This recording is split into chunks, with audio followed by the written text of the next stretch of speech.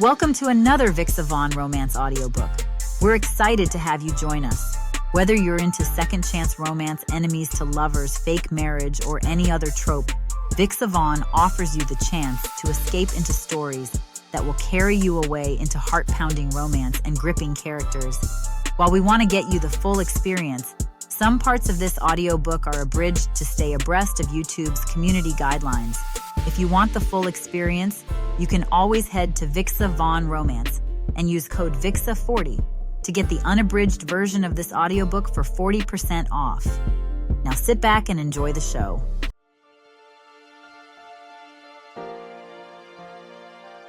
Chapter 1. Kelly. My phone rings over the music that oozes from my sound system, and I barely manage to get to it in time. That's not something I would have been able to do in my previous place. A penthouse that spanned so many square feet I can't even remember. Not a problem here, though. My new place is small but comfortable and in NYC. Sometimes that has to be enough. Penthouses are for the rich and famous, and I'm neither anymore. Hello? I answer, hoping that I didn't miss whoever seemed so desperate to get a hold of me. Kelly? Kelly Carlisle? Comes the reply. Hi, yes, that's me, I say, not recognizing the voice at the other end. Oh, hey, this is Marcus from Club Cinnamon. I don't recall speaking to this guy, but I instantly recognize the name of the club I'm due to perform at soon. Hey, Marcus, is everything okay? I was hoping to speak to you about coming down for a sound check sometime soon. I'm sorry to have to be the one to tell you this, but the thing is, we won't be needing you after all, he says. My stomach hits the ground. I close my eyes and take a deep breath. I can't say I'm not used to this now. In fact, it's becoming a regular occurrence. Can I ask why? I reply, trying to keep a lid on my emotions because I could easily tear into this guy right now, and that's the last thing I need. I'm sorry, but we've booked somebody else for that date, and we have no other slots to be able to fit you into. We're booked right up to next year right now. I swallow hard and continue my questions, because whoever this is must be worth it. Sure, I might not be at the top of my game right now, but I'm Kelly Carlisle, goddammit. Well, who is it? My tone is not exactly one that's likely to get an answer, but I'm pissed off enough that I can't bring myself to care about niceties. Sorry, Kelly. I know this is short notice and must be hard, but we got the chance to book a bigger artist, and we couldn't let that go. It's not personal, it's just business. Who? I insist. You know I can't give you names. It's part of the agreement. Anyway, maybe in the future we can sort something out. I'll call you, he says before hanging up. I'll call you, what is this, Louisiana? His words continue to ring in my ears like torture. A bigger artist. I don't even bother asking myself how it's come to this, how I came to this, because I've tossed that question around for too long, and I still haven't come up with the answer. I'm Kelly Carlisle, for God's sake. 1/3 of music sensation, daughters of fortune. We topped the charts, sold out venues, won MTV awards. How could I be sidelined for a bigger artist? We were huge, and we made the most of it. A fun, wild ride for a few years. Some might say our star burned too bright to last, and they might be right. Like many in our situation, we fell foul of the industry and the snakes that run it. Poor management decisions, terrible contracts, and infighting. None of that is new, and none of it can sustain a good working relationship and the creative forces that need to come together to make the kind of magic we did. My thoughts travel to the other members of my group, Desiree Scott and Hannah Honey Walker. It's not unusual for one member of a band to become a superstar in their own right, and it makes me feel guilty just thinking it. I always assumed it would be me, but Desiree left first, determined to carve out her own solo career, and there was no way we could or would replace her with anyone else. Daughters of fortune were no longer fortunate, and instead bit the dust. I never gave up, though, even if I've had nothing like the success we had with the group. Screw Cinnamon and screw Marcus. Whoever Marcus is, I say to myself as I pad over to the kitchen. I open the fridge and pull out the usual ingredients I need to make my afternoon smoothie, hitting the power button on the blender, extra hard and long, and letting out a growl of frustration as the sound fills the space. I can't let this beat me. I won't. It's the last thing I need right now, but I told myself I'd go through my finances today, and I can't back out of it just because of the phone call I've had. If anything, this makes it even more imperative.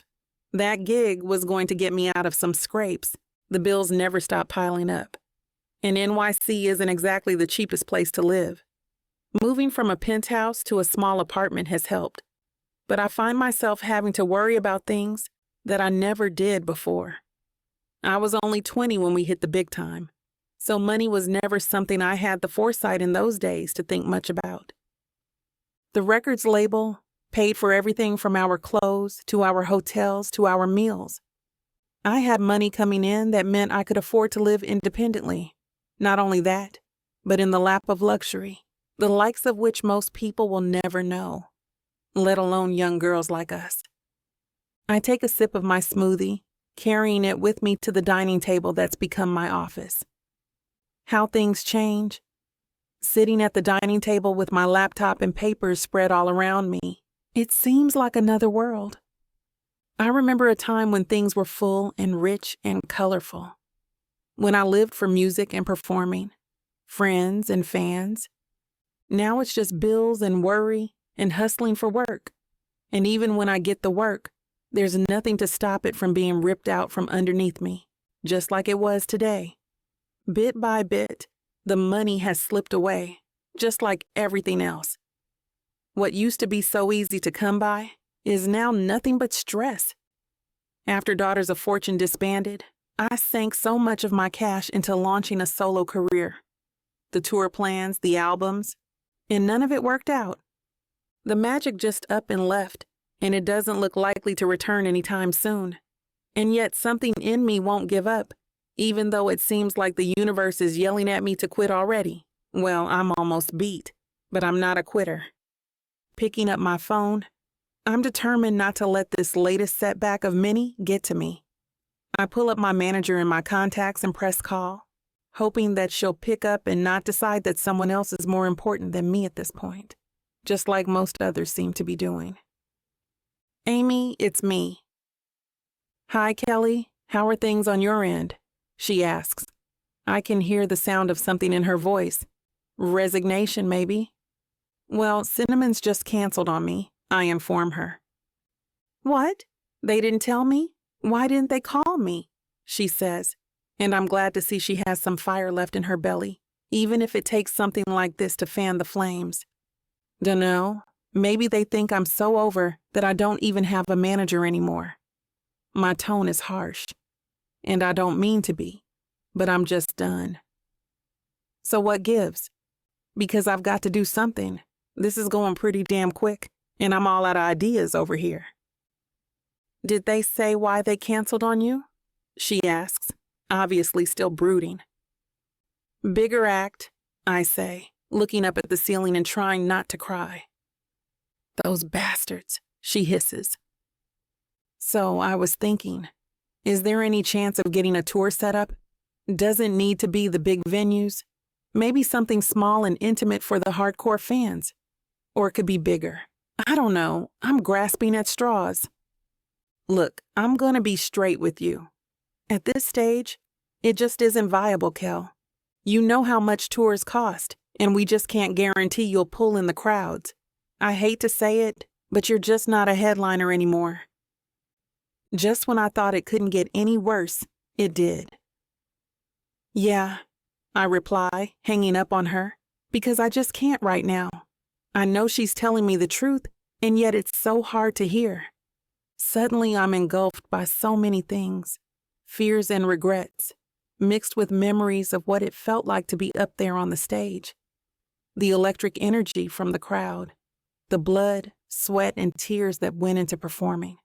into giving it my all until I had nothing left but a big warm bed to fall into and the excitement of doing it all over again the next night. But that's all a world away now, a distant dream that came and went. Now there's only the reality that Amy just fed to me.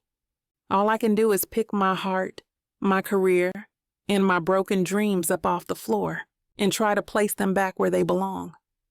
But I've got a feeling that 2 of those have slipped through my fingers forever. Chapter 2. Max, hell no, I groan as I wake up, the jackhammering in my head overtaking my every other sense. My mouth is as dry as the Nevada desert, and why does my back feel like it's been trodden over by a herd of goats? As I shift to try and make myself more comfortable, I get the feeling I might just know why. The solid material beneath me is the exact opposite of my luxurious bed. There's no mattress, and certainly no silk sheets. Opening my eyes slowly, I take a tentative look around, the light almost burning my retinas. But it's not like I can stay here for much longer now that I'm conscious, if that's what this is. Because if I do, I might just end up never being able to walk again. My left arm is attached to something soft yet sticky, and when I peel it off, it makes a sound like it's taking my skin with it. Hell of a night, I say to myself, smiling and wincing in tandem. I've woken up in my empty bathtub with a bottle of my favorite, but expensive, bourbon in one hand, and my other arm draped across a giant flamingo inflatable. It's no use. I'm going to have to get up and out because I need some coffee and a gallon of orange juice before this hangover kills me. I release the flamingo and put down the nearly empty bottle. When I attempt to get up, my head spins wildly, and I have to make several attempts to even get out of the tub. Last night must have been good, but I'm certainly paying for it today. Finally, I manage to emerge and make my way to the kitchen, my head pounding and my tongue all but stuck to the roof of my mouth. No problem, though. I'm used to this by now. Comes with the territory when every night is party night. I reach for the fridge like I'm a thirsty wanderer, stretching out his hand to the oasis in the desert, plucking out the orange juice and chugging it back straight from the carton. In an instant, the liquid and the sugar start to do their work, and then I get the eggs and coffee going. When I sit down to eat, my phone starts buzzing and I roll my eyes. I just want the time and space to eat and feel more alive before hitting the shower. Turning it over, I see my brother's name come up on the screen. Parker, I answer through a mouthful of eggs. What's up, bro? Nothing much, just eating breakfast. Seriously? At this time, don't tell me. Another hard night.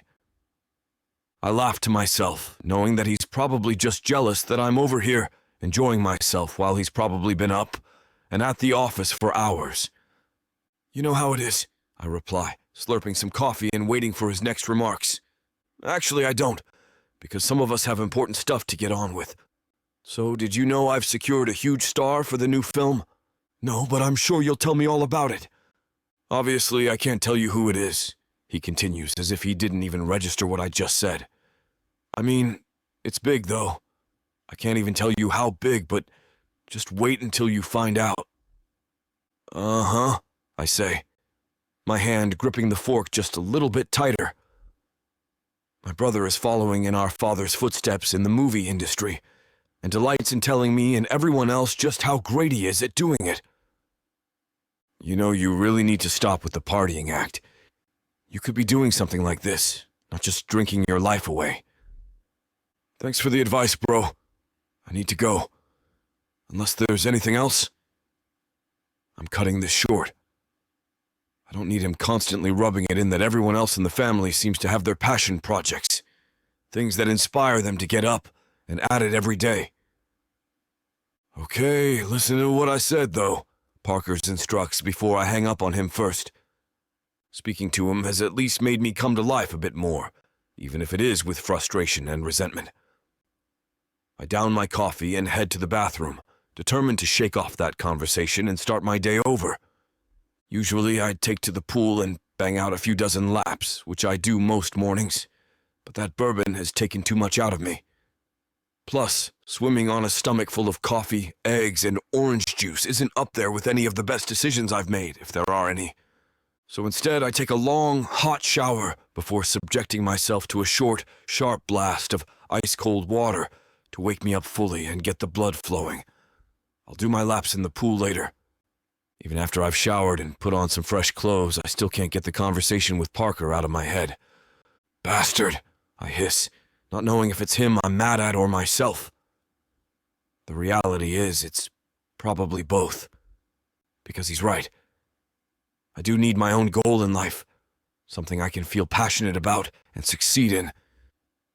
Coming from a family like mine, it feels even more daunting. I have a lot to live up to, and maybe that's the real problem. We're old money, occupying a prominent space in the movie industry since Hollywood was born.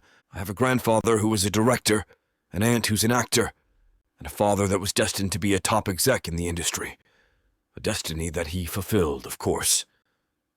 So naturally, it was assumed that I would follow in their footsteps. And yeah, I could have been a nepo baby and fallen in line, but that industry just wasn't for me, even if Parker has found a role within it. It's not that I didn't try. More like I just didn't belong there. Anyone in that industry would stab you in the back as easily as looking at you. No thanks. What I always loved, though, was the glamour and the parties. Even as a kid, that stuff just lit me up, and it's never really left me. If I were a fictional character, I'd be Gatsby, no doubt about that, and I'd love every minute of it. Suddenly, Parker's words start to ring differently in my ears. I sit on my bed, staring off into the distance. Maybe he's right after all. I do need to find my passion.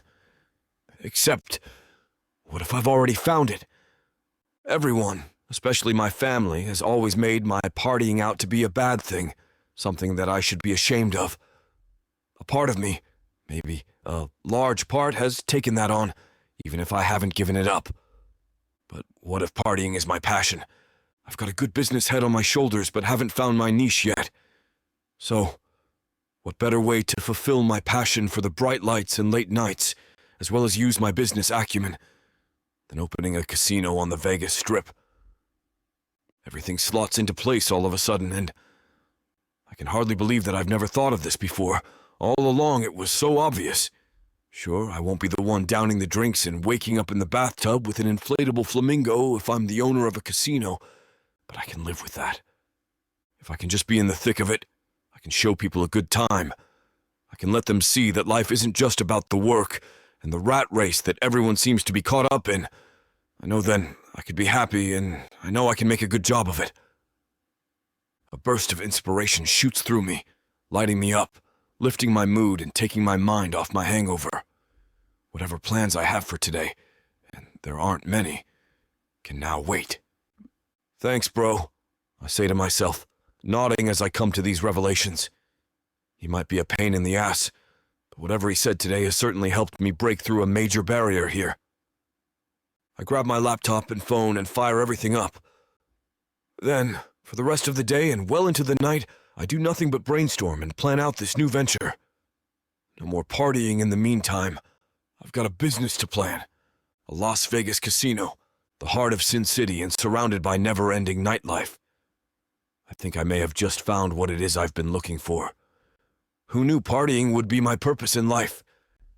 It may sound ridiculous to other people, but the plan's now etched out on my laptop, and the passion and enthusiasm that courses through me tell me I'm right on track. Vegas, baby, here I come! Chapter 3.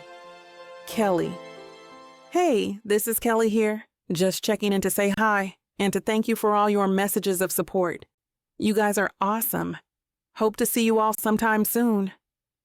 I sigh and check over the short video message I've just made before uploading it to my Instagram stories.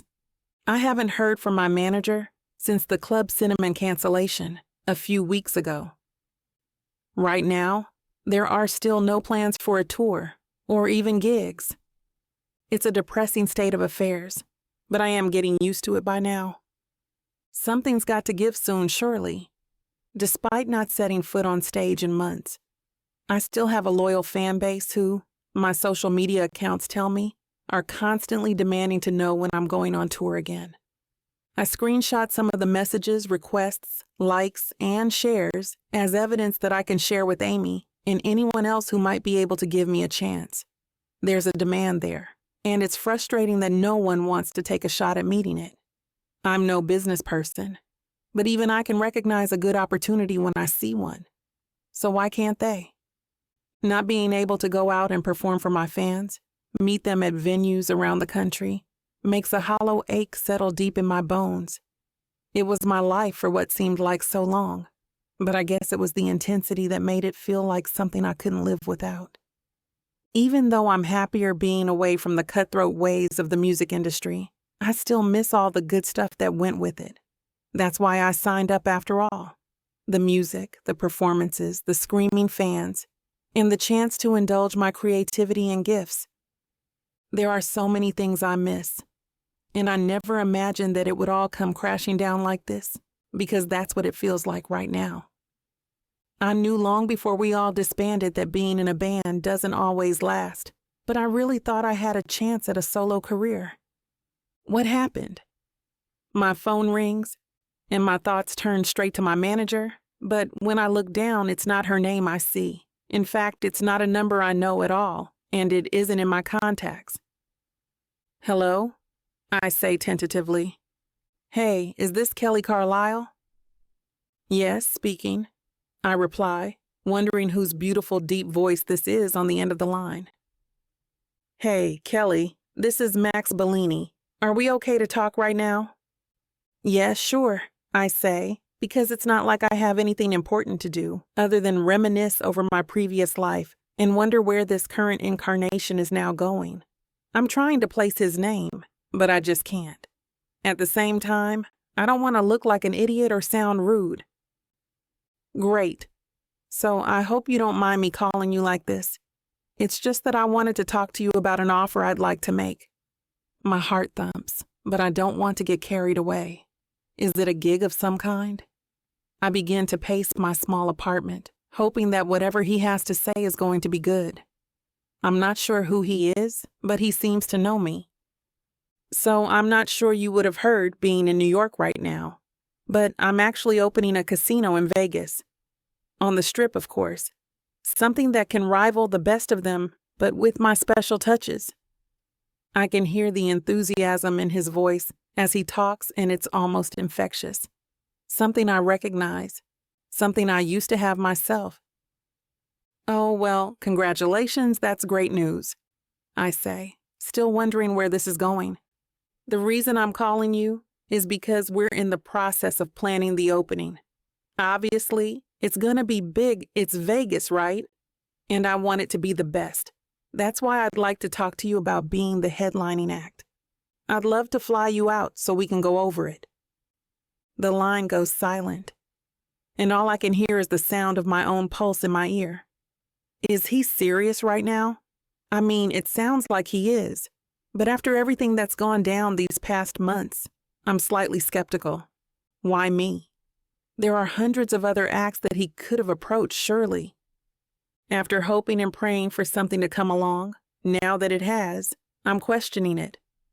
The industry sure has done a number on me, so I even surprise myself when the only answer I give is a hesitant, "Oh." He laughs down the phone, a small, deep laugh that doesn't sound like anything but a gentle reaction to my obvious surprise. "Sorry, did I throw that on you?" he asks. I have a habit of doing that at the moment. I'm just a bit revved up with everything that's going on. Maybe sometimes I need to remember not everyone is as excited about this as I am. No, not at all. I mean, yes, it's a shock, but I suppose I'm just wondering why me. "Why not you?" he replies. "You're a great singer, big name. You're just what I need." Look, I appreciate your confidence in me. I'm just wondering what the catch is, I say, hardly believing I've said it out loud.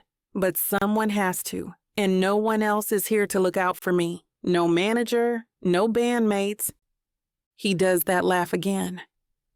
Shrewd businesswoman, eh? Look, There's no catch. We want you.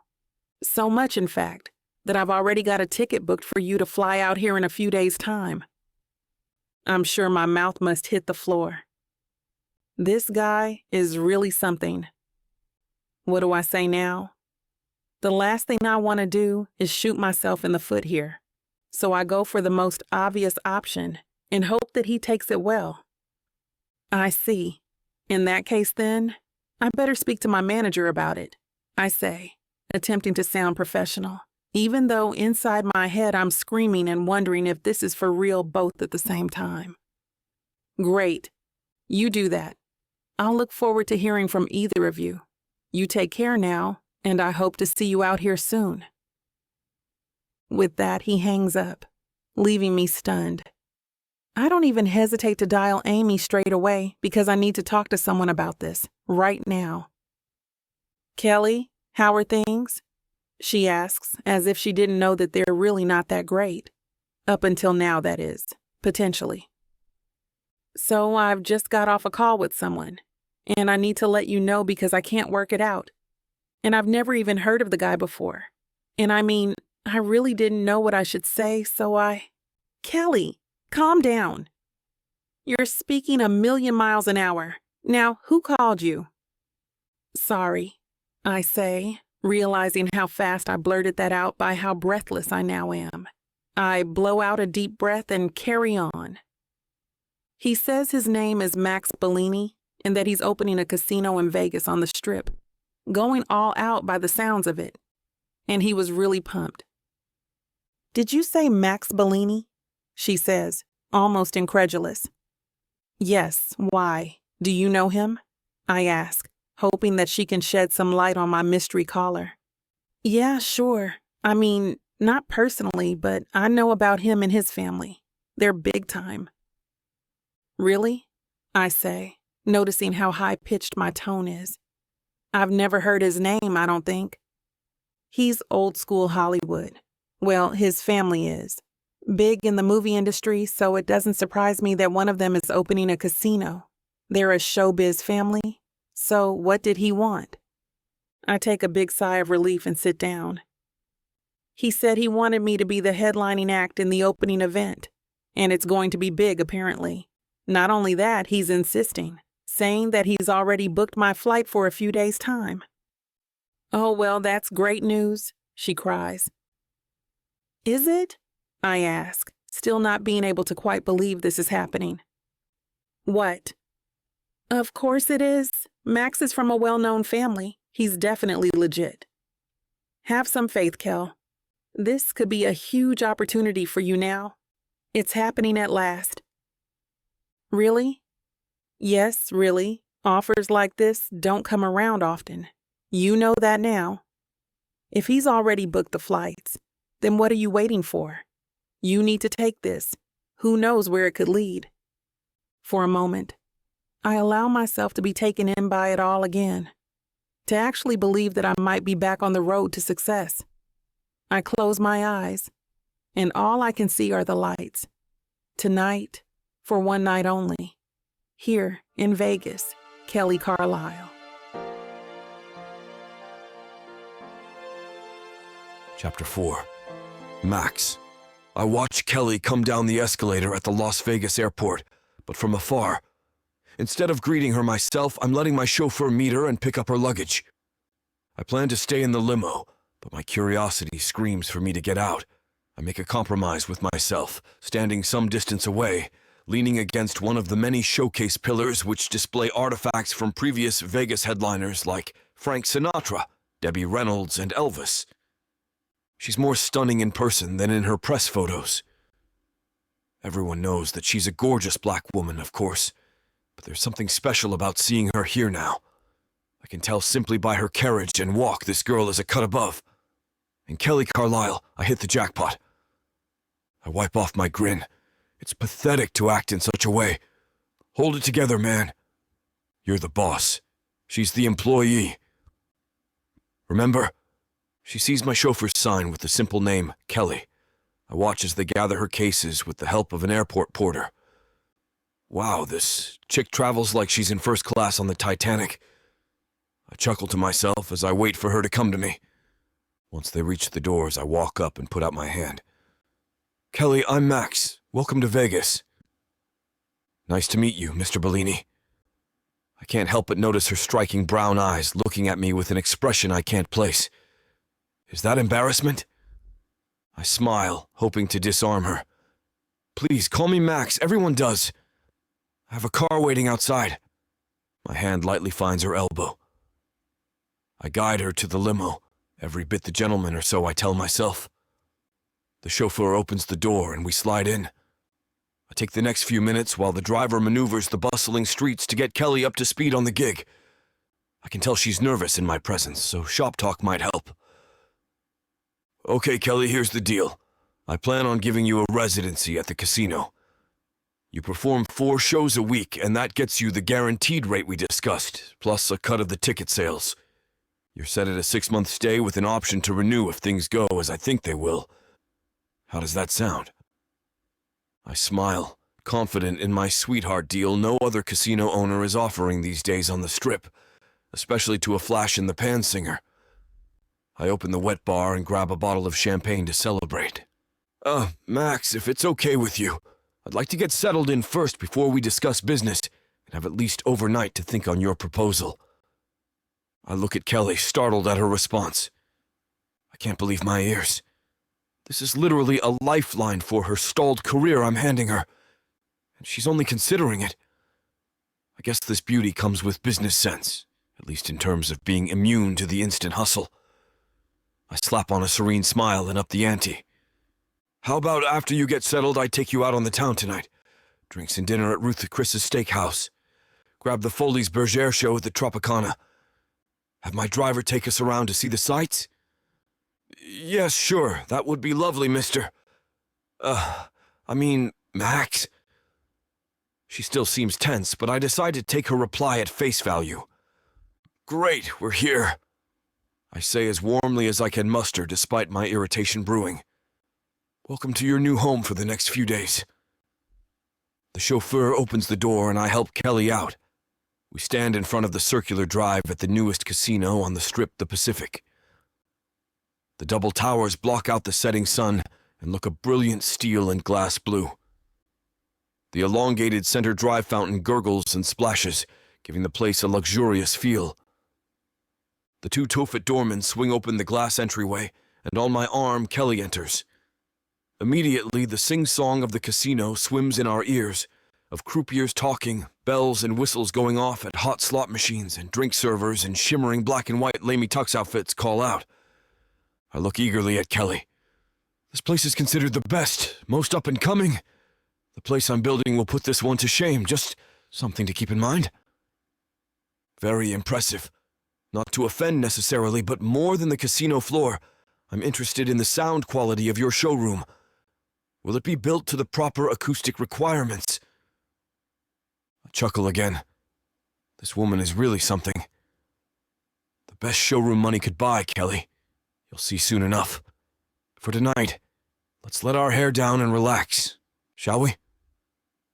The penthouse suite in the South Tower is waiting for her, and when the porter opens the door, I hear an almost inaudible gasp come from Kelly. I can tell by her immediate look that she is in awe of her new digs. A multi-level great room with floor-to-ceiling and wall-to-wall plate glass windows facing the southwestern end of the Strip. The Bellagio, Cosmopolitan, Aria, Park MGM, New York, Excalibur, Luxor, and the Mandalay Bay. Allow me to point out a few things, I say in my best casino host voice. Our hotel will use a touchpad so that you can order from the concierge around the clock, including a limo and driver on standby. I will have a penthouse-only staff to maintain your suite, an even nicer suite than this. We'll provide any items you want, fully stocked fridge, the works. My goal is to have our future headliner, and I'm still hoping it's you, happy and healthy during her stay. Kelly offers me a serene smile, one I can't read either way. She's going to be a tough nut to crack. Listen, I'll leave you be for now to rest and freshen up after your trip. How's a 7 o'clock call for us to meet downstairs? That's fine, Max. See you then. I smile and turn to head out the door, having no clue if our initial meeting was a success or failure. Have I lost my touch? I think as I take the lonely elevator down. I thought Kelly would take one look at everything a penthouse suite entailed and ask where to sign on the dotted line. Oh well, an evening out may seal the deal. I hope. My driver whisks us away to Ruth Chris's steakhouse. I'm wearing a slim-cut silver-gray Armani, and Kelly is in a simple black dress. On other women, the outfit would disappear into the woodwork. On Kelly, it shines, for her beauty reigns supreme no matter the clothes. I think she could impress me wearing a potato sack. There are 1,000 high-end restaurants in town, but I favor Ruth's. Its low-light, wood-paneled decor with private dining nooks gives the right vibe for tonight. And if my words don't wow her, the well-aged beef will. There's an advantage to having a personal assistant do some homework on my entertainer. At least I know her likes and dislikes right off the bat. The maitre d' seats us at a corner table overlooking the spacious room. Over fine wines and a port aperitif, we discuss her background as a superstar. I don't know if you knew this, but I was one of your first fans when you gals sang in The Daughters of Fortune. The sly beat, almost a light jazz touch I really got into. I almost kick myself after the words leave my mouth. How would she know that? Luckily, my gaffe seems to slide past her. Either that or she's just being gracious. Oh, that's sweet of you to say, she responds with a practiced smile. It's so many years ago now. At the time, Desiree, Hannah, and I wanted to revive the jazz beat, but with a lighter touch, you know. Some said we were a female version of the Rolling Stones. I somewhat disagreed. We were more hip-hop and less rockabilly that way. But yeah, we wanted to put jazz back into the top 40. And for a time, we did. I'm about to revive my apparently lost wit when a woman walks up to our table. From her body language, I don't need to guess what she's after. "Excuse me," says the woman, grinning girlishly at Kelly. "I apologize for disturbing your dinner, but may I have an autograph, Miss Carlisle? I'm still such a big fan of yours. Listen to all your albums." She pulls out a pen and the restaurant menu for Kelly to sign. "Yes, of course." Kelly smiles the same smile I've seen in her MTV videos and signs the menu. The woman practically giggles, walks away and calls out to her table. "I got it! She signed!" Everyone in the restaurant chuckles, including Kelly and me. "See? You would get all this and more if you accept my deal. A brand new life with your celebrity image given a rebirth. I can't imagine the downside, can you?" I shoot what I hope is a winning smile. "Did you plant that fan?" Kelly almost frowns, but I can't help but laugh at her skepticism. "Gosh, no. I'm not about hoodwinking headliners. That girl recognized you and came of her own accord. If your name goes up in big letters on our huge marquee, and with the promotional dollars we'll put behind your opening at the Oasis, imagine the level of notoriety then. It won't be the odd fan. You'll have to fight them off with a stick." I watch as Kelly picks up her wine glass and takes a long, slow drink. I assume the speed is matching her thoughts. Am I piling it on too much? Too little?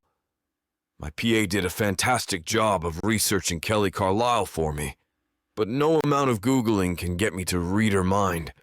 I inhale and take a swig of my wine too, if only to wash down the emotional tension stuck in my throat. It's always been Kelly I wanted to headline. All those years ago when I saw her perform, she outshone the group even then. Her charisma and the powerful voice are showstoppers. From the moment I set my sights on being a casino owner, it's only ever been her. I stare straight into her eyes. She blinks her luscious eyelashes at me and speaks calmly. "I appreciate what you're saying, Max, but you must know what a huge life decision this is for me. Please, if you will, give me a little more time."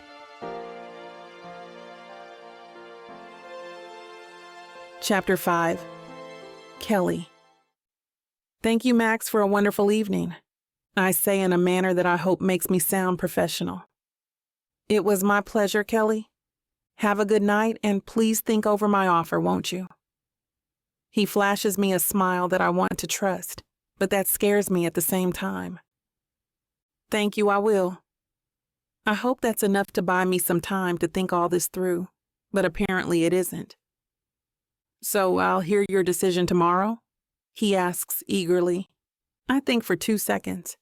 I can tell Max is itching to know, and I don't want to antagonize the man, so I demur. Yes, Max, tomorrow you will. Good night. I give a quick wave as the elevator doors swoosh close, carrying me up and away from the pressure of Max's proposal, at least for now. When the car reaches the penthouse floor, it's all I can do to walk down the hall to the double doors. I put my key card into the slot. After I close the door, I lean against the hardwood and breathe a sigh of relief. It's been an awfully long and trying day. Exciting, yes, but exhausting too. To go from New York to Las Vegas in hours and see my world turn upside down is mind-numbing. And meeting Max and having his deal wash over me like a tsunami, my mind reels. I whip off my high heels, grab a seltzer water from the fridge, and plunk down in an overstuffed chair, which overlooks the strip. The neon lights of the many casinos shimmer in the superheated desert night air. The sight is exhilarating, mesmerizing. It allows my shoulders to unwind and my mind to digest the day. I can't deny it. Max is offering one hell of a deal. This might be the break I need, personally and professionally. A guaranteed income and a cut on the ticket sales to boot without the expense of touring or self-marketing every show. A deal like that will put my money worries to bed.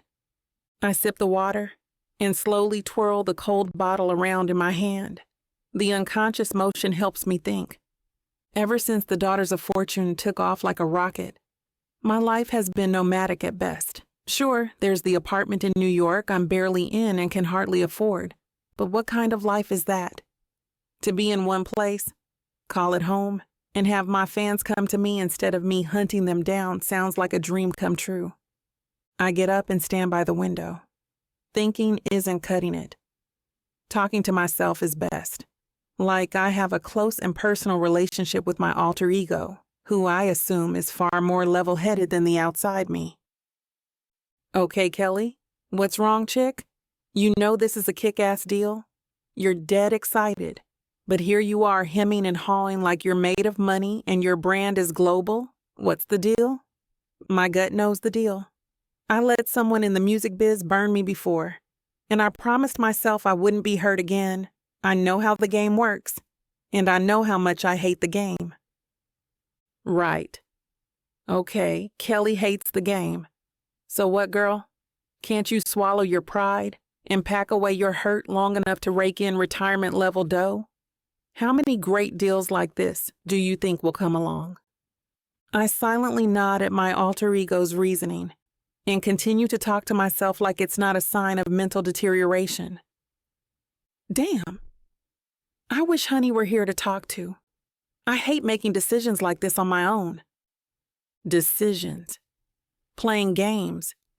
I know deep down inside it's my weaknesses, which probably stalled my career back then. I have a chance to advance it now. A real chance.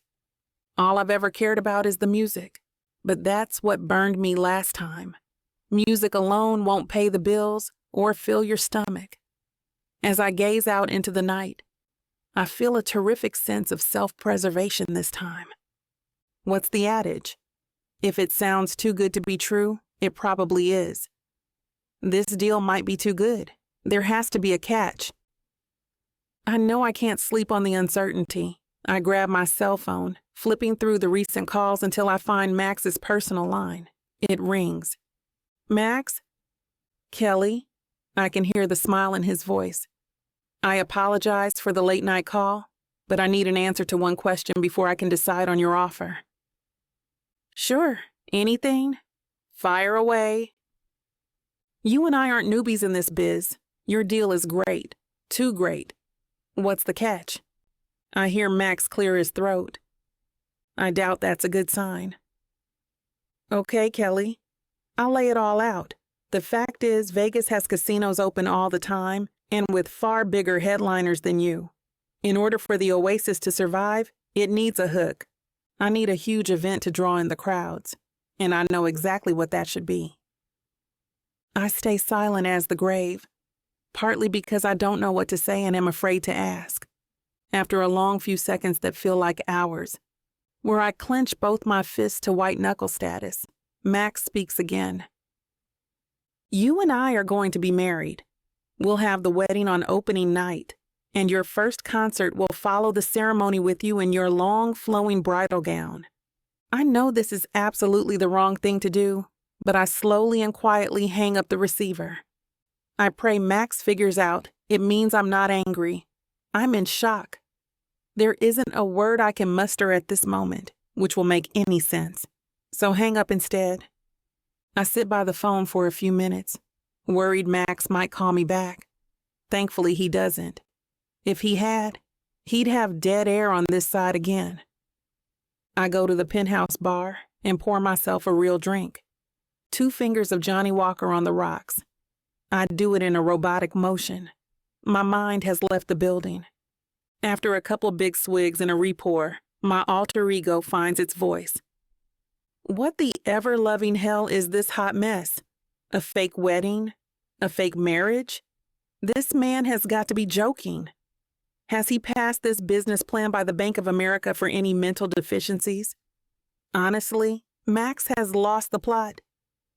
I plunk the tumbler down at the vanity table, undo my braids, and yank a brush through my thick hair, like yanking out strands and feeling the pain will somehow make this offer make more sense. I rebraid and heave a major sigh. Didn't help. I strip off my black sheath and jump into fuzzy pajamas as I feel anything but sexy tonight. What I feel is used. Again. For money, not for the art. I crawl into bed. It's a huge California king size. I can do 4 complete rolls before I fall off the edge. The sheets are buttery soft, really soft, heavenly soft. I won't start on the mattress mimicking a cloud. Damn this man. He gives me all this luscious stuff, so I can't say no. That's not fair.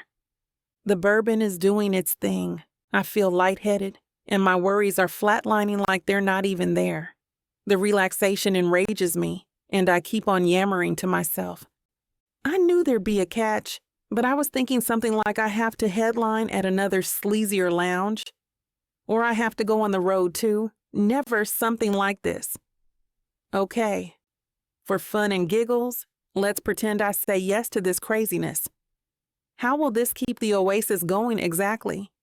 Sure, the opening night, and maybe for weeks after that, the people flock out of pure curiosity. But what does he plan for Mr.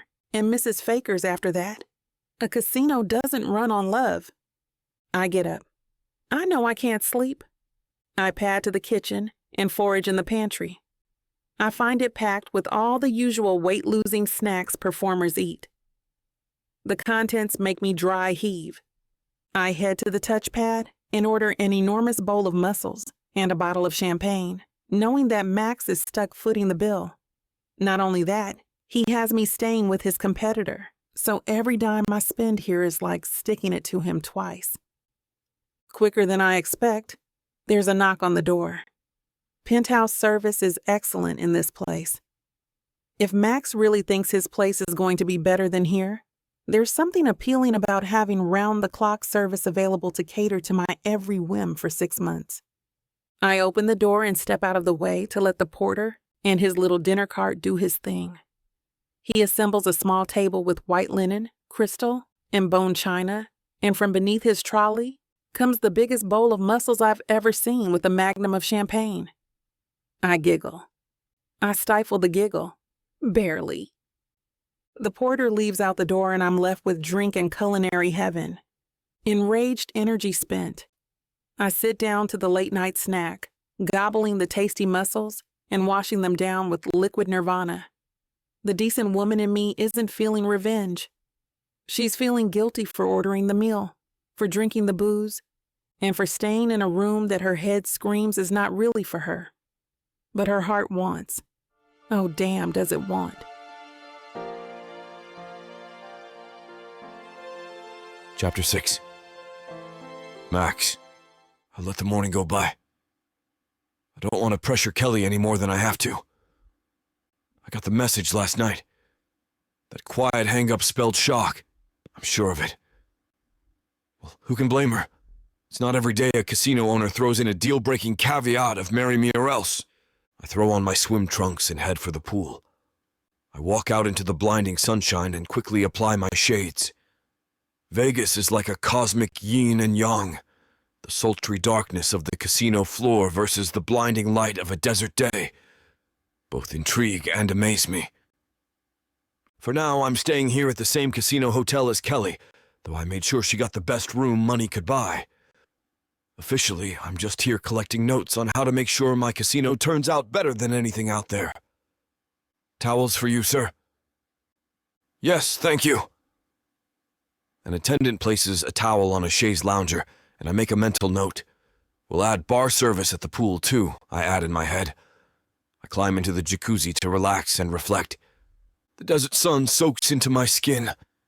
My mind melts before my body does, and I let my muscles relax, though the aggravation of Kelly Carlisle still dances in my brain. Okay, so the fake marriage deal is a sticking point. It's not that bad, I can say to her. I mean, she can pick out her wedding dress. Money's no object. We can even orchestrate a fake honeymoon once the daily casino takings are secured. It will be all joy and champagne popping paparazzi. What could go wrong? My cell phone rings. Max, good morning. Kelly's honeydew voice comes through the phone, but I can already tell there's an edge to it. Good morning to you. Did you have a good night's rest? Yes, I did, she replies politely. Something tells me she's fibbing. Great! Have you given any more thought to my offer? Yes, well, that's why I'm calling. Could we meet later today to go over all the details regarding this fake marriage event? I flash a toothy smile at the searing sun. She wouldn't be asking for another meetup if she were kicking this deal down the road. I feel a nibble on my lure. Absolutely, I'd love nothing better. What's a good time for you? Dinner again? I have a few errands to run today. This time I know she's fibbing. Perfect. Meet me as before. I'll have my driver waiting. My words are met with the dial tone and nothing else. No goodbye? No. Thank you. Wow. Just when I think I have her. I slide down against the jacuzzi wall to luxuriate in the water heat. With all the surety I thought I had with Kelly, I still feel a sense of unease. Maybe I'm wrong. Maybe she just wants to have dinner with me to let me down easy. I never understood the breaking up in public routine. I get out of the whirlpool, pacing across the cement floor. 9 hours. What the hell am I supposed to do with a 9-hour wait? My skin feels hot from the jacuzzi, and I decide to cool off with a dive into the pool. The crystal clear water is refreshing, body and soul. I take a few long laps to get the blood flowing. The water folds off in sheets from my tanned arms and my back. I hang on to the edge, listen to the hum of the filter, and think back to how it all began. After I wrangled the permits from City Hall, which took many backroom deals and secret handshakes, and throwing a truckload of family bucks at the project, my daily to-dos for the Oasis became minimal at best. Even my personal assistants have stamps with my signature for administrative needs. That's not to suggest that I'm not involved. But I have the money to pay the best people to have the best ideas. It felt like everything was falling into place and I had my dream come true. My purpose in life. I knew everything coming after would be a cinch. Until I meet Kelly. Damn her and her indecision and buckets of questions! I curse into the air. What's to know? We get hitched. We both rake in the bucks. After a respectable amount of time, we get a respectable divorce. Bing, bang, boom. Done. I have a profitable casino on the Strip. Kelly has her stardom back, and we both laugh all the way to the bank. I punch my fists into the pool water like a mini tantrum until my enraged energy is spent. I get out of the pool, towel off, and curse at the heavens surrounding me. I fought to get this far. I'll be damned if I'll let Kelly steal it away from me. She has to say yes. 6 o'clock swiftly rolls around. Time blows by fast in Vegas. I don't know if it's the heat or the traffic noise or the endless fountain splashes, but time in the land of lost wages whips by like Mojave dirt devils on the march. Tonight I plan to pull out all the stops. An evening at the restaurant Guy Savoy in Caesar's Palace. I want to show her I can deliver the moon on Earth. We arrive at a one-on-one dining experience. The minimalist modern design in the hideaway space in the casino is music to my ears, and I can tell it is to hers as well. No autograph hounds here, just an upper-crust private dinner. "Would you like me to order for the both of us?" I ask Kelly when the waiter arrives. "Yes, please, you seem to be the expert," she replies politely. I try not to take that as a backhanded compliment, even if it was meant as one, which I'm not sure it was. In any case, I'm determined to make this nothing less than a perfect dining experience. I secretly thank my PA for her in-depth research on Kelly's tastes. We'll start with the artichoke and black truffle soup, followed by the Muscovy duck breast. And of course, the Krug champagne.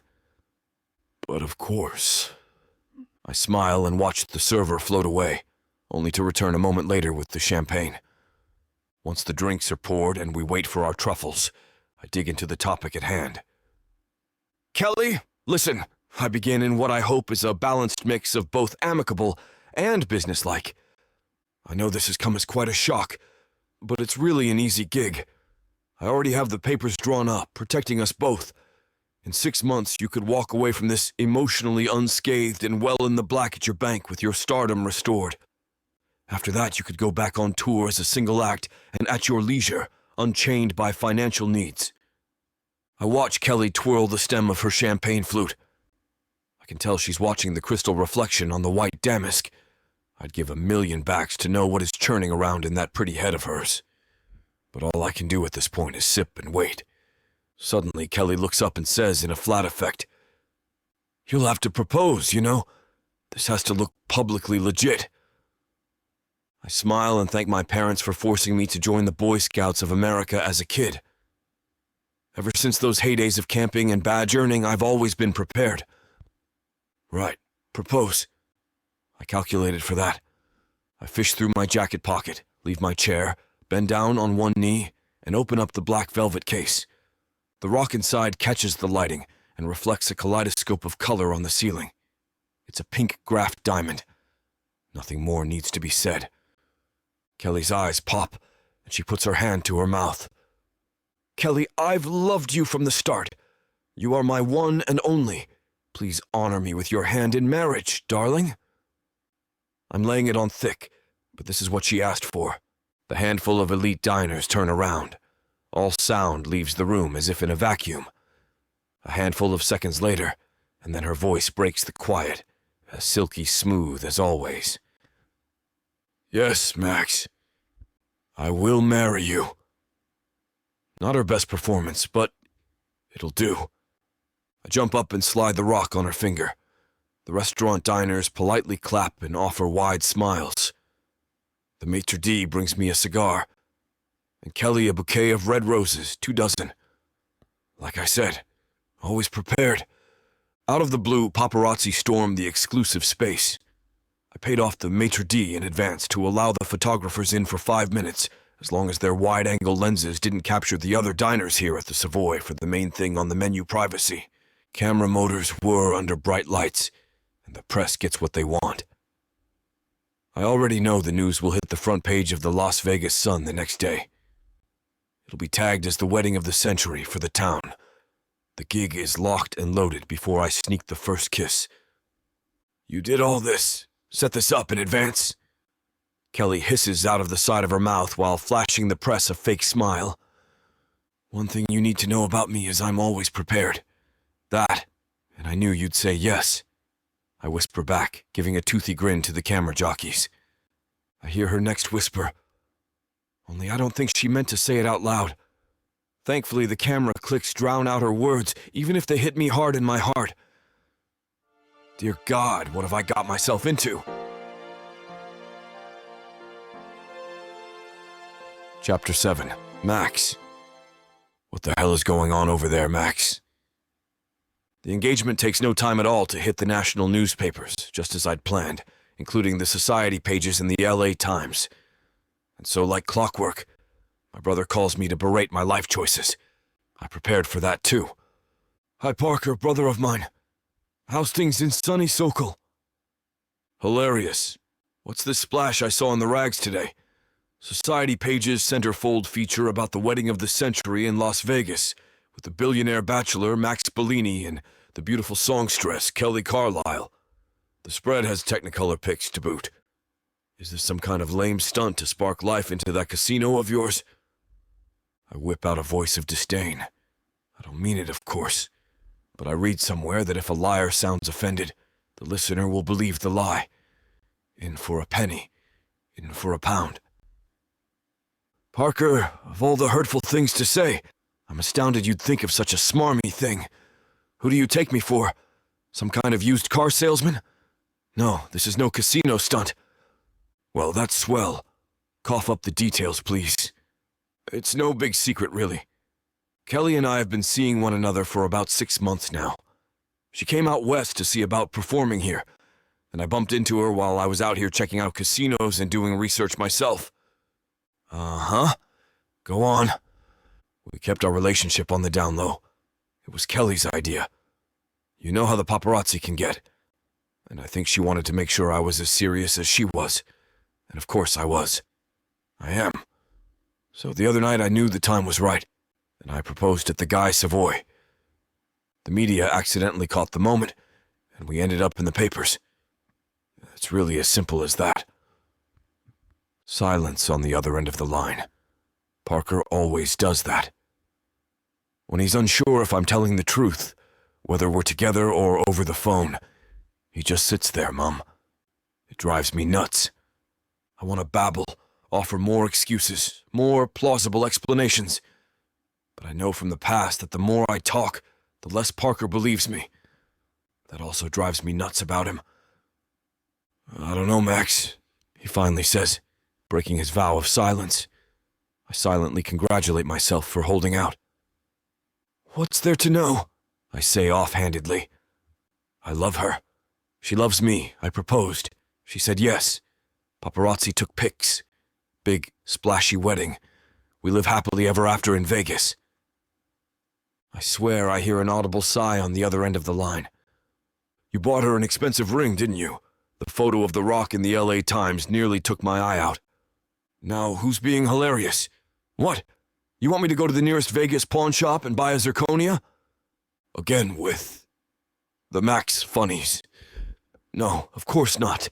But I don't know of anyone faster at downing a bank account than you. Our parents were right in naming you Max. The maximum money you don't have. Well, she likes the ring. Oh, I bet she does. When's the happy day? We haven't set a date yet. It was only yesterday, you know? I'm thrilled Parker lets that ring price tag die on the vine. I'm hoping to put the 42 mil down as a business expense. I just haven't told my casino manager that yet. Okay, it's everlasting love. A casino owner and a showgirl. His disparaging comments finally hit a nerve. An unexpected one. No, Parker. She's not a mere showgirl. She was part of the Daughters of Fortune, remember? I listened to them non-stop when they were big. Again, I'm certain I hear a sigh. My tastes in music are not my bros, thankfully. Unless you rock to chamber music. Another change in topic. Good. Less fighting that way. How about I fly out and meet my future sister-in-law? You know, suss out your bride-to-be to get the lowdown and bring a summary report back to the folks. I kept the papers away from them today only because I didn't want them keeling over from coronaries. But I won't be able to hide your news from them much longer. You know, their social circle. Grapevine gossip supreme. I quietly freak out. Oh my God. Parker wants to come out and meet Kelly. Now? She hasn't even moved out here yet. How can she be living out of suitcases in a hotel when we're supposed to have carried on a 6-month relationship? Think, Max. Think. My brain kicks into overdrive. I go down the mental list of to-dos. Put her up in my house. Move her stuff out. Make it look like she's been here for ages. I shove my mental list back in its cerebral drawer, clear my throat away from the phone, and speak in as calm a voice as I can muster. How about I get back to you for the best time for a visit, Parker? I mean, Kelly is so busy these days, what with wedding plans and all. We've settled on a big splash in the main showroom, then her premiere performance as my solo headliner for the Oasis. I pray he'll swallow my fairy tale. I cross my fingers as an insurance policy. I hear a sigh over the line. Yeah, sure. Wait, what? She's your headliner too? Okay, Max, how much do you want me to swallow here? Parker, settle, pedal. It's all good. Think Celine Dion and her hubby manager. It's like that with Kelly and me. All on the up and up. I hold my breath. If I push too hard, Parker will smell a rat, and he'll fly out tonight to put out a family fire he knows is burning. I stay silent and pray to the casino gods and the pool gods and the showroom gods. Really, and all the gods, huh? No sigh on the other end of the line this time. Tell Kelly congratulations from me. You get back to me on the dates. You know I'll have to shuffle my work schedule, but Max... Yeah. My voice wavers. I pray he doesn't hear it. I think the sooner I meet her, the better. For the family's sake. We don't want miscommunication hitting the rags. Let's make sure we're on all the same proverbial page. Yeah, sure, of course. Sooner better. Totally get that. I quietly exhale and uncross my fingers. Okay, Max, I'm off. Gotta run. You behave yourself out there. You're spoken for these days. Right, bro. I'm hogtied. The moment I spit out the words, I regret them. I hear a chuckle on the line and then a dial tone. I quit the call and try my best not to faint. This fake marriage gig might be trickier than I thought. At least until I get my family drinking the Kool-Aid. I sit for a time, going over the mental to-do list. First up, the move. I quickly glance at the research report my PA gave me on Kelly. I find Kelly's manager's number and give her a call. I assume this call will go easier than my brother's. All I need is for Kelly's things to be moved out to Las Vegas. Yesterday. The line rings. Amy Stewart Enterprises, Amy here. Hi, Amy. I say, just catching myself from sighing heavily into the receiver at the sound of her voice. This is Max Bilini, owner of the Desert Oasis Inn in Las Vegas. Yes, nice to chat with you, Mr. Bilini. Kelly said she was headed out your way for a business meeting. How may I help you? Well, it wasn't so much a business meeting as a personal trip. Kelly and I have gotten engaged. It's a long story Kelly will undoubtedly tell you later. I'm calling to see if you can make arrangements to have Kelly's things moved out here ASAP. I'll pay all the costs. I can hire a cargo jet tomorrow to fly out to JFK if you can get a moving van to the airport. Oh, wow. Okay, that's a lot to take in. Congratulations to you both. But Max, I'm rather against a move for Kelly at this time in her career.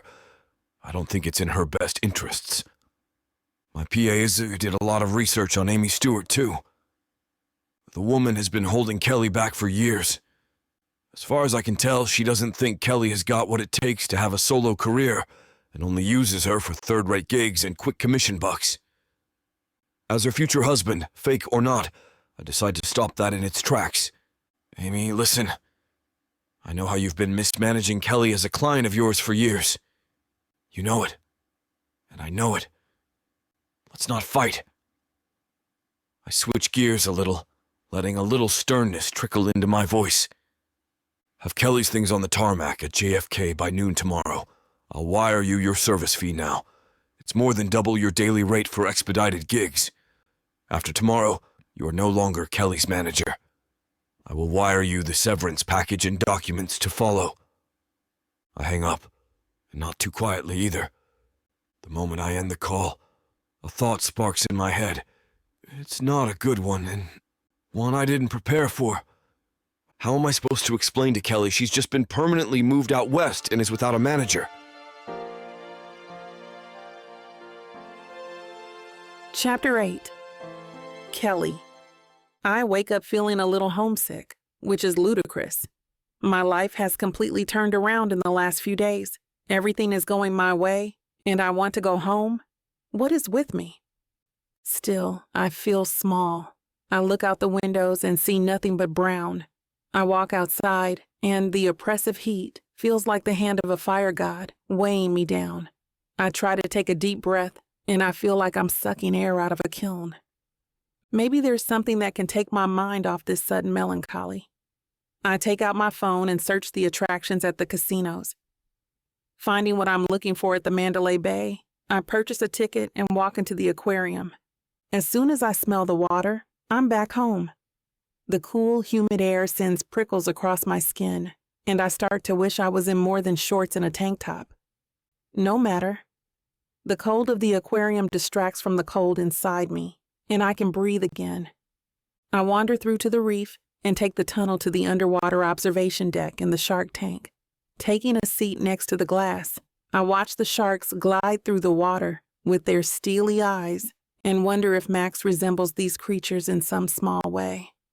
He doesn't seem to, but I've been fooled before. Where am I going with all this? What am I going to do? Of course, I have options. I could call it all off, settle down, and get a real job. With all of my business experience, I could probably start at the ground floor somewhere and work my way up in no time. Would it be satisfying, though? I mean, I used to be somebody. While I never did it for the glory, fame feels pretty good. I'm too young to put all the good times behind me, aren't I? On the other hand, it's time to buckle down and stop chasing pipe dreams. My manager was right. I'm no headliner anymore. I feel the ring on my finger and twist it around a few times. It felt so great at first, but today it's big and unwieldy. My phone rings. I take it out, ignoring the dirty looks, and answer. Hey Max, what's up? Hey, got a minute? I have some news, comes his silky smooth voice. More news? I'm not sure how much more news I can take. Is it important? I'm sort of in the middle of something. He sighs. I can see him in my mind's eye, running his hand through his perfectly tousled hair, trying to contain his frustration. Yeah, it's pretty important. Can you talk now, or do you need to call me back? I have to hand it to him. He's being awfully calm, considering how gung-ho he usually gets. Give me just a minute. I'll call you right back. I navigate out of the shipwreck exhibit and out into the lobby, then pull up my recent calls. It only rings once. Okay, I can talk. What's the news? I say before he can say a word. I know it's rude, but I feel so out of control that I need a handle on something, even something as small as a phone call. Now that I have him on the phone, he sounds hesitant. Maybe I was too pushy with him just now. What were you doing? He asks in a voice I haven't heard from him before. I don't know why I don't want to tell him, but I feel silly all of a sudden. I'm at a museum. That's close, at least. Just exploring. Anyway, you said it was important, so I'm in the lobby now. What is it? He sighs again. I fired your manager. You what? I feel the heat rising in my face, drawing out the cool of the aquarium after all. Don't make me say it again, he tells me in an attempt at sternness. I can tell he feels guilty, though. And don't make me wish you had stayed in the museum where you can't yell at me. Just be cool and let me explain. She's been my manager forever, Max. What the hell is wrong with you? The aquarium lobby still isn't the ideal place for yelling, but I'm incensed and confused. Well, see, I was getting to that. I didn't feel like she had your best interests at heart. Geez, could he be more condescending? What, and you do? I practically spit the words into the receiver. I've known you for a grand total of a week. I've known Amy for years. What gives you the right? Are artists always this dramatic? Look, I'm a businessman. I made a business decision. Could you just give me a second and hear me out?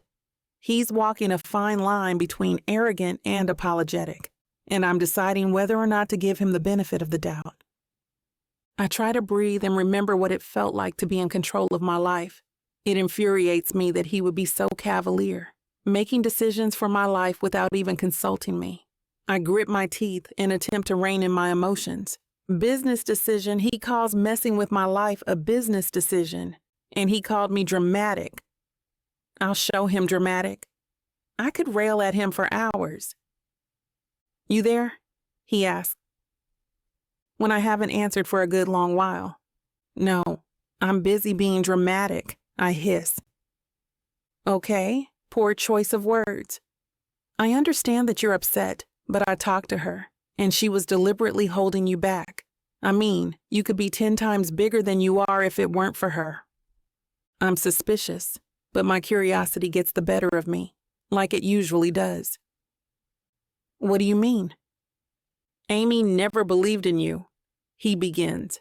I can almost hear the smile in Max's voice as he answers, knowing I've taken the bait. "She didn't think you were capable of a solo career. So instead of booking you at places where you could have proven yourself for real, she held you in her pocket for smaller stuff with less overhead, so she didn't have to take risks with her money." I have to admit, this is sounding a lot like Amy. "But she said I didn't have it, that she couldn't book me on tours because she couldn't justify the cost." Max's voice becomes less pleading and more confident, almost gentle. "And if that were true, if you really didn't have it, then she would have a point. That's a common strategy among managers. And it's not always bad because it keeps people who aren't that great playing gigs without fizzling out. But doing that to someone like you, that's just criminal." I think for a moment. "But she let me take your offer." His voice softens even more. "That's because the money was guaranteed for 6 months. She was taking her percentage out of your cut when she didn't have to work for it at all. I called you, remember? She didn't scope it out or set it up or anything." Oh boy, my head is spinning. The anger has drained out of me, leaving only dread in its wake. "You okay?" "Yeah, it's just a lot." I sit down on a bench by the windows, ignoring the sunbeams magnified on my back. "She was robbing you, Kelly?" I'm confused, and it's making me irritable. "And what gives you the right to decide that, huh?" "Maybe she was right. Did you think about that? Maybe I don't have it and this was, I don't know, our last chance or something." "Last chance?" "Yeah, our last chance to make some money and then get out." Max is silent for a few seconds. When he speaks, he sounds stunned. "That can't be what you want." "Is it?" "Well, no, but how do you know?" I'm trying not to hyperventilate with this conversation buzzing around in my mind. "How do I know what?" I take a deep breath before answering. "How do you know this is going to work? How do you know anybody is going to want to see me anymore?" I'm terrified of the answer. "I just know," Max says in his annoyingly optimistic way. It infuriates me. No, none of that trust me garbage," I say forcefully into the phone. He needs to hear me. "I want to know why. Why did you pick my act out of the millions? You just pop up out of nowhere and want me and only me. And you fly me out here, and I'm suddenly this big thing. And we're getting married, and for what, huh? What's in it for you?" Somewhere a hammer hits a nail right on the head. I know it, but he's not giving me an inch. "Look, you want guarantees? There aren't any. Maybe I'm crazy, but that's just something you're going to have to deal with now, because you're in this just as deep as I am. You're moving here this week, you've got my ring on your finger, your manager is gone, and you signed a contract for 6 months. It's done." I can't think of anything to say to that. "Oh, wait, yes, I can." "This week? What do you mean I'm moving this week?" I bet he was hoping I'd miss that, but he doesn't skip a beat. "I have it all arranged. I've gotten you out of your lease. Your car is sold. Your utilities accounts are closed. and your address has been changed. You'll stay with me until your room at the desert oasis. Then you'll have your pick of rooms there. Hope you said goodbye to your friends. Holy crap. I have to go. I hang up on his protest. How could he be so presumptuous? To just orchestrate my life like that? It's manipulative and overbearing and kind of creepy. And impressive. It's also a little bit impressive. I try to stay angry, but my thoughts are in tatters. This is all happening so fast, but I've been here before, and something inside me whispers that this guy has his ducks in a row. He's not going to pick me up and drop me like last time. My heart jumps into my throat. I could perform again. Really perform. Not do this weird tap dance for a manager who doesn't think I can amount to anything. I had forgotten what it felt like to be believed in. It feels pretty great. I spin the ring on my finger one more time. What the hell? If Max thinks I can do it, I'm not going to cower in the shadows now. Sitting in the desert sun on what feels like a different planet than New York, it's amazing to realize how much saying yes to Max Bilini feels like saying yes to myself.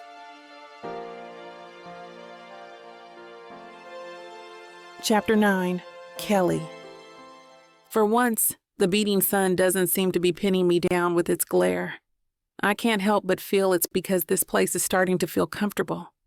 It's been a month since I first received that phone call from Max on a dreary New York day, as the drizzle misted my apartment windows and life seemed a bit less colorful.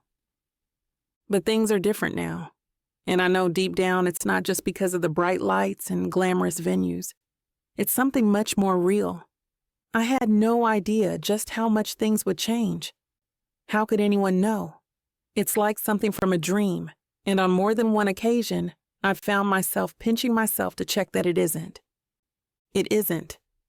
The gig is real. Max is real. My newly found fulfillment is real. What isn't real is the engagement that we both now find ourselves in, yet even that is starting to seem as if it's not just an act. I've been staying at Max's place until the suite he promised me at the casino is finished, but I do have to admit that the closeness makes it easier to feel like a genuine couple.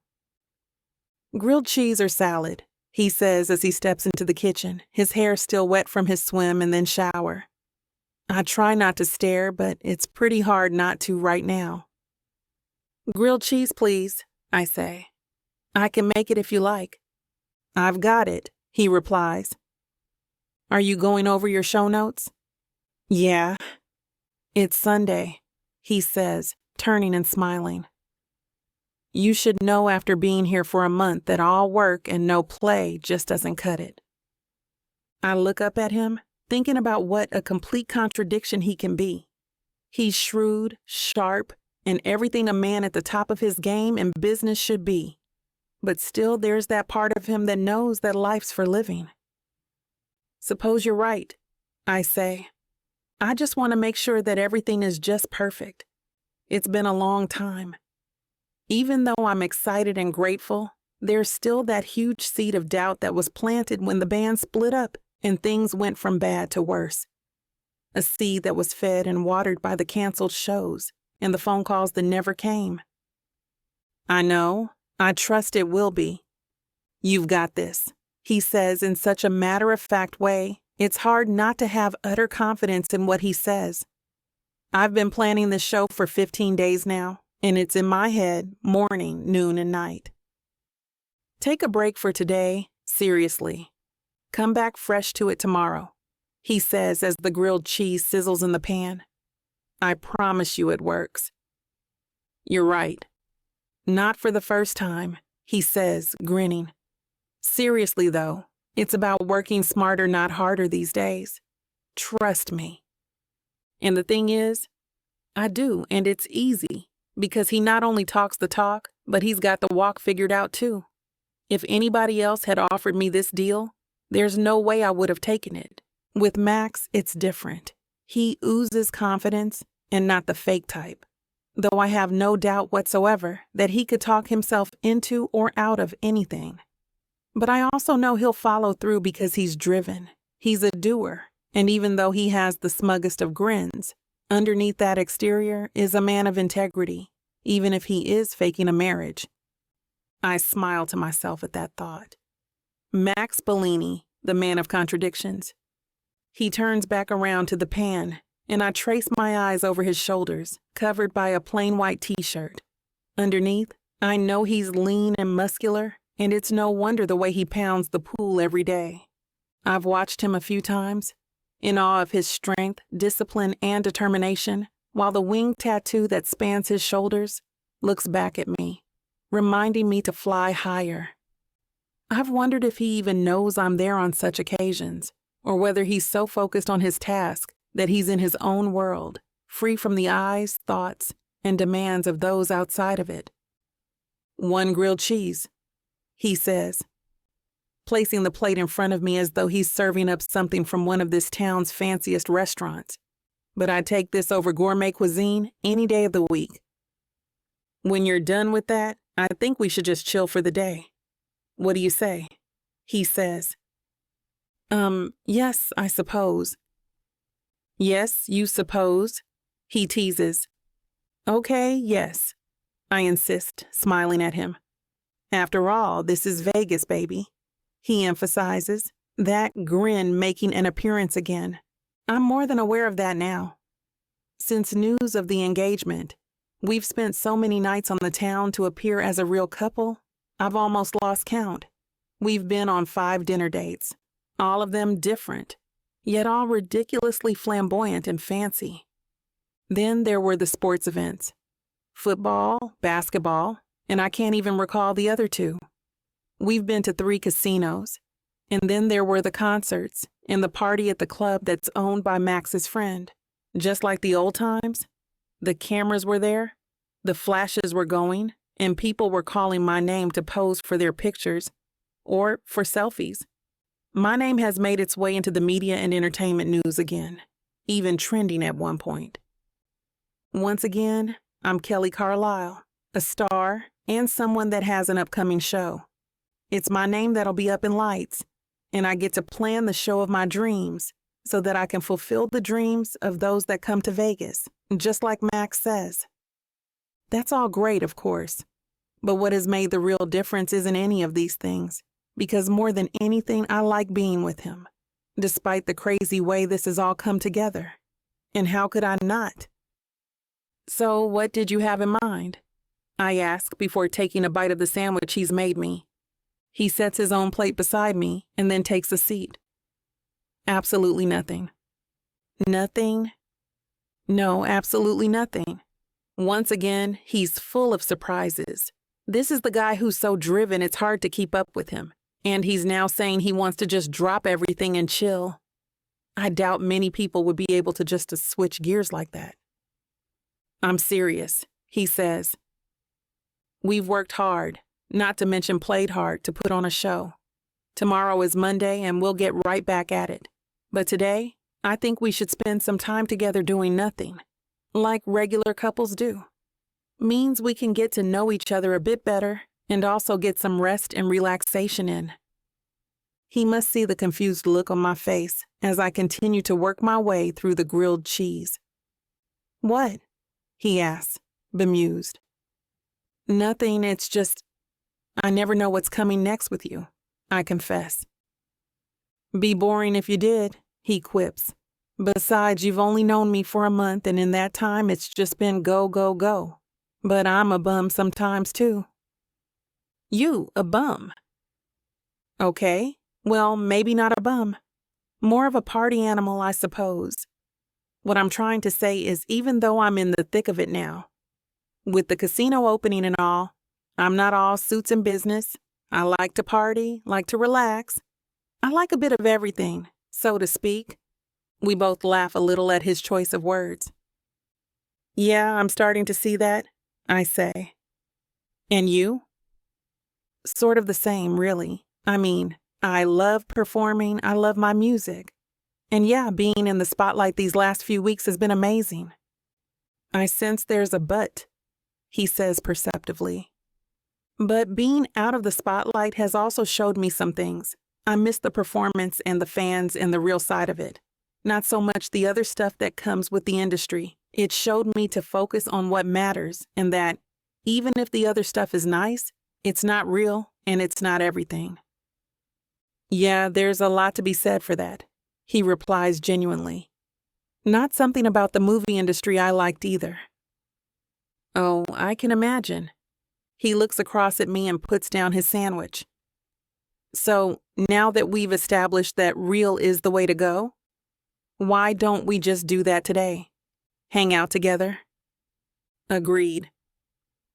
Here's to doing nothing, I say. Absolutely nothing, he corrects.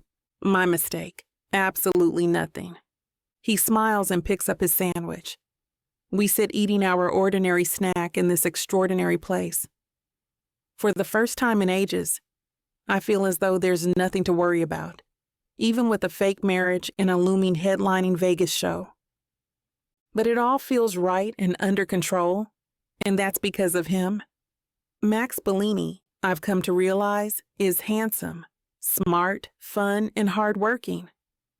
I could have picked a worse fake husband, that's for sure, but I doubt I could have picked a better one. Chapter 10. Max, Parker is in town, and that can only mean one thing. I'm in for it. By it, I mean your average older sibling package. Judgment, disdain, and condescension. The big three. He says that it's just his due diligence to make sure Kelly is good enough for his little bro. But I'm already preparing for the worst. I hear Kelly coming downstairs as I check my beer and wine stock. It should hold us for the weekend, at least. You ready? I turn to see her already dressed for the meeting in a simple white top with flared sleeves and a pair of bootcut jeans. As ready as I'll ever be. She smirks and walks past me to get a bottle of water. She gulps it down quickly and kind of aggressively. I can tell she's nervous. Even with our arrangement, she still seems like she wants to impress Parker. On one hand, I'm glad she's taking this seriously and playing the part, but I can't believe she's doing all of this for my brother. She notices me staring at her as she crumples the water bottle. What? Her eyes are wide and searching. Nothing at all. I start to laugh when I hear the doorbell ring. And so it begins. I jog to the front door, taking a deep breath before I open it. When I finally do, I see just what I expect to see. A mirror image. Parker stands a few inches shorter than me, but in almost every other aspect of appearance, we could be twins. In fact, people thought we were when we were kids. Our mom even dressed us in matching outfits whenever we went out. So where's the lucky lady?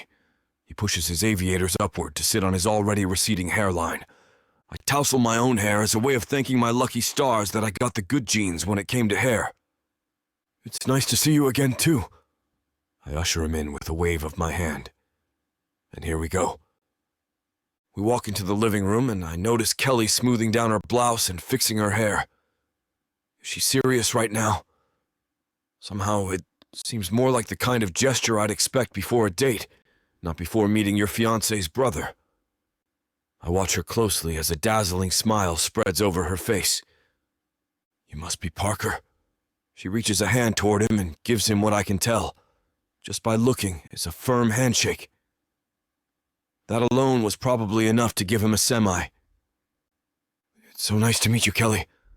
I hold back a scoff as I watch to see who's going to drop the handshake first. Maybe it's just sibling rivalry getting to me, but I can't help but think these two are already shaping up to be the perfect pair. I try to get my thoughts under control, but it's not always easy with my brother around. Why don't we all have a seat at the bar? We can all have a drink or two while I get dinner ready. I feel forced to interject. Their niceties have been going on for far too long. They finally stop staring into each other's eyes long enough for us all to move to the kitchen. I start preparing glasses for the Pinot Noir I got for the chicken we'd be having a little later on. Even though I think Parker is taking this too seriously, and I'm not feeling too psyched about the way he's looking at Kelly, I still aim to impress him. I uncork the wine, pour a glass for Kelly, then move toward Parker's glass. He moves his hand over the glass at the last minute, causing me to spill wine on his hand and the counter. Jesus, man! Parker yells. He shakes off his hand and jumps off his chair, trying to avoid having any wine drip onto his terracotta linen pants. I just bought these. I think the reaction is way over the top. It's not like he doesn't have the best dry cleaners basically on call. He could also just buy another pair of douchebag terracotta linen pants. He has the money for it. Before I can even react, Kelly starts scouring the cabinets. I snap out of it and grab a paper towel to wipe the wine from the counter and the floor. You might have to take off your pants. Kelly is approaching Parker with a bottle of vinegar and some dish soap. Parker immediately strips down to his boxers and tosses his pants to her. I take in the scene in silence. This is getting way out of hand. Luckily, once I've lent Parker a pair of sweatpants that he invariably scoffs at, the night continues without any more incidents. I cook the roasted chicken with mixed vegetables and correct my mistake of trying to give my brother Pinot Noir. The dinner is delicious. Parker's no longer prancing around in his boxers, and the sweatpants look absolutely insane with his loafers. We're all sitting on the couch now, comfortably tipsy, full of chicken, and I can barely get a word in because Kelly and Parker are hitting it off. "Where'd you learn to do that?" Parker asks, referring to getting wine stains out of clothing. "Oh, just something my mom taught me. The secret is, you can't give it a chance to dry." That makes a lot of sense, actually. He crosses his legs and moves in closer to her like they're in on some secret. "You know, I used to be a pretty big fan of Daughters of Fortune back in the day." "Oh, no way." Kelly holds her hands up to her face in a useless attempt to hide it. At this point, I give up on trying to be part of the conversation and head into the kitchen to refill my glass. "No joke, you're incredibly talented." I overhear them gushing and I can't stand it. I down the wine in my glass, pour myself another, and check the time. It's already midnight. Where did the time go? I don't have time to sit around and watch them talk, but there's no way I'm going to leave them alone out here. I grab the bottle, bringing it to the coffee table because I refuse to sit through this sober, but I move to the recliner since I feel unwelcome on the couch. Okay, Parker says, waving his hands. He turns to me with an expectant look on his face. It's time to get to the real reason I'm here. He turns back to Kelly and grabs her hands. It's been so great meeting you, and I have truly enjoyed just talking with you. I want to be the first to say that I cannot wait for you to become part of our family. He raises his beer, and Kelly reciprocates with her wine glass. The two come together in a satisfying clink that reverberates off my wine-stained teeth. Parker leaves not long after that, linen pants back on his legs where they belong, and Kelly volunteers to clean up because she can tell that I'm intoxicated. Not nearly as intoxicated as I usually get when I host my ragers, of course. She starts on the dishes while I try to stand without swaying.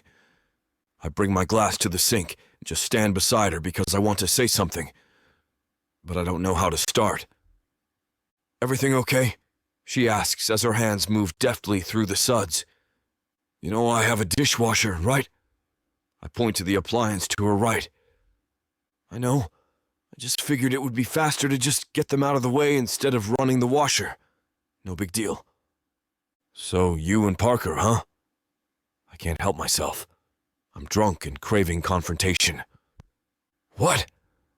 She starts rinsing off the plates and utensils, but I can tell that she's on her toes. "You guys really hit it off tonight. Got really friendly, really fast." I lean on the counter in an attempt to placate gravity. "Are you jealous, Max?" She says it with a smile. "So, this is all a joke to her. Everything that I'm working for, she's not taking it seriously at all. It's not funny, Kelly. Do you have any idea what's on the line right now?" She dries her hands off and looks me square in the face. "You act like I didn't just drop everything to go along with your little plan. You have me wear this ring and live in your house and pretend for paparazzis. But you're mad because I get along with your brother? You've got to be kidding me. All I'm saying is that we need to stay focused. You know what this casino means to me." "Of course I do." Her voice is soft and apologetic. I start to feel guilty for even wanting to start a fight. She's right. She sacrificed so much just to help me get my casino off the ground. The dream wouldn't be possible without her. I'm speechless looking into her intense brown eyes. I close the distance between us, practically pushing her up against the fridge. I can't stop staring into those eyes. I'm sorry, I whisper before taking her face into my hands and pressing my lips onto hers. She seems hesitant, but she doesn't object or pull away. Slowly, she starts to kiss me back and lets my tongue explore hers. I taste the Pinot Noir, sour on both of our tongues, and let out a soft moan. She brings her hands up to my face, running her thumb along the stubble dotting my cheek. I only pull away to stare into those deep, dark eyes. We gaze at each other for a moment. But I'm hungry for her kiss now. It seems like she is too, because this time she's the one to press her lips against mine. Chapter 11. Kelly. I practically drag myself out of the kitchen and back into the room Max has allotted me in his enormous home. I throw myself on my bed and try to catch my breath as I pass a hand over my lips. What was that? I shouldn't kid myself. I know exactly what that was. That was falling for my manager. That was mixing business with pleasure. That was a colossally bad idea wrapped in a disaster waiting to happen. That was amazing. I can't deny that I'm developing feelings for Max, any more than I can deny how badly I want this contract to work out. And that's a problem. What if this heat between us burns too quickly and we decide we hate each other before the wedding? Even worse, what if people figure out we're not a real couple?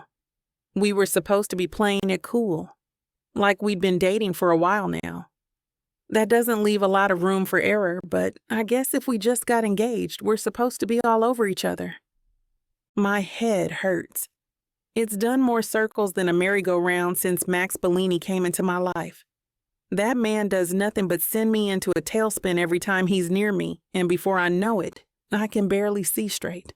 I hear a door close at the end of the hall, and that can only mean Max has dragged himself to bed too. I know I should sleep, but after what happened tonight, I need a drink. I hoist myself up off the bed and manage to sneak out of my room silently, heading to the bar Max keeps. I run my fingers along the bottles on the shelf. Whiskey, whiskey, whiskey. There are several bottles, so I pick the one that's been opened, but is still mostly full, hoping it's not his favorite. Luckily, it's mine.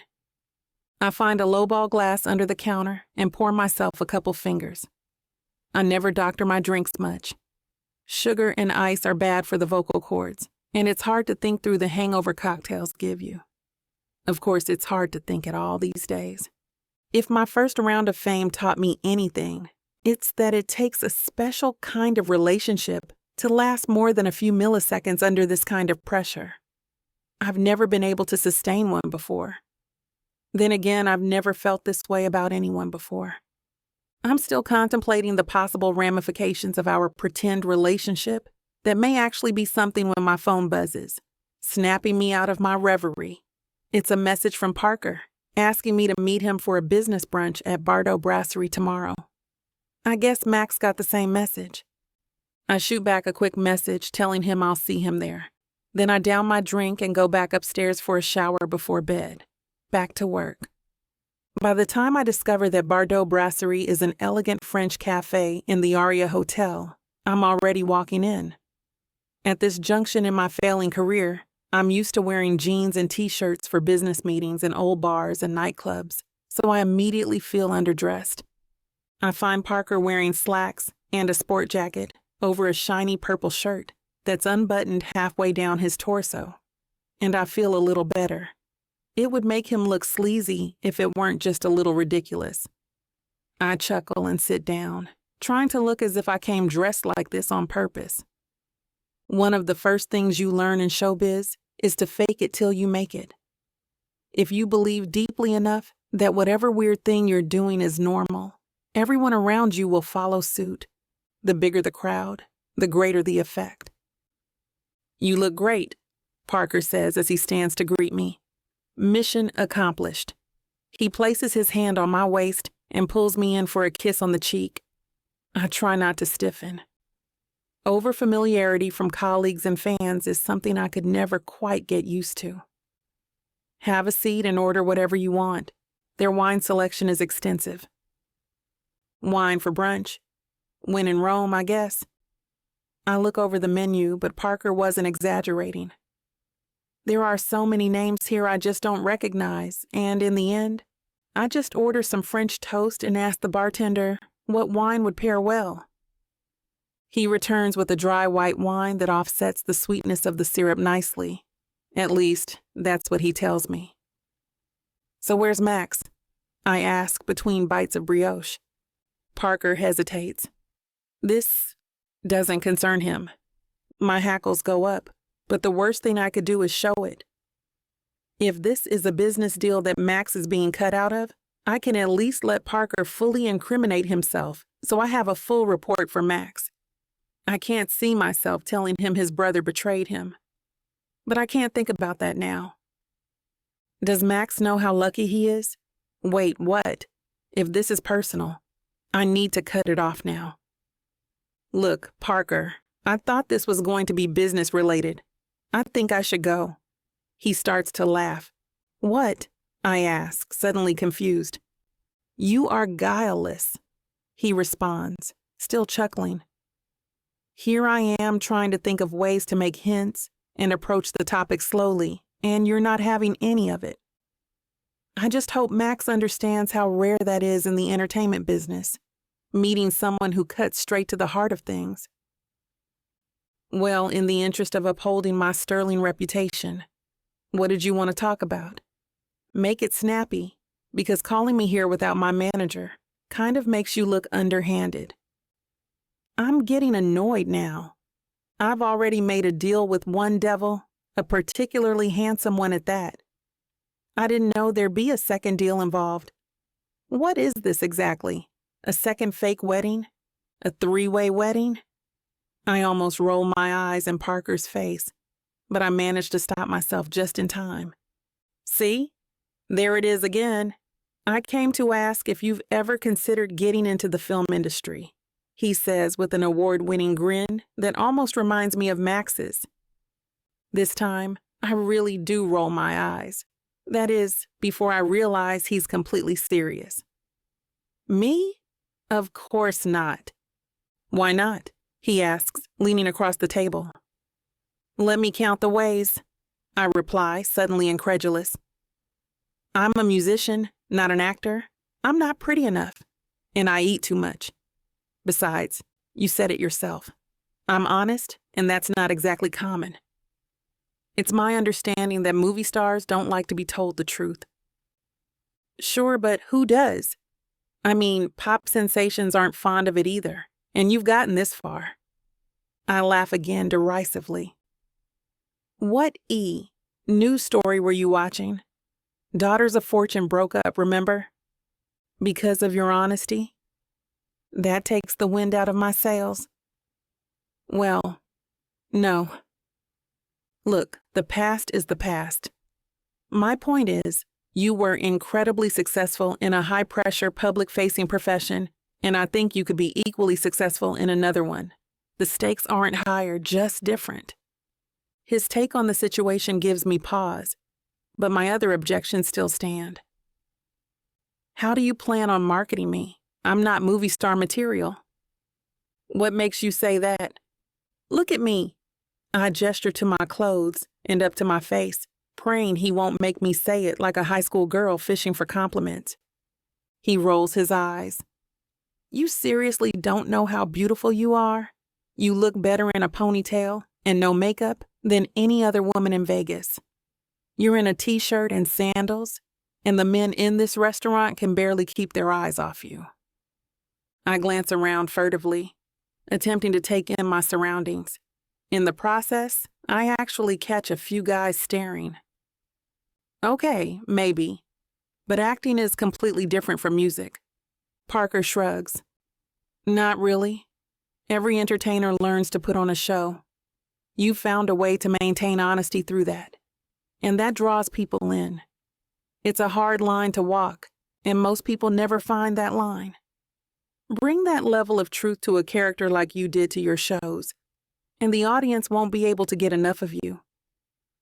He sounds so confident it gives me the courage to ask the real question. Why me? It's the question that's plagued this last month of my life, but its origins go back way further. At his puzzled look, I expand. Why not Desiree? I mean, she stayed pretty big since the band fell apart. She's beautiful and talented, and she really goes for this sort of thing. So why me? He surprises me with a snort. You're a great musician, and you have the potential to be a great actress, but you would make a terrible manager. Desiree is interested in nothing but Desiree. It doesn't take a rocket scientist to figure that out. I've thought much harsher things about my old bandmate, but his appraisal of her still stings for some reason. It seems some part of me still thinks of her almost as a little sister. I didn't know it until he put me in the position to defend her, however. I shake my head. I'm sorry, but I'm just not interested. I'm passionate about my craft, and that's what I want. I can't sell out like her. Parker lets my words hang in the air, chewing slow, deliberate bites of the duck confit eggs Benedict he'd all but abandoned until now. Finally, he speaks. Every artist sells themselves on some level. My question is, why you don't just give it a shot? Put yourself out there. When I don't respond, he hands me his card. You can do what you want, but I think you're holding yourself back because you believe it's an act of integrity to stick to one thing. But it's not dishonest to try something new every once in a while. Just consider it, okay? I nod and take the card, stuffing it in my pocket. Parker pays the bill and leaves his seat, putting a hand on my arm as he turns to go. You could be huge, he says, and with the right people behind you, you don't have to pick music or movies. You could do both. As he walks away, I can't help but feel he's right. Desiree may be a sellout, but she always seemed really happy and fulfilled. And I have to admit that I've been a little jealous of how big she got, okay? A lot jealous. Still, when I think that people could have a reason to lump me into her category, my stomach hurts a little. It could be the French toast talking, but I need some air. I go for a walk to clear my head and forget all about Parker and his offer. For now.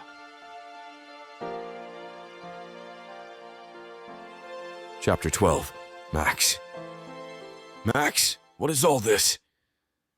I look up from the papers spread across the conference room table of the casino to find Kelly standing at the doorway, her brows knit in confusion. We've made great progress on the casino build over the past few weeks, and the penthouse suites are finally done. As a result, we've both moved into our own suites, more or less going our separate ways. Sometimes I kind of miss the closeness of us sharing the old place, but it was always a temporary thing. In any case, I called her down here knowing it was time to move on to more formal plans. We have a show to prepare and a stage to get ready. This is your team, I tell her, spreading my arms wide to encompass the 6 other people around the table. My team? She asks softly. I know you've been working non-stop the past couple of weeks, but I thought you could use some help. Not that you're not qualified to do it all, I quickly add. I don't want Kelly to feel insulted, but it might be too late. There are tears in her eyes. Do you know how long it's been since I've had real help?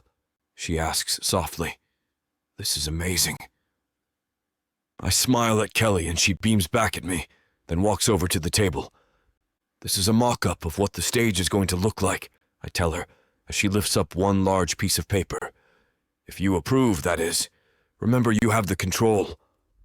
Thank you, Max, Kelly says, and the sincerity in her voice makes me want to touch her. Not to make out with her again, although I wouldn't mind that.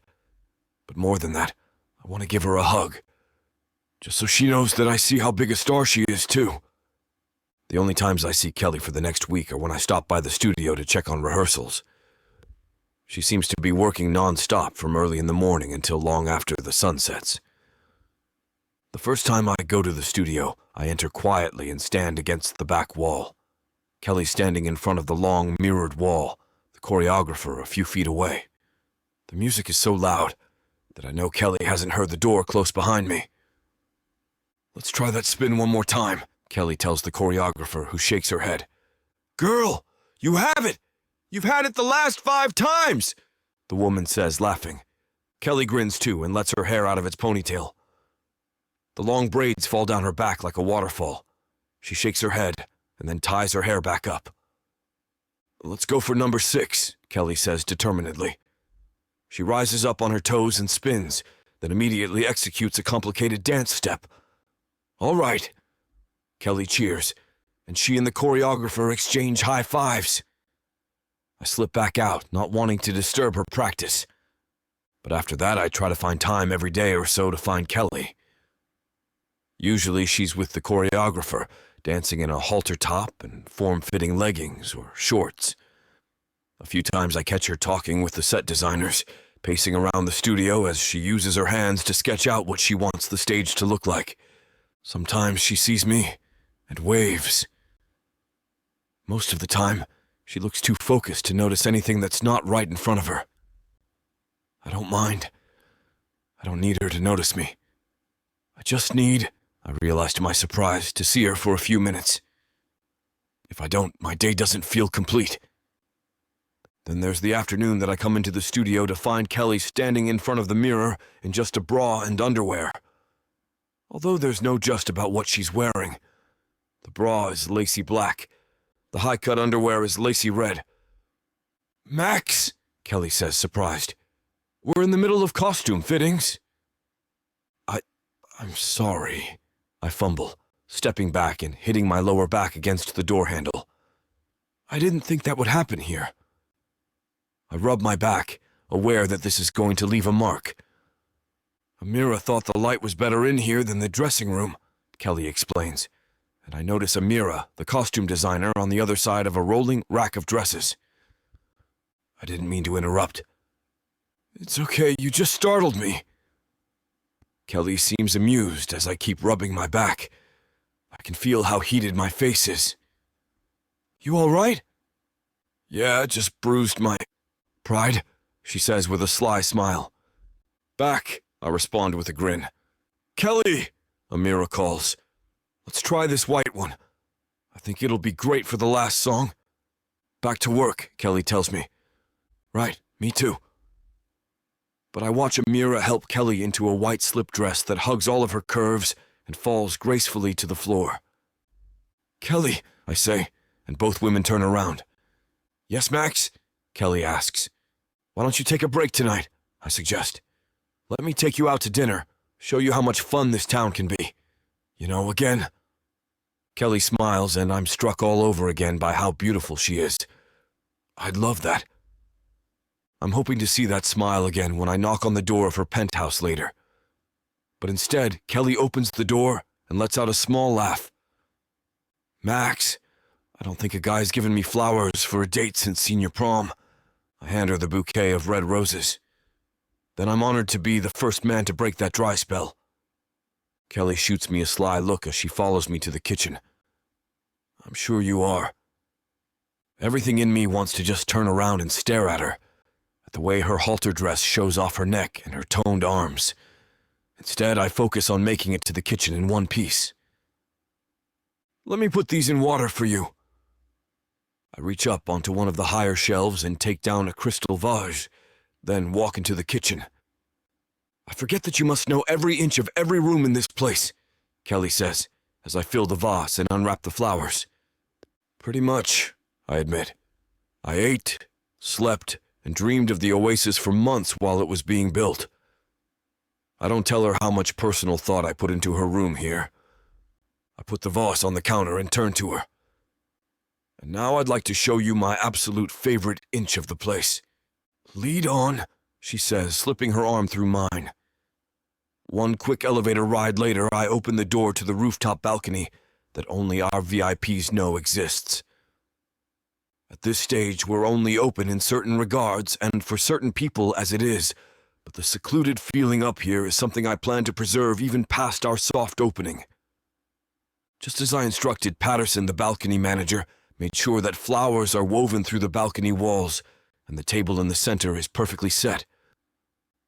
I pull out Kelly's chair for her, and after she sits down, pull the champagne out of the ice bucket.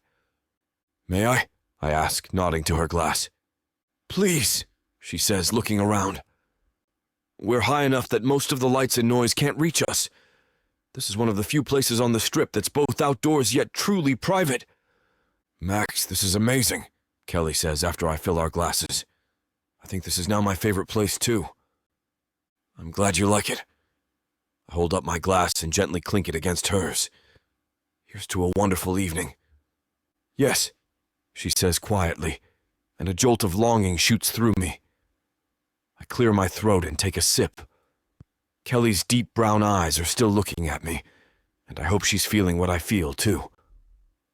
"Are you tired?" I ask her after our dessert plates have been cleared away.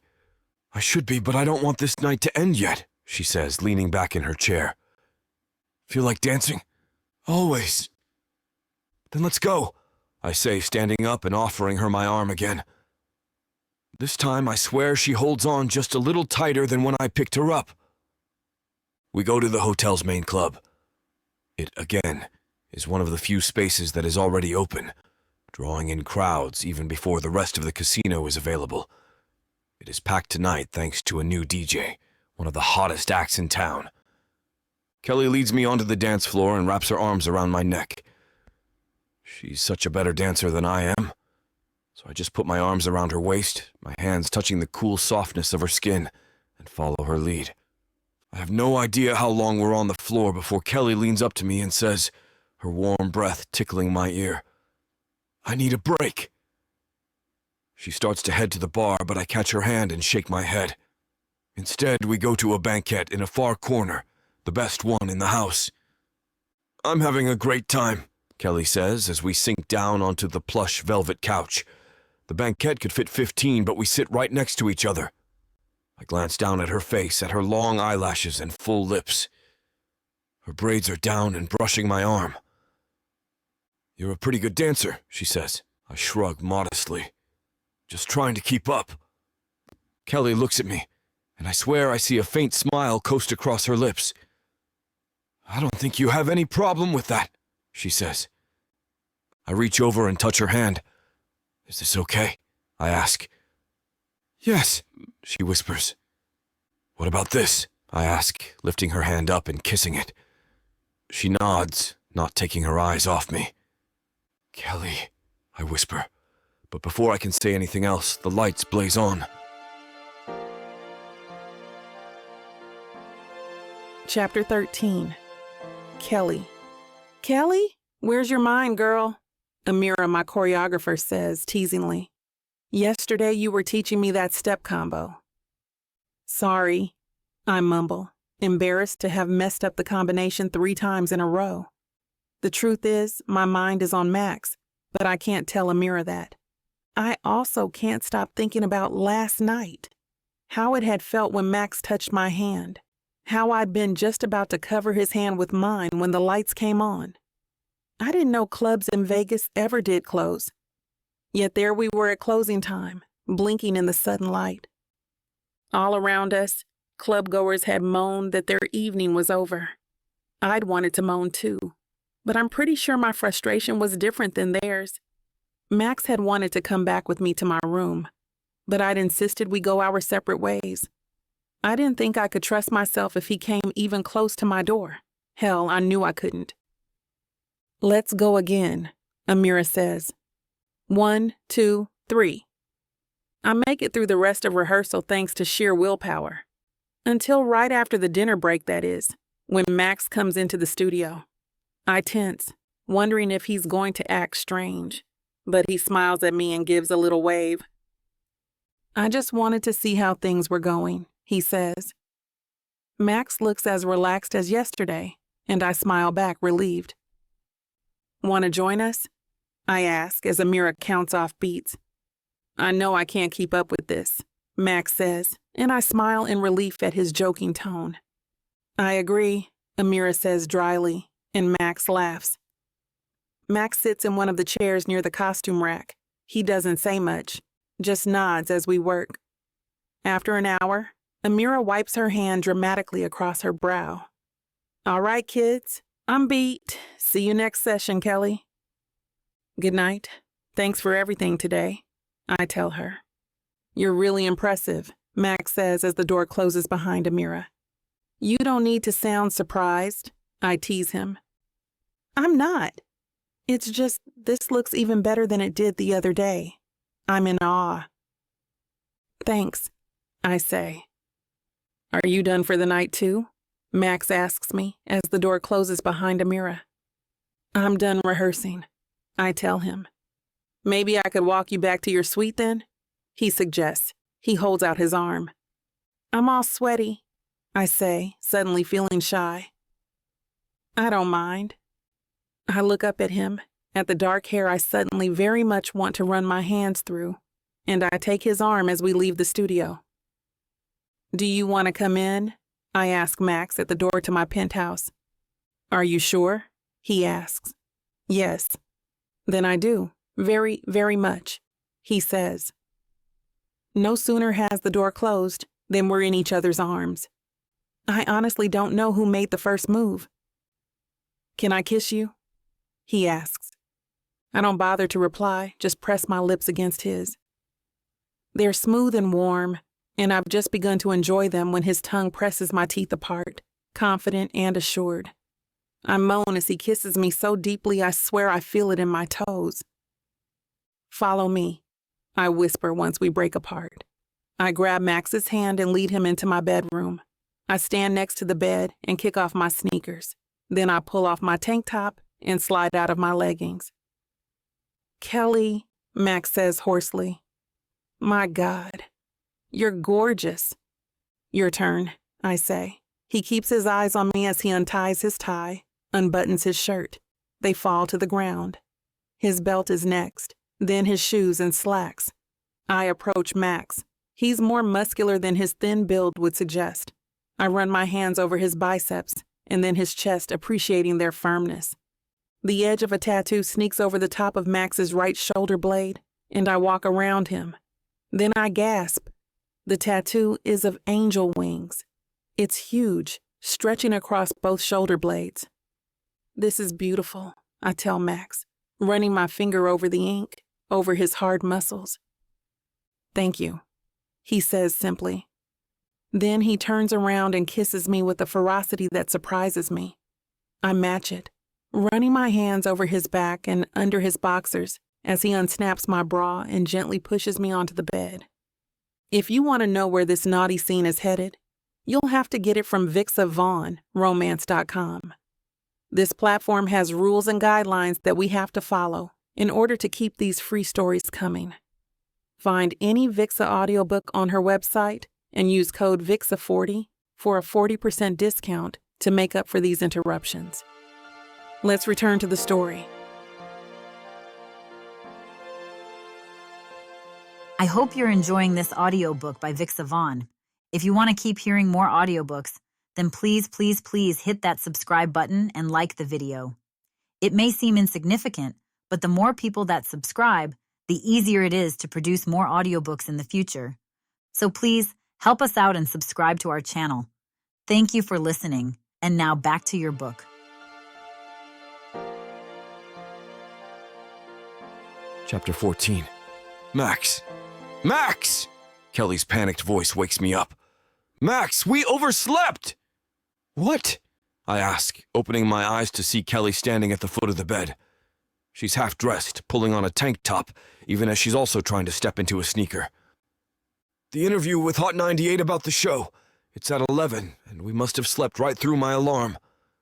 She yanks the tank top down and sits on the edge of the bed to tie her shoe. It's 10:30.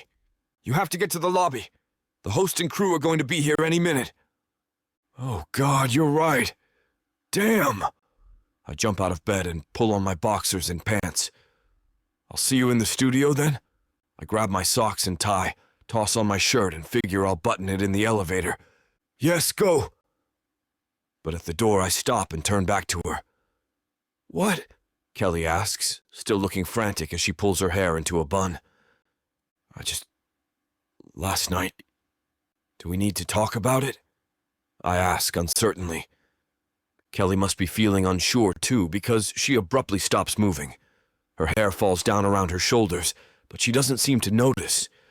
God, Max, I don't know, not right now. Yeah, sure. I open the door, then glance at her again. But I had a great time. Kelly smiles. Me too. The next 30 minutes pass in a blur. I race back to my place, put on a clean suit, and barely have time to grab a cup of much-needed coffee in the lobby of the Oasis before the people from Hot 98 arrive. I've met Jimmy, the host, before when he and his station have covered other material on our coming opening. So we make amiable small talk as I lead him and his crew up to the studio. Inside, Kelly's sitting on a chair near the tall windows, looking so composed and put together, you'd never guess she woke up half an hour ago. Kelly, I'm Jimmy, the host says. I was a big fan of Daughters of Fortune back in the day. It's great to meet you. Kelly's smile never falters, but I can see her wince slightly when he mentions her old group. That's wonderful to hear. It's great to meet you too, Jimmy. Then the crew takes over, setting up lights, making sure our mics are working, and deciding where we should sit. Finally, we're ready to go, and the cameras start rolling. Kelly, we all remember Daughters of Fortune, Jimmy begins. Some people say you had the best voice out of the three. Kelly smiles slightly, but I can tell she's still tense. What made you want to bring your solo career to the Oasis? Jimmy continues. Well, Kelly says nervously, I've always liked Las Vegas, and this seemed like a good opportunity. She falters, and my heart rate speeds up. It's a great opportunity for us. I jump in. Kelly has a powerhouse voice and unbelievable dance moves. The Oasis is incredibly lucky to have her. What can fans expect from the show? Jimmy asks. Kelly looks even less sure of herself, so I start talking. Kelly's too modest, I begin. But first and foremost, they can expect some awesome singing. To my relief, Kelly nods. If my voice sounds soft now, it's because I've been practicing for hours, she says, and Jimmy smiles. I'll be performing all new material, and the choreography is pretty amazing too. From there, the interview goes smoothly. Now that she's shaken off her nerves, Kelly charms Jimmy, making him laugh with stories about costume fittings and a dance-off that she and Amira had the other day. She even gets up and shows off a few of the moves, and Jimmy claps appreciatively. Now, Kelly, you're a pretty busy lady, Jimmy says as she sits down, preparing for this show and also preparing to get married to your manager here. That's true, Kelly says with a smile. Max and I are very excited about both events. Max, this has been a whirlwind relationship, Jimmy says to me, and I don't think anyone expected you to finally settle down. How did you know Kelly was the one? I reach over and take Kelly's hand in mine. Because when I'm with her, there's no one else in the room, I tell him. Kelly looks at me, and I see real affection in her eyes. I feel the same way, she says. No pre-wedding jitters? Jimmy asks with a laugh. None for me, Kelly says confidently. What about you, Max? Not a one, I say, squeezing her hand. Well, this sounds like it'll be quite the opening night, Jimmy says. And I'll be there in the front row, ready to cheer both of you on. After Jimmy and the crew have left, Kelly turns to me and gives me a hug. Max, thank you. I don't know why I got so nervous there. It's fine, you did great, I reassure her. I can't believe it'll be up on the show's website tonight, she says. Want to watch it together? I ask, and she nods happily. Kelly comes over to my place a few minutes before the interview is scheduled to go live. I've hooked up my laptop to play on my TV screen, so we sit down on the couch. I'm so nervous all over again, Kelly confesses. Look, my hands are shaking. I reach over and take her trembling hands in mine. You have nothing to worry about, Kelly. You're a natural, and soon everyone's going to know that. She nods but doesn't look convinced. And then the interview is up. I don't think Kelly takes a deep breath from that moment until the spot is over. But once it is, she turns to me, her eyes filled with tears. "Oh my God!" Kelly exclaims. "That was good!" "I told you," I say, hugging her. "Hey, don't cry. This is a good thing." "They're happy tears," Kelly laughs. "Max, you know how much is riding on this show for me. I'm just so relieved." Before I can say anything, Kelly's phone starts buzzing and vibrating so much it falls off of the coffee table. I grab it before she can and grin. These are all congratulations texts and notifications. What? She grabs her phone from me and starts scrolling. I pick up my phone and go to Kelly's social media sites. Sure enough, her follower numbers are skyrocketing and she's being mentioned and retweeted so much I can't keep up. "Kelly, you wouldn't believe the interview requests I'm getting," I tell her as I check my email and texts. "This is incredible. You're right. I can't believe all of this," she squeals. "I had no idea that all of this would ever be possible again." "I hope this helps prove how amazing you really are," I say. "All these people that want to talk to you and hear you sing, they're real, and they want this from you. Not daughters of fortune, but you." I jump up from the couch and go into the kitchen. I'm out of champagne, but we need to toast this somehow. I find a couple of clean glasses and go to the small bar in the corner. "Whiskey, right?" "Definitely," Kelly says, coming over to me. I pour us each a glass and hold mine out to hers. "To your amazing career," I say, and clink my glass lightly against Kelly's. "To my amazing manager," she says, and we clink again. "And to our amazing wedding," I add. "Our wedding," Kelly repeats. "Is it crazy that for a second I forgot all about it?" I mock frown. "Ouch. I guess your career will always come first, huh?" I'm teasing, but Kelly seems to take what I say to heart. "I don't want it to, Max. I want to have my career, but I also want to have love. And I think I can have both at the same time. I want to ask her if she thinks that what we're starting to have is love. I want to ask her about what exactly happened last night, if it was a fluke or something more. But I don't want to ruin the high we're both on by being too serious.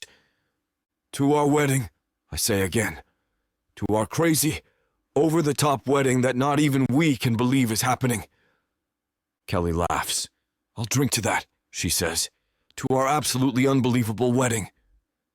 We clink glasses again, and I take a sip of whiskey. Kelly's face is bright with happiness, and her eyes are still damp with joyful tears. I wonder if now actually would be the right time to say something about last night. "Max, thank you so much for all of this," Kelly says instead. "You're helping me make my dream come true. I'll never forget this." "You're very welcome," I say softly as she picks up her noisy phone again. I should be doing the same, but I can't take my eyes off of her smile, her radiance. "Come here," I finally say, wrapping her up in a huge hug. "To the Oasis's newest star. You're making our dreams come true, too." Kelly hugs me back, then steps away. "Okay, that's enough time for being sentimental," she laughs. "It's time to get to work." Chapter 15. Kelly. Sometimes I wish my manager/fake husband-to-be weren't pulling double duty as the owner of Las Vegas's newest casino. We're both stretched pretty thin, but I feel even worse for the people he's hired to manage all of these moving pieces. No one fully understands what goes into productions of this magnitude until they try it for themselves. The logistics of ticket sales alone require a full-time box office coordinator, not to mention marketing, stage management, equipment maintenance. The list is endless. As for Max's casino, take the show and multiply it by about 1 million. Dozens of contractors, hundreds of builders, permits, designers, and who knows what else. Much of the casino is up and running already, but there's still so much to be done to get the place finished before opening night. It boggles the mind. Needless to say, the people I've been spending time with do not include Max Bilini these days. At the moment, I'm torn between Dara Wardham, Desert Oasis's events coordinator, and Sean Harris, the production manager for the casino's main stage. Each of them heads up an army in charge of a daily logistical nightmare. And I try to remember that as they bombard me with questions. When would you like to meet regarding your wedding gown? Dara asks as soon as I walk into the conference room. Max has arranged a list of designers for you to vet, and we'll need to schedule a fitting as soon as possible for the rush job. Meet me back here at 2. Wait, how long is the list? She produces a sheaf of papers, each page bearing a name, credentials, and brief portfolio. Oh boy. Okay. Lunch then? I'll be here at 12:30. Can I have that? Of course. I have copies. She hands me the stack, and I add it to my growing binder of wedding details. Let's go to an Irish pub, I say, guessing her next question. How does Hennessy sound? Just fine. I'll have Eliza call ahead and bring the car around at 12:30. Can't we walk? During the lunch rush? I wouldn't. Okay, I'll see you then. What were you saying, Sean? I turn back toward the harried man with a clipboard. We need to discuss lighting for your stage, he says, more calmly than I could probably manage in his situation. Because you've never given a solo performance of this caliber, you don't have a program to plug into the system, which we don't have yet anyway, so it's really all up to you. When you say all up to me, I begin, hoping he'll finish with something less overwhelming than I think he will. Your stage, your rules, pyro, no pyro, strobes, no strobes, it's all you. We aren't even installing catwalks until you give us an idea of what you want for lighting. I sigh. That's what I thought you meant. Total creative license and a massive budget comes with its headaches, apparently. When does everything need to be ordered? Ideally, Sean checks his clipboard. 6 months ago. He smiles as if to say, that's showbiz. I chuckle and rub my forehead. Okay, do you and Dara have anything that overlaps? Anything at all? Just your costume change, getting you from the wedding to the performance? Oh? In the live stream of the wedding to the main stage. I roll my eyes, and he shrugs. Hey, it's only PR if it's P. Yeah, all right. Here's what I want. Sean takes a pencil out from behind his ear as I go into diva mode. Decisions have to be made, and somebody's got to make them. The trick is remembering when to turn it off. I rattle off a number of my preferences, going from my gut and not dwelling too much on any one of them. Sometimes the trick is just to do without thinking. He nods and smiles gratefully. Got it. Thanks. Is that enough for now? You bet. Good. Where's the nearest coffee? Down that hallway to the left. Hallelujah. I take Dara's list to the spot he pointed out and settle in for some much-needed caffeine therapy while I make some phone calls. First is Max. I invited him to a sneak peek performance of the show tomorrow, sans lighting, obviously, which he already promised me he'd come to. I need to call and remind him about it because if his head is as full as mine, he's definitely forgotten. I get his voicemail and leave a message, setting a reminder to call again after lunch with Dara and Eliza. The next call is to my mom. I told her about the whole fake marriage stunt at the beginning. She thinks it's hokey, but she loves the idea of my contract. Max is flying her and the rest of my family out from Miami for opening night, and I need to confirm their itinerary. Once I settle that, I flip through the list of dress designers, trying to decide which portfolio best suits my genre. It isn't easy to pick clothing that feels consistent with an auditory experience, but trying to tell myself no one will notice won't work.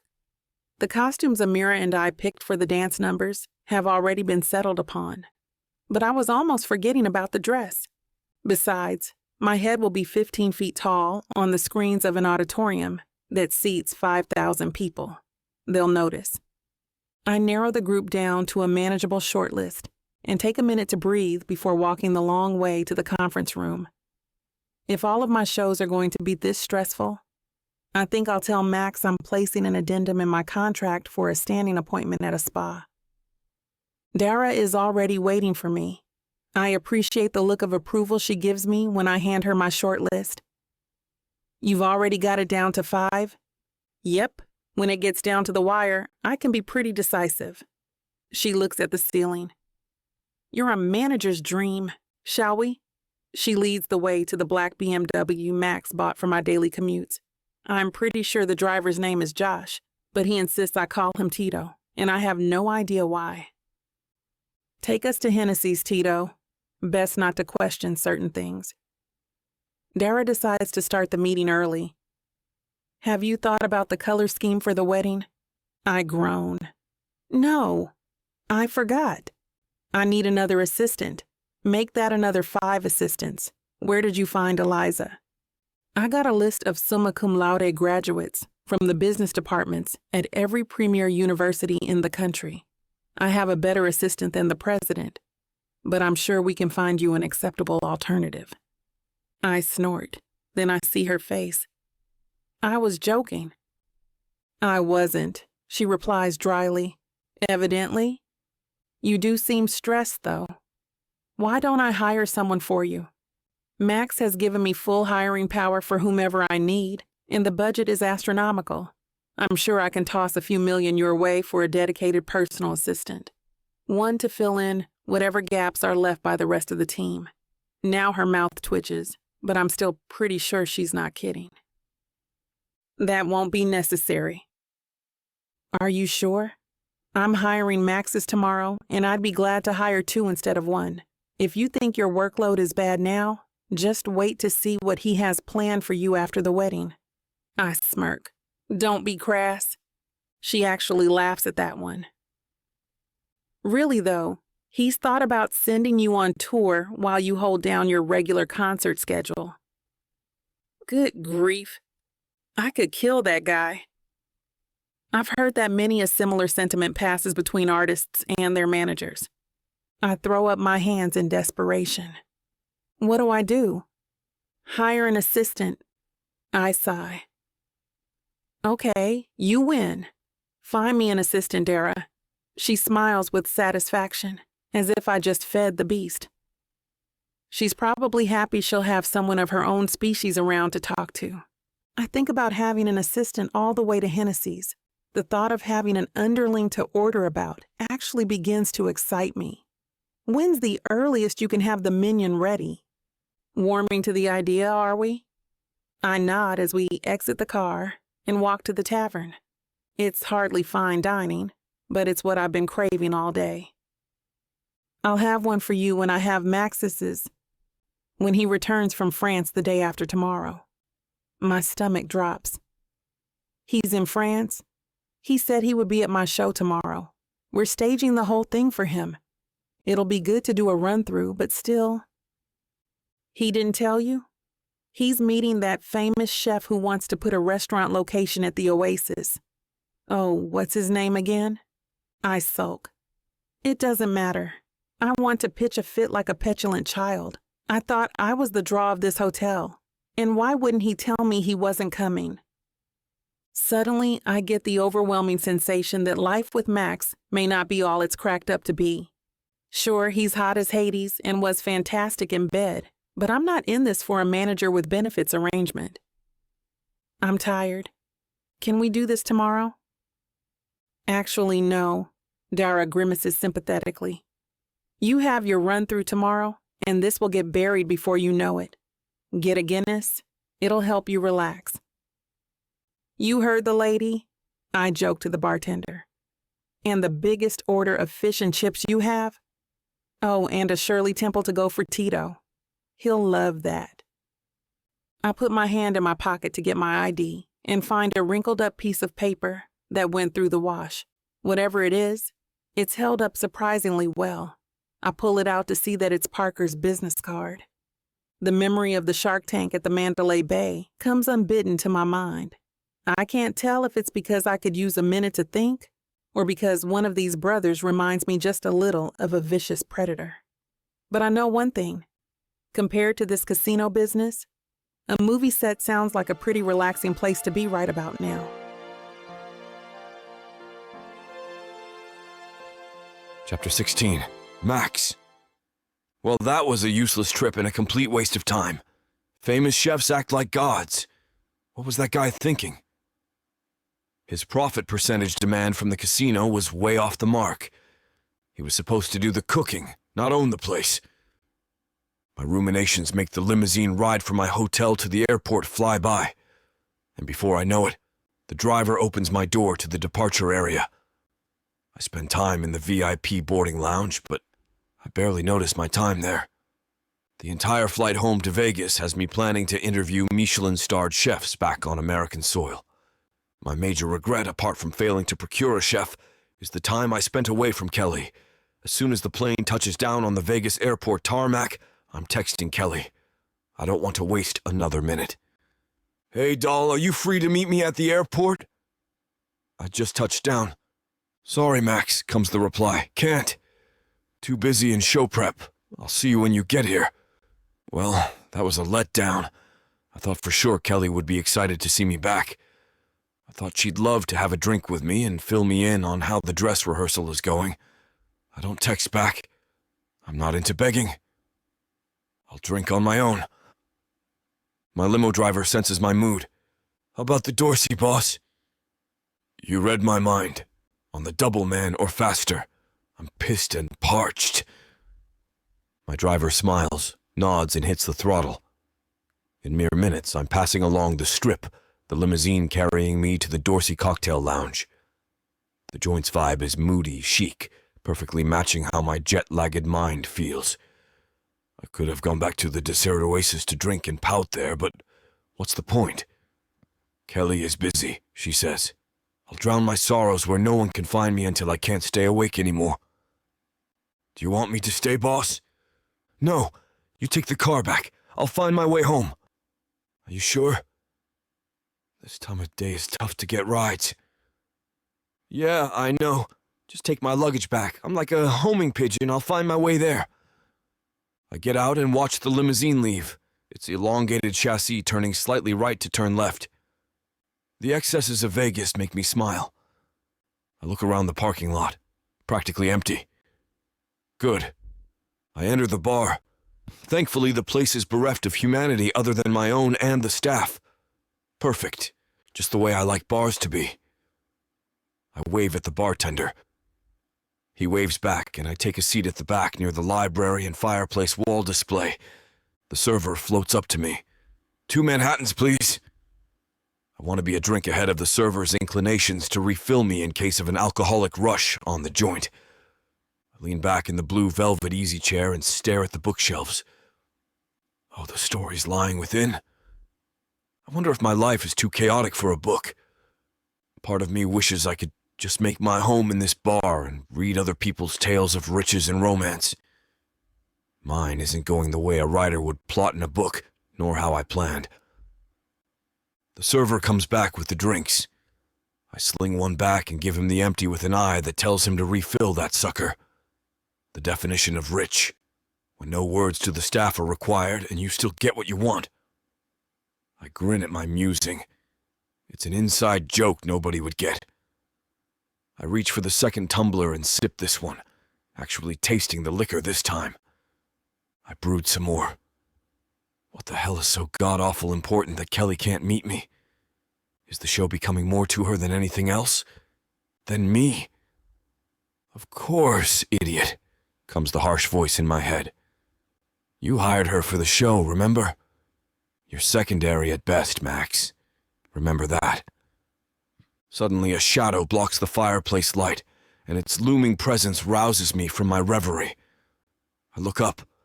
It's a beautiful and immaculately well-dressed woman that I instantly recognize. I'd know that face anywhere, in fact. "I believe you're Max Bilini," she says before I can get a word in. "I'm Desiree Scott." She extends her bejeweled hand. "Oh my God, of course you are," I say, jumping out of my seat to shake it. I can't help but be a little starstruck, even through the haze of my jet lag and foul mood. "May I join you?" she asks smoothly. "Yes, of course." I pull out a chair for her. My mind is reeling. I can't think straight. I come up with the most obvious sentence. "What are you drinking?" "I see you're well into a Manhattan. Same for me. It's that kind of day, isn't it?" I nod, wave at the server, and flash 2 fingers for 2 more. I take my seat and rudely stare at the singer. I can't help myself. Seeing her is like going back in time. I see the face that's been splashed on the cover of every magazine for the last decade. But without the Photoshop, I can tell the years haven't been as kind to her as they have to Kelly. Well, this is quite the surprise, I must say. Out of curiosity, how did you know to find me here? I didn't. I was looking for a hideaway bar near the Strip to gather my thoughts. I guess great minds think alike. I recognized you from the LA Times engagement photos and thought I'd come over and say hello. What brings you to Vegas, Desiree? Are you performing here? I highly doubt Desiree is performing in Vegas, as I would have known weeks ahead via the headliner gossip grapevine. If managers get a gig in this town, everyone knows before the entertainers do. Desiree smiles graciously. No, I'm not here to perform. Like everyone else, I heard about Kelly's comeback show and wanted to meet up with her again if I could. I think I see a flicker of sadness in her eyes as she speaks. So, I flew in on a whim, she continues. Since we parted ways, I've had a lot of second thoughts and regrets about how things ended. Frankly, Max, I miss Kelly dearly. I miss how our friendship used to be. Life has never been the same since the group broke up, you know? The server brings the drinks, and both of us use the moment to take sips and think of the right things to say. I can tell Desiree is fishing for information on her past group member and once best friend. I know I have to walk a fine line, offering enough to placate the woman, but not too much to overstep the bounds of my relationship with Kelly, both professional and otherwise. The speakers built into the bookshelves, their volume set low, pour out heartache and love songs one after another. I hadn't noticed the music until now. At least it fills the uncomfortable silences in our conversation. I look at Desiree and smile, wondering what the woman really wants. Yes, well, band breakups, they never go easy, do they? I say clumsily when the silence has stretched uncomfortably long. Even if the members part on good terms. I see Desiree's expression is one of sorrow and regret. I don't think she's playing a part. My heart goes out to her, but I keep my true feelings close to the chest. I don't know what happened to the girls back then, so I keep my responses lighthearted and vague. How is Kelly these days, Max? Is she well? Happy? I'm sure you two are delighted by your upcoming marriage. I can tell Desiree is hinting around for an invitation to come back to the penthouse to meet and make up with Kelly. I'm of 2 minds. I sympathize with Desiree, but to spring her on Kelly without warning is cruel. It also occurs to me their reunion could drum up more publicity for the casino and Kelly as the headliner. Desiree is still a big name, and the 2 of them in a photographed reunion embrace would be a boon. I'm not going to fall for her spiel until I talk it over with Kelly first. Smile. Keep it light. Oh, Kelly is doing really well, yes. Beyond busy with the prep for her inaugural show, of course. That's why I'm here alone. Just got back from Europe. Kelly is too busy to meet me today. There. That response should cool Desiree's jets. Right, yes, of course, I hadn't thought of that. I see the dejected look on her face. I decide to throw Desiree a bone. Listen, I'll tell Kelly I bumped into you today. I'll see if she has time to meet with you. I can't promise anything. Naturally? Yes, of course. Please say hello for me, and convey my best wishes for her upcoming show. I hope she and I can get together soon. Just as Desiree is about to get up and leave the table, a group of photographers rush in and take shots of us seated together. We both instinctually sit close and flash smiles, but I already know what this spells. The next day, I find my gut feeling was right. There's a full feature spread in the newspaper's entertainment section with a scandalous headline, one that makes me regret ever sharing a drink with Desiree.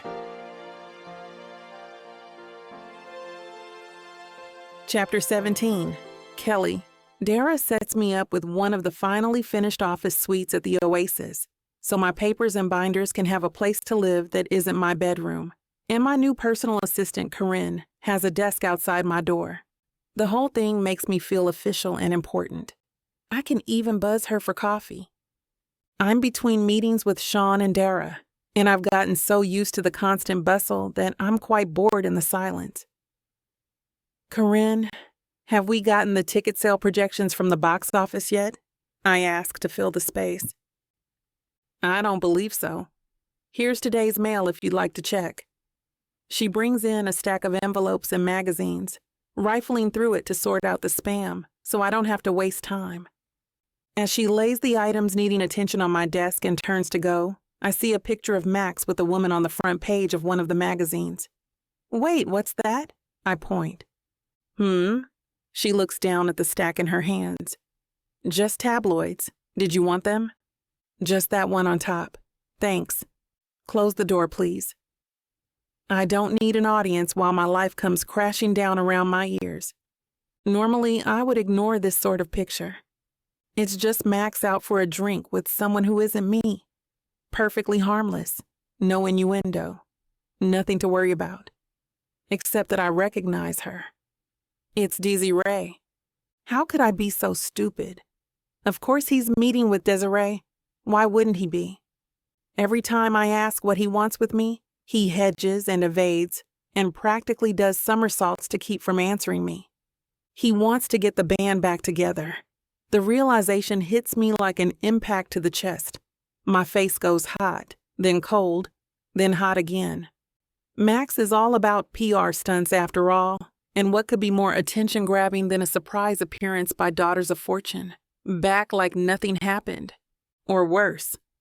My stomach sinks and rises again like I'm on a boat, and the experience is less than enjoyable. What if I'm just a stand-in? What if I'm just here because he thought he might not be able to get Desiree, and he needed a fallback? I drop my head on the cool, smooth wood of my desk. What if I'm a paper doll? What if Max knew he could get Desiree, but that she wouldn't be available until opening night, so he got me to fill in the gaps, like a member of Daughters of Fortune, because I'm the next best thing to fill in until the creme de la creme shows up? None of those options is particularly comforting. Even if I'm overreacting, there's no truly good reason for Max to meet with Desiree without telling me. He couldn't possibly think that the ever-present paparazzi wouldn't see him, or that I would be okay with it. Ergo, he must not care. I'm not really one to let my thoughts run away with me. One has to keep a level head in this business. I should probably assume the best, get Max on the phone, and ask him what this is all about.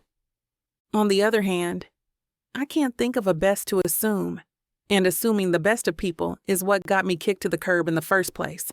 So how do I make sure that when all of this shakes out, whatever it is, I end up in a more pleasant place than where I started? If it's the worst, and Max is about to replace me with Desiree, I need a backup plan. I have no manager, no money, and no connections. I think of Parker. I'll call him Plan Z. If it's not the worst, and Max just wants to get the band back together, I still need a backup plan.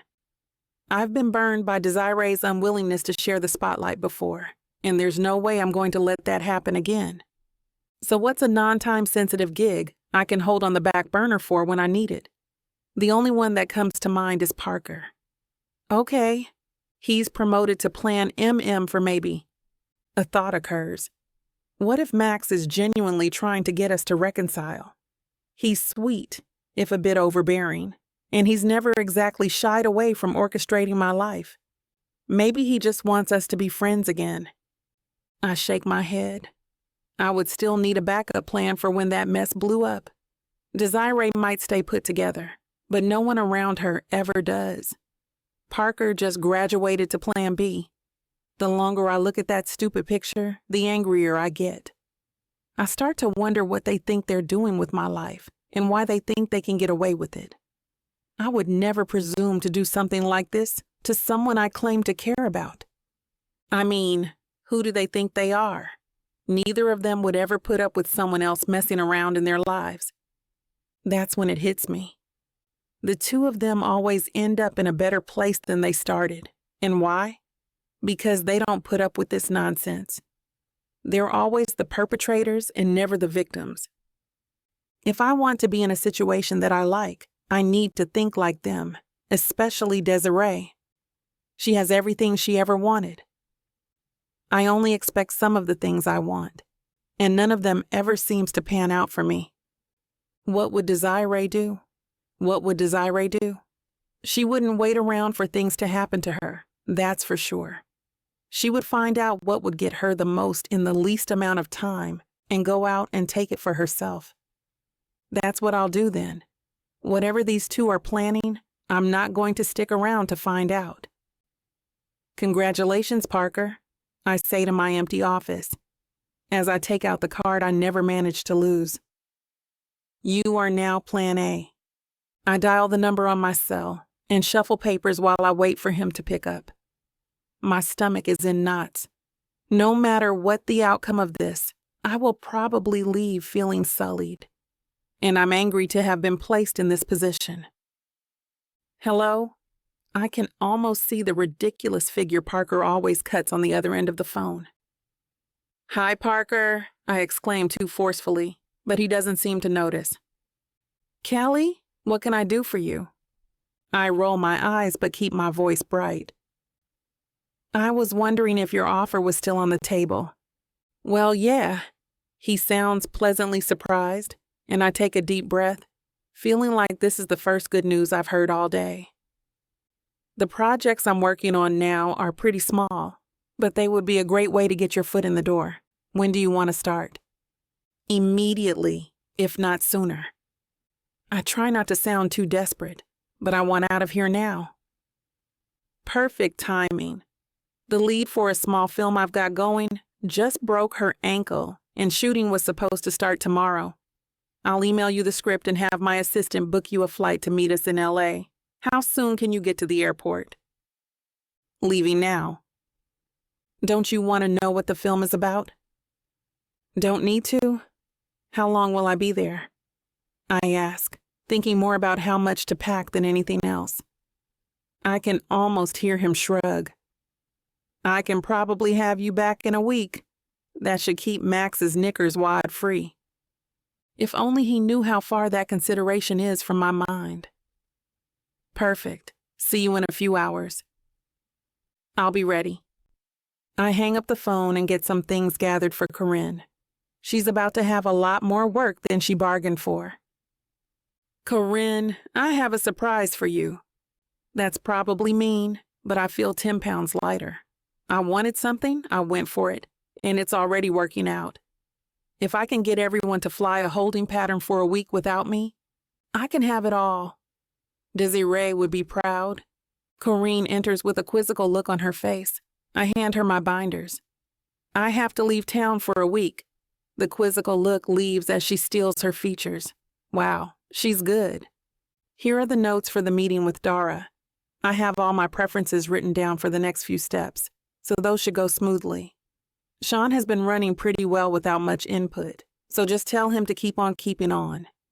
If there are any pressing needs, feel free to call me. She nods once as she takes the load of binders that represent her next week in Hades. What would you like me to tell people who call looking for you? Is there a forwarding number, or are you incommunicado? You and Max are free to call, but I'll be pretty busy. Just tell them I'm away on business, and I'll be back next week. Understood. I pick up my purse and walk out the door. Well, that was easy. I should have hired a personal assistant ages ago. I run to my room, pack a few things, and call the car, practically leaping into the passenger seat as it rounds the bend in the parking garage. Tito, to the airport. Chapter 18. Max, I'm not proud to admit it, but I've been avoiding Kelly. I know I need to just tell her that I talked to Desiree, but every time I think about it, I get uncharacteristically nervous. There's so much riding on Kelly's show at the Oasis, for Kelly, but also for me. I don't know if adding Desiree to the mix will make things better or worse for either of us. But after my last meeting of the day ends early, I decide to go for a walk. The next thing I know, I'm outside of Kelly's office door. Man up, I tell myself as I debate whether to knock. Just talk to her. Come in, Corinne calls after I finally knock. She looks up with a smile as I walk in. Hey, Corinne, is Kelly free? I'm sorry, Max, but Kelly just left. Do you know when she'll be back? I ask. About a week, I believe. What? I feel my eyes widen in surprise. If she notices my surprise, she doesn't react. She said you're free to call, but that she'll be pretty busy. Do you know where she's going? Corinne shakes her head. No, I'm sorry, but she left everything the team needs to keep things on track while she's gone. Okay, thanks, I say distractedly. I leave the office, but in the hallway I stop. I don't even know where I'm going. Why would Kelly just up and leave, especially with the show so close? What could be so important? It hits me that one person knows where she's headed. Tito, I call him. Hi, Max. Tito, I need a favor. Can you tell me where Kelly went? We're on our way to the airport. She's meeting your brother's private plane. Parker's involved in this? I should have known. Thanks, man. I hang up and break into a run. Fortunately, my own driver's in his usual place right outside. I jump in the car. We need to get to the airport right away.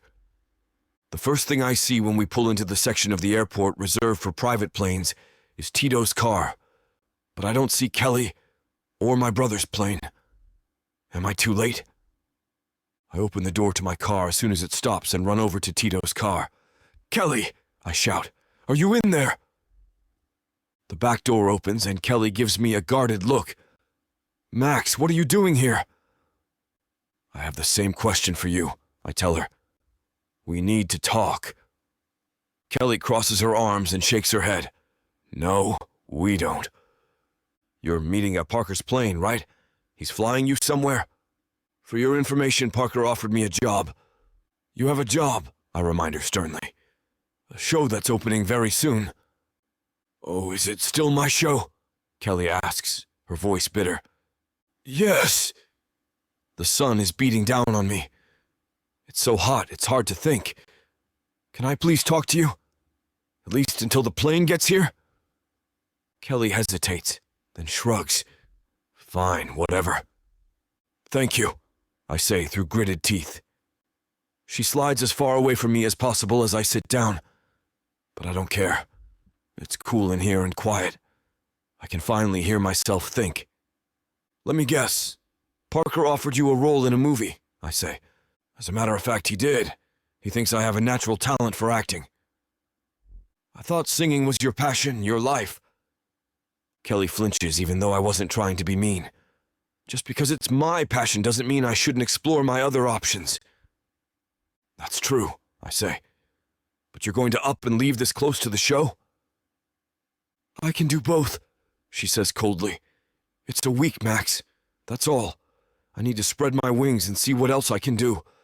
I'm not asking you not to do that, I say, frustrated. I just don't understand why you need to do this now. If Parker wants you so badly, he can wait until after the show opens. What if I don't want to wait? She asks. What if I want to know right now that I can do something on my own for myself? What do you mean, for yourself? This show is all you, Kelly. It's yourself right there, front and center. Really? She says coldly. Are you sure it'll just be me? Yes, of course. And look, as your manager, I have to say that I don't like this. It's too close to opening night for you to leave. And too close to our fake wedding, Kelly adds, her tone still cold. Well, yeah, that too. So why then are you out and about with Desiree? Kelly asks. Why did I have to find out from a picture in a damn magazine that you're having a meeting with her? What? That was just... It was a drink, Kelly, not a meeting. Kelly rolls her eyes. Please, Max. I know how Desiree works, remember? She wouldn't be talking to you unless she wanted something. I open my mouth to object, but Kelly keeps talking. And I know you too. I know how much this show means to you, how much the publicity means to you. Why are you saying that like it's a bad thing? I ask, exasperated. The more attention on the show, the better. For me, sure, but also for you. To give you what you deserve. Kelly gives a harsh laugh. It wasn't that long ago that Desiree and everyone else thought that I deserved second best. I know she hurt you before, I begin. And I'm not going to let her do it again, she says. Look, you want to know the story behind that picture? It's simple. Desiree approached me. She said she missed you and regretted what happened with Daughters of Fortune. She wanted an invitation to opening night so she could make up with you. Kelly is quiet for a minute, and I think I've gotten through to her. Then she shakes her head. If that's all it was, why didn't you tell me? It's such a simple question, but don't know how to answer it. Because I didn't want to get involved in Kelly and Desiree's feud. Because I hated that part of me knew Desiree was right. Inviting her to opening night would be a publicity coup. See? Kelly snaps. It's not that simple, or you would have told me right away. You're right, okay? I should have said something. I'm sorry, I promise I wasn't trying to hurt you. Well, you did, Kelly says. But you also did me a favor. You reminded me that I should always look out for myself above anyone else. That's what Desiree did. And it worked out very well for her. I do think she regrets what happened, I say. At the death glare Kelly gives me, I wish I could take my words back right away. Oh, you're basing this on one conversation with her? She says. I had years with that woman. I know how she works better than you ever will. Kelly, tell me what I can do to fix this. The show. You've worked too hard to throw it all away. I'm not throwing anything away, Kelly declares. I'll be back in a week. Don't worry, Max. The show will open on time. But I need to keep all of my options open. I need to look out for myself, she says again, her voice louder this time. Why won't you let me look out for you too? I ask. Why won't you believe that that's what I want? How am I supposed to trust you when you meet with the woman who took so much from me? Because nothing happened, I cry. You're right. It would be great publicity for Desiree to be there on opening night. The two of you together in any way would basically guarantee the success of the show. Together? You mean you want her on stage with me? She asks in astonishment. No, I just mean a picture of the two of you afterwards or something. You don't know what you want, Kelly says. Wait, that's not true. You want to prove that you can be a success and you're doing it through me. You want to be a success too, I say.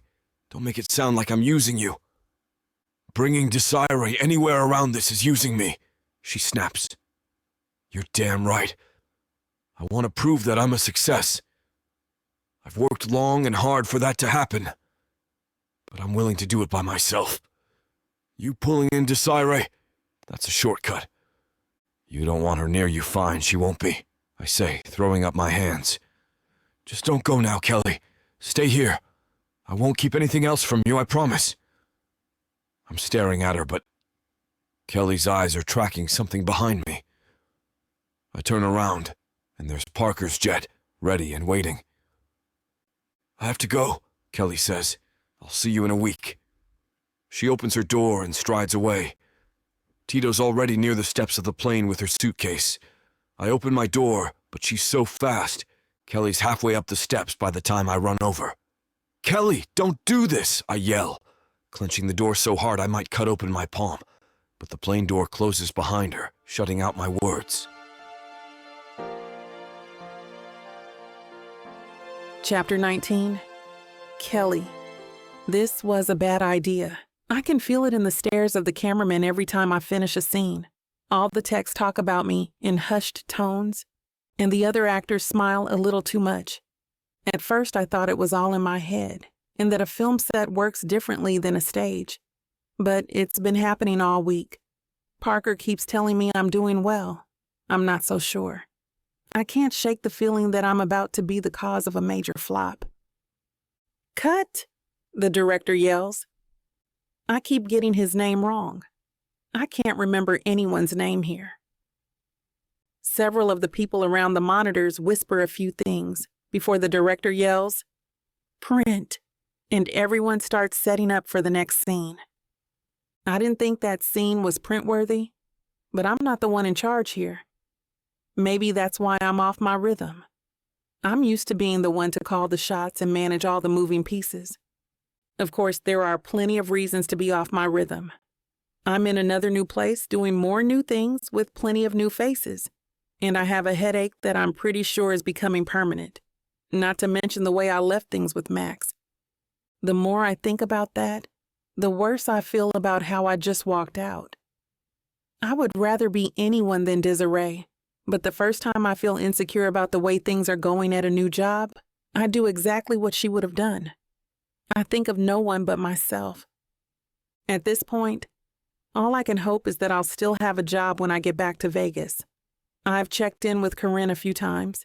She seems to be hanging in there, but I think she would exude an air of cool confidence if she were in the middle of the apocalypse. "How are you feeling, kid?"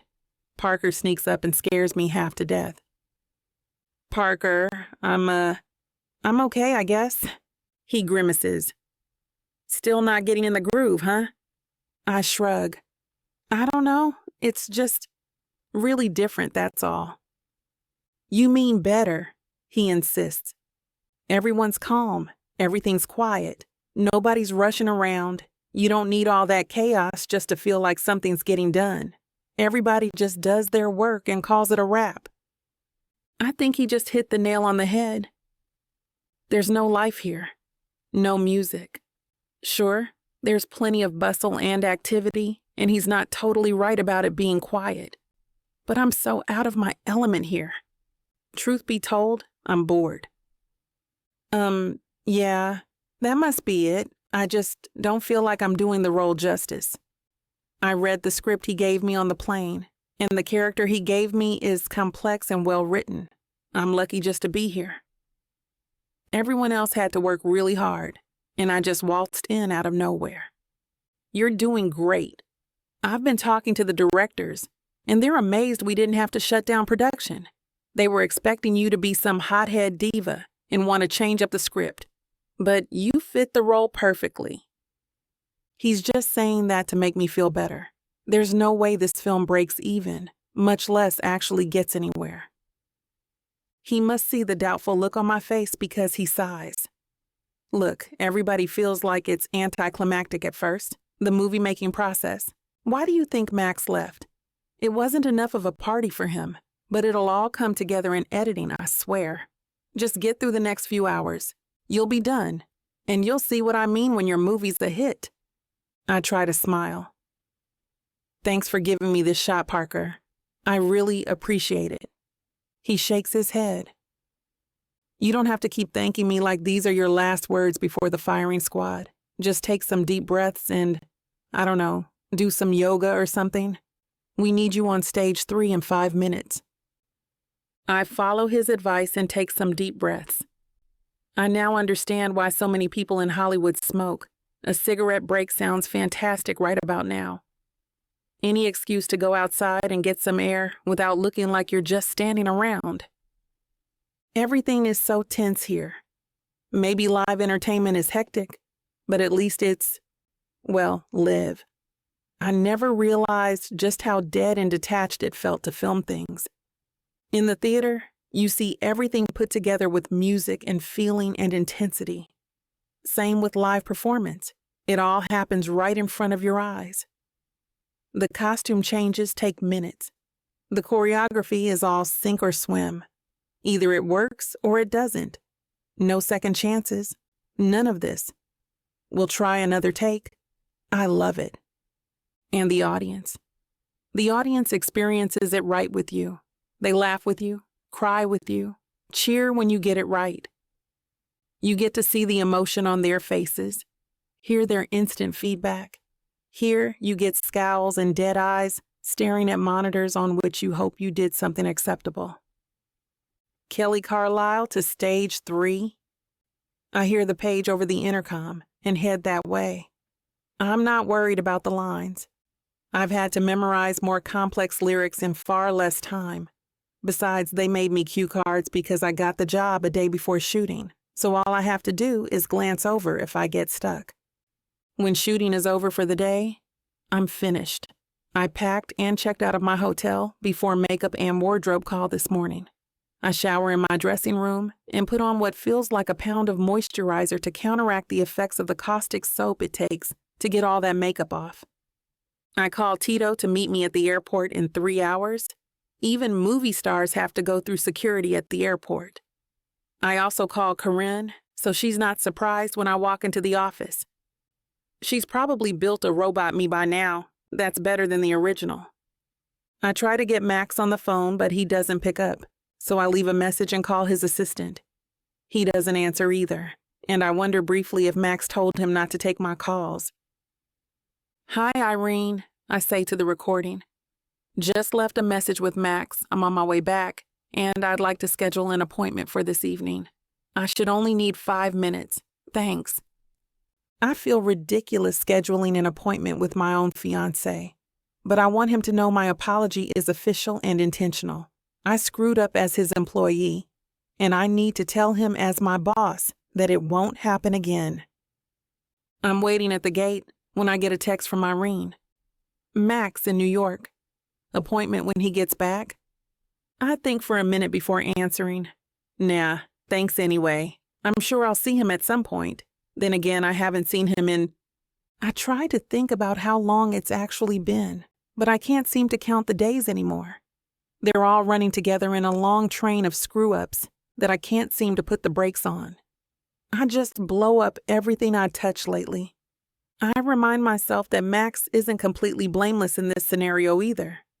I think back to what he said about Desiree and how he isn't courting her for a position and admit that it's plausible. Desiree would totally initiate a meeting like that. Even if he's telling the truth, though. And with the benefit of time and a cooler head, it's looking more and more likely that he should have come to me. What happened between the two of us was personal just as much as it was business. And it's going to take more than a publicity stunt to make it better. Publicity stunt. That's all this has ever been for Max. And it's all it'll ever be. The realization stings even as I acknowledge I always knew that about him. I knew I was getting involved where I shouldn't, and that my experience would always be a reflection of my feelings and not his. Oddly enough, as the plane takes off, I feel lighter somehow. It's almost as if the realization that I was wrong to get emotionally involved with Max is something I can handle now. I'm older and more experienced than the first time I was famous. And at least I came to understand that I was wrong before anyone got seriously hurt. It still stings, but I'm a professional. So is Max, on some level. I'll go back, apologize to my boss, fulfill the terms of my contract, and move on.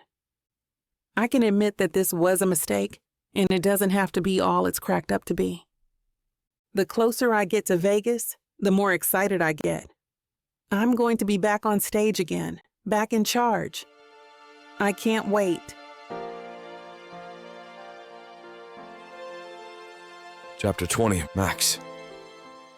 I sit alone in my temporary office in NYC, which gives me time to think.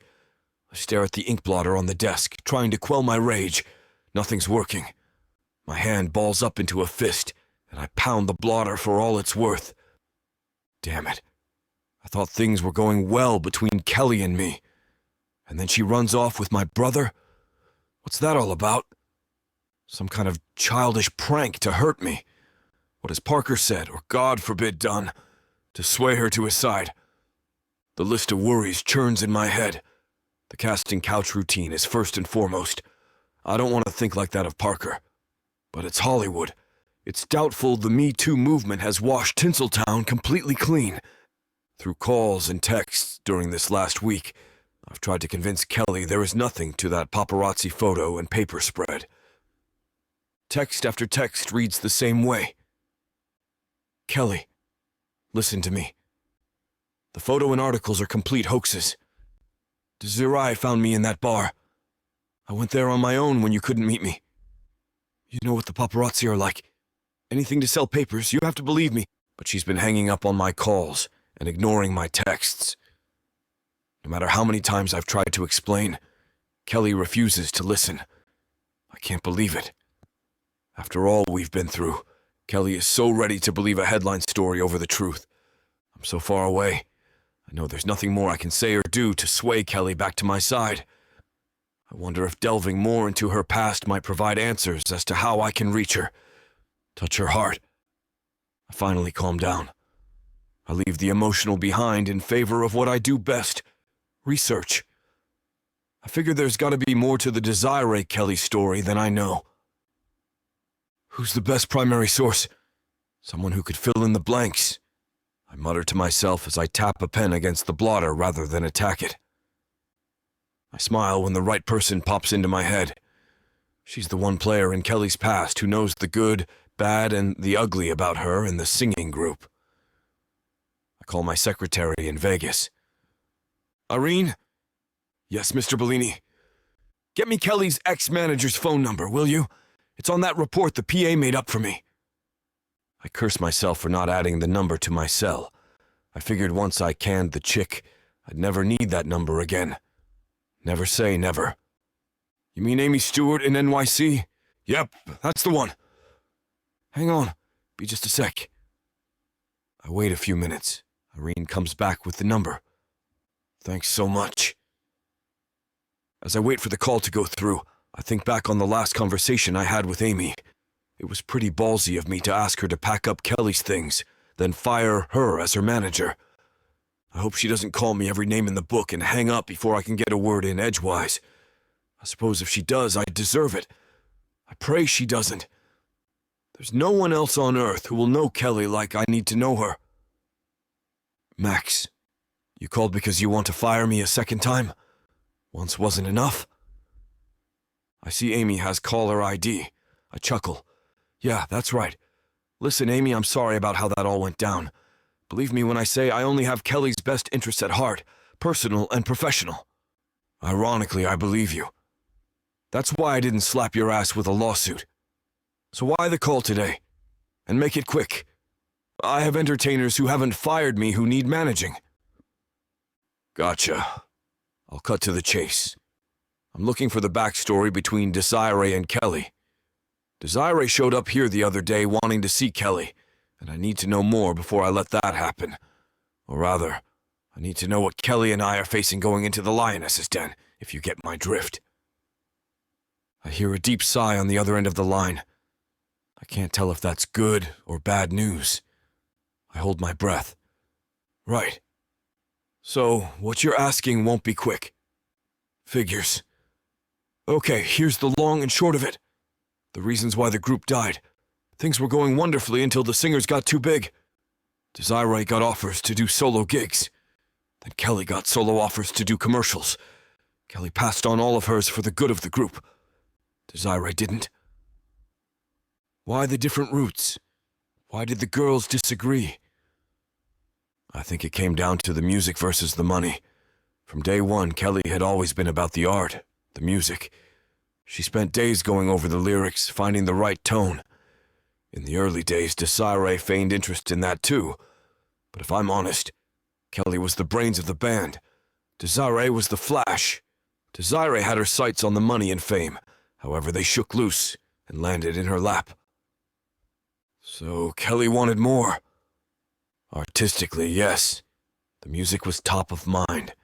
I remember her during breaks in the studio, dreaming how the songs would outlast their mortal lives. Kelly would swoon over the idea. Desiree would look at Kelly like she had 3 heads. Even as good a manager as I was for them back then, I knew I couldn't change a person's innate desire. Kelly lived for the art. Desiree lived for the loot. The group was doomed from the start.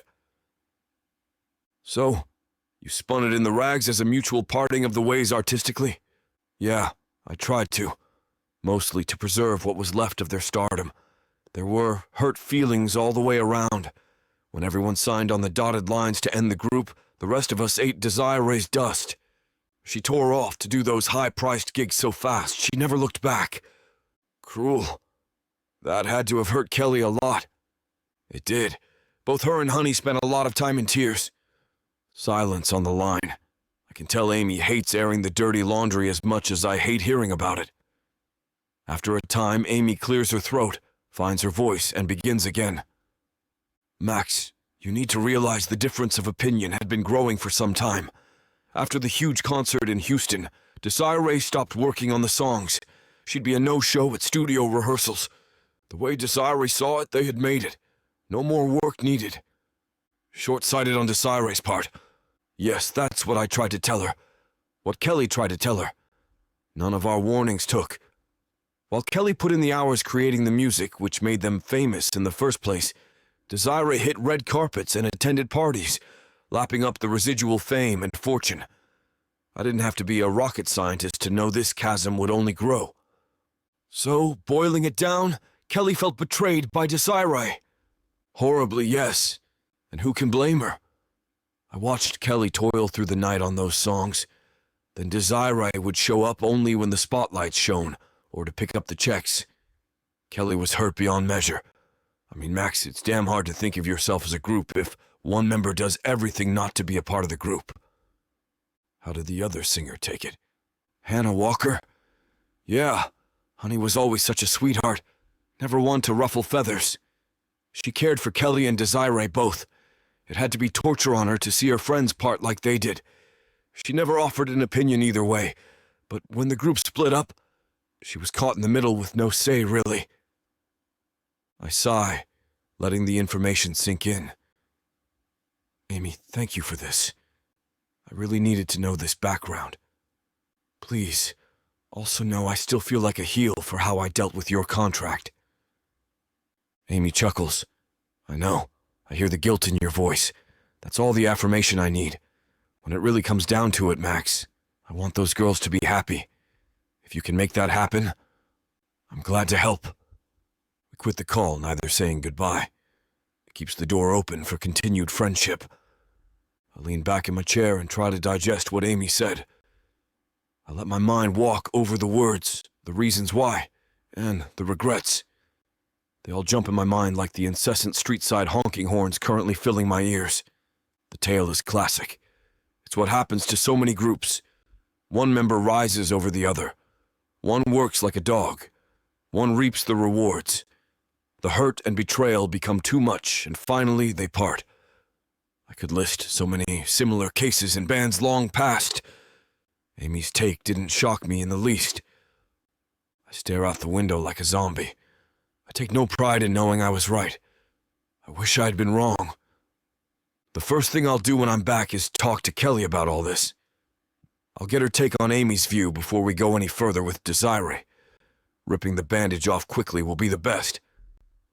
I twirl around in my chair and give a pep talk to myself. Max, no more brooding. Get to work. You have a bucket load to do here in the Big Apple before you confess all in the city of sin. Chapter 21. Kelly. Hey, Sean. I know I said I wanted to try more gain in the mics, but I think it's causing our reverb issue. No kidding, he retorts. Sean told me that would happen 5 minutes ago, and I didn't listen because I'm not used to a rehearsal hall this huge anymore.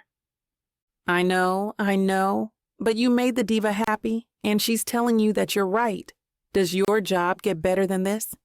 I smile winningly, and he laughs. It does not. Okay, let's take it from the top. I want to isolate whatever's making it sound so dead up here. I grin at the groans from all the backup dancers and musicians.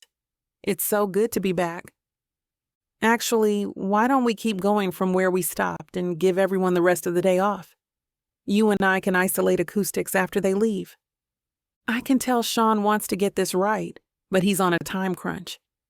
This is one of our final run-throughs before the dress rehearsal, though it's a popular myth that if things go wrong at the dress rehearsal, the performance will be perfect. I can personally attest that is not always the case. This is usually the spot where a true diva would pitch a fit. It takes a bold sound tech to tell a performer she's wrong, especially if she's a pro with years of experience. But I like to listen to my colleagues, especially if they had a hand in building the performance hall. Fewer mutinies that way. Do you have recordings we can pipe through the instrument lines? I wouldn't suggest it if I didn't. Sean, you're flawless, and I love you. He waves me off, but I can see that he's chuckling. We finish the run-through and let the extras go, then break for a quick lunch and go through each microphone and instrument line to find out what the problem is. It sounds tedious, and it is, but this is the kind of attention to detail that makes a show of this size a success. It's also an incredibly welcome distraction from the issues I'm having with Max. I can't take much more on that front. I ignore his calls because I don't know what to say, but then he pleads with me over voicemail and text. I completely believe what he says about Desiree, that it was a complete surprise, that she found him, that nothing happened. Fine, but I also know that I was getting in too deep to have overreacted like I did. I need to keep my distance and make sure that doesn't happen again. Hoping that time would help Max cool off turned out to be wishful thinking, though. The longer I give him, the more his emotions seem to build up, and I can't talk to him like that. I need the strong Max, the logical Max, the level-headed Max. He's the one who will understand that we need to stay business associates. Of course, if the over-emotional Max is here to stay, I don't know him well enough to figure out how to get him to calm down. Which means it'll just keep building until he has an aneurysm. And I get fired. I have to do something before then, but what? I rub my forehead. It should be in person, but he's never here. I don't even know where he is without asking his secretary to schedule an appointment. Even when I do, he either forgets about it or double books himself and has to flee the country at the last second. Earth to Kelly, Sean says. Sorry, Sean. Got a little distracted for a second. We've been at this for hours. You should take a break. I shake my head. Okay, rephrase. We've been at this for hours and I need a break. I grimace. I forget that not everyone is overworking themselves just to blow off steam. I'm sorry, Sean. Of course. But can I ask you a question first? He looks suspicious. I must be giving off damsel in distress vibes. Nothing else makes stable men uncomfortable quite so effectively. I've sung in halls this big before. Uh-huh. He has no idea where I'm going with this. They all sound dead to me. Why is that? Well, I could bore you with the scientific and mathematical technicalities, but would it change anything? His face says that I'd be doing him a personal favor if he didn't have to sit down with a singer and have a Bill Nye moment. This guy was vetted. He's got 2 or 3 degrees in acoustics and sound management.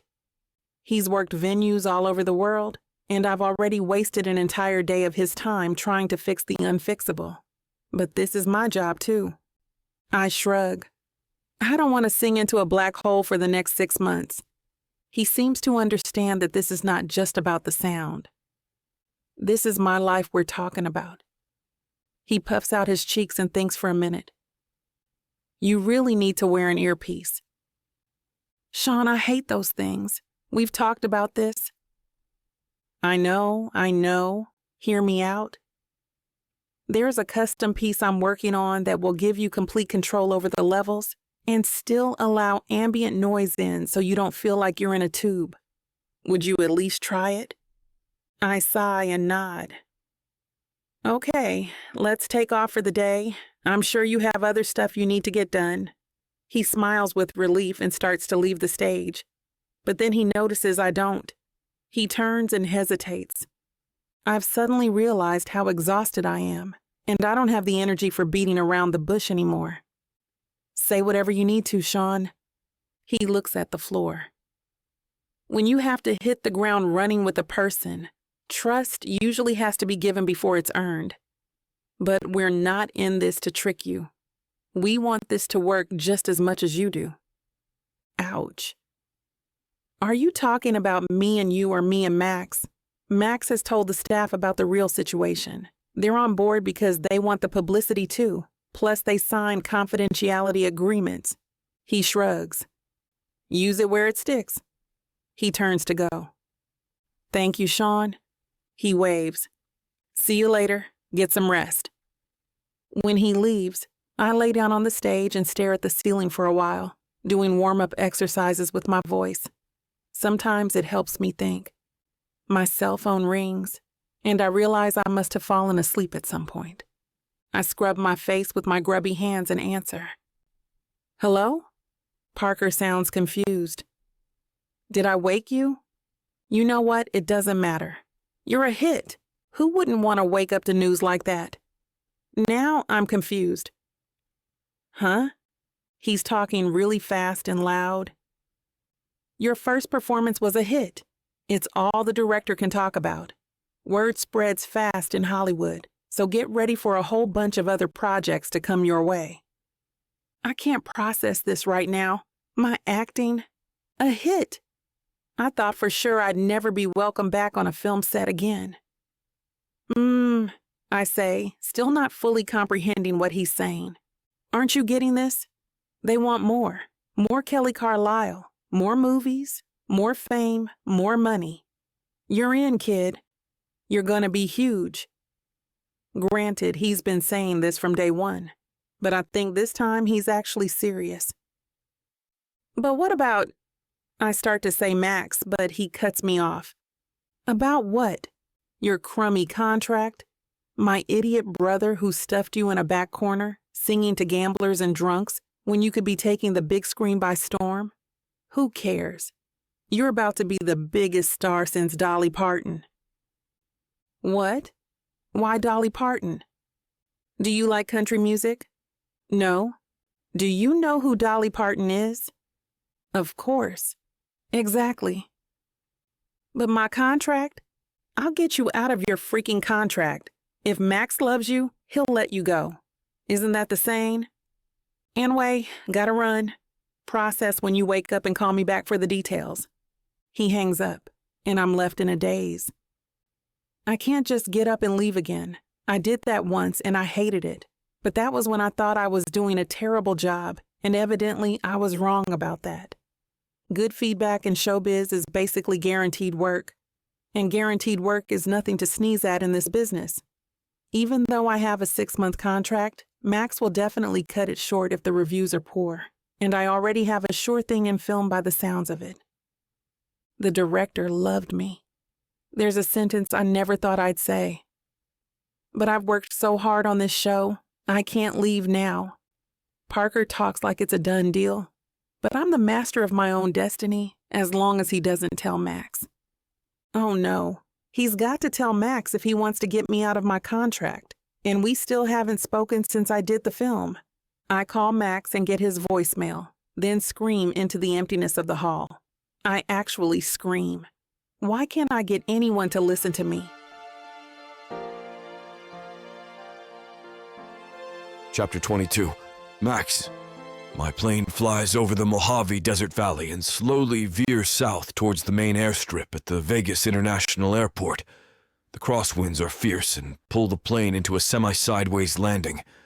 I see tourists in business class, white knuckling the armrests, their eyes big and their chests not moving at all. All I do is smile. I'm well aware of the roller coaster air ride passengers have to endure landing in town. There should be a sign atop the airport which reads, "Welcome to Las Vegas, peeps. If you survive the plane ride, you're already a winner." I'm one of the first in business class to unbuckle and step into the aisle. I give a jaunty wave to the cabin crew and hike up the ramp. Within minutes, I meet my driver who's parked the limo outside the baggage claim area, and we wheel it out of LAS. There's no time to lose. I'm mere days away from the casino's grand opening, the wedding ceremony, and Kelly's inaugural show. To the Oasis, quick as you can. Yes, sir. I sit back and count the minutes until we pull up to the casino's signature fountains. The first thing I notice is all the construction trailers and sheds are gone from the driveway. The pavement has been hosed clean, and the red marble around the fountains and at the front entrance gleam in the bright midday sun. I get out of the limo and take it all in. Oasis, there you are, my beauty. From vision to blueprint to birth. You're everything I dreamt of and more. I lean back into the limo. Aaron, can you take care of my luggage? I want to take a stroll around the place. Certainly, sir. I enter the polished brass and glass doors and let my eyes survey the scene. Casino workers are everywhere, furiously cleaning and polishing everything in their wake, while the various managers with tablets sitting against their chests orchestrate the final arrangements in every area of the building. Amid the fury, Irene spots me and comes to greet me and have a talk. Welcome back, Mr. Bilini. Hope your flight went well. I landed in one piece, so I'm ahead of the game. Quite the hubbub around here, huh? Yes, sir, I'm keeping a running check of each of the department's to-dos. I look over at her tablet. My eyebrows rise. That's quite the list, Irene. You think our people can get it done? Yes. According to the timeline, we will. I've got all employees on consecutive 8-hour shifts, so the work is going on around the clock now. Really, all that's left are the smaller issues. The construction foreman is on 24-hour call if we need him for bigger problems. Perfect. Just as I planned. Irene, I want everything to be... I know you do, Max. We all do, actually. This has been everyone's baby for so long now. We're all invested in its success. Is Kelly here? Irene smiles. Yes, she is. She's doing the last costume run-through on the stage right now as it happens. I was told to get you there as soon as you arrived. I believe she wants you in the showroom to give final approval. I smile from ear to ear. Everything is working out as planned. And Kelly is here. Thank God. Maybe I haven't lost her to Parker and her dreams of the silver screen. I leave Irene and make my way to the main showroom. I enter through the public door so I can get the first impression the audience will see. Plush red carpeting, 4 sets of heavy brass doors, and inset lighting from floor to ceiling greet me. It gives the audience a feeling of being on the red carpet, as special and as integral to the success of the show as the performers themselves. I open one of the doors. The stage lights shine. No one performing on stage can see me. I take the opportunity to sit in various chairs throughout the room to get the different viewpoints, ensuring each paying guest gets the optimum viewing pleasure for their hefty bucks. I take a final seat center audience in one of the plush red and white leather half-moon booths, the top paying seats. I lean back and let the experience wash over me. Yes, it's as good as I envisioned. This is top-notch. My eyes light up and I stop breathing when Kelly hits the stage. It's a full dress rehearsal, as Irene said. Kelly is wearing her wedding gown, her hair and makeup fully done. It's the first time I set eyes on the dress and her on-stage look, and it's beyond magnificent. She's beyond magnificent. The gown is luminescent, flowing with a mighty train. Kelly sings her opening number and tears fill my eyes. She's more beautiful than I could have imagined, and her voice is manna from the gods. Then, chaos reigns. 3 of the stage Klieg lights explode. Kelly's headset mic dies. Static erupts at ear-splitting volume through the house speakers. I see smoke rising from the equalizer bay. Then the sprinklers ignite, drowning everything and everyone in ice-cold water. Performers and stagehands run for cover. I rocket out of the seat, put my head on a swivel, and yell at the top of my lungs. What the hell is going on here? Nobody can hear me over the speaker static and spouting water, so I grab an audition mic and bellow into the mesh head. Stagehands, call the fire department. Get them to stand down. Get the foreman on the phone. Get the electricians back in here. Costumers, preserve the outfits. Go! Now! Out of rage, I hurl the mic across the room. It crashes into a wall-light sconce, shattering the crystal cover into smithereens. My face turns red and I bellow. What the feathery flying fresh hell is this? Just when I thought, and now, this show is a dumpster fire. Max, is that you? Kelly, hiding behind the stage curtain, away from the spouting rain, puts her hand over her eyes to see who's yelling in the room. Yes, it's me. Stagehands. Klieg's out. House lights on. The lighting switches and Kelly finally sees me. In her flowing gown, she runs down the stage steps and comes flying up to me, her eyes pleading. Max, it's not that bad. Just electrical kinks. That's why the final run-through, right? So we can fix the bugs, and good news, the fire sprinklers work. Right. Sprinklers work and have ruined the stage. This is a failure, Kelly. It's a third-rate attempt at a first-rate show, and it's completely unacceptable. I see the hurt in her eyes. I ignore it. Welcome home, by the way. Kelly smiles at me, but I'm not in the smiling mood. Max, really, you have to believe me.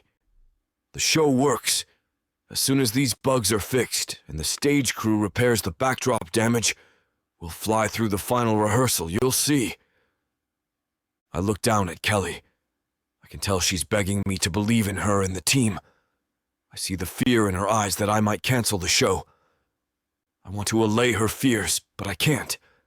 Kelly lowers her head and speaks in a barely audible voice. You're regretting picking me now, aren't you? You're regretting the whole thing. I don't answer her direct questions.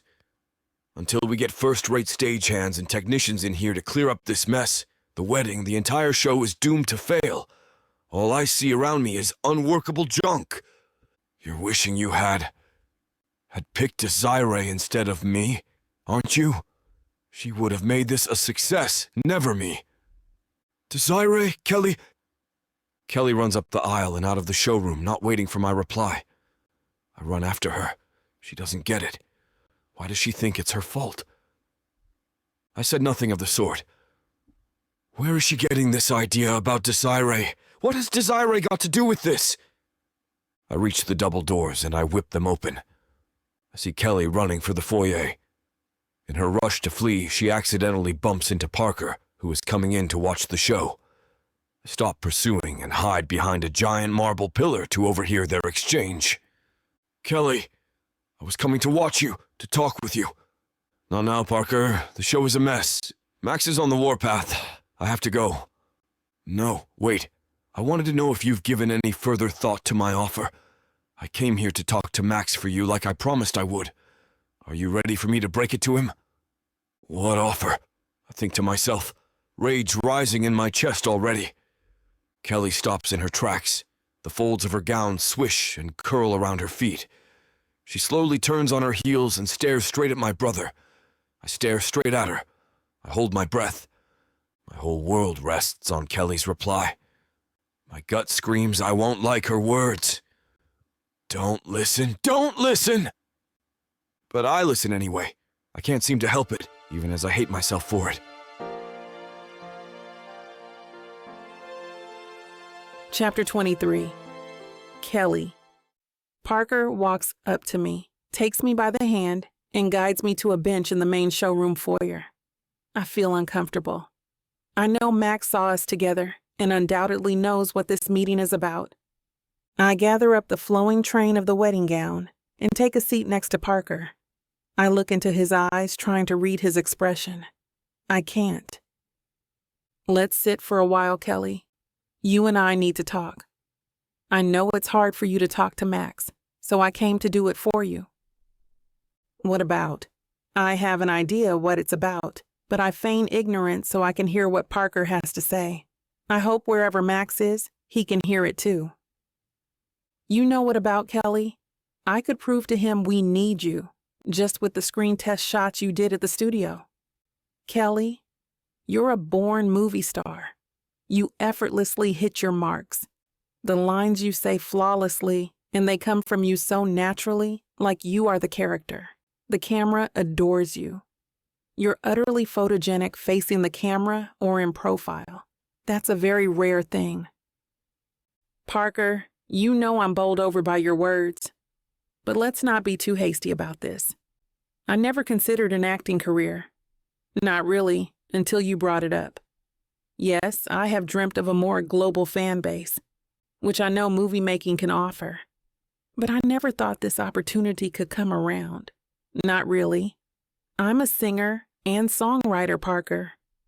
It's what I truly know how to do. Yes, I realize that Kelly, but artists, they often branch out, grow, develop other skills. Maybe this is your time to do just that. It's not often Hollywood gives second chances, you know. And Hollywood right now loves you. I look down and fiddle with the folds of my dress. I can't take it all in. I need time to think. I just moved to Las Vegas with a known future as a casino headliner.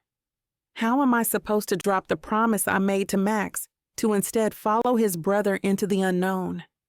Even if I could make the most of my career this way, it just isn't what I want. I don't want to be like Desiree, following people around and trying to right my wrongs 10 years after the fact.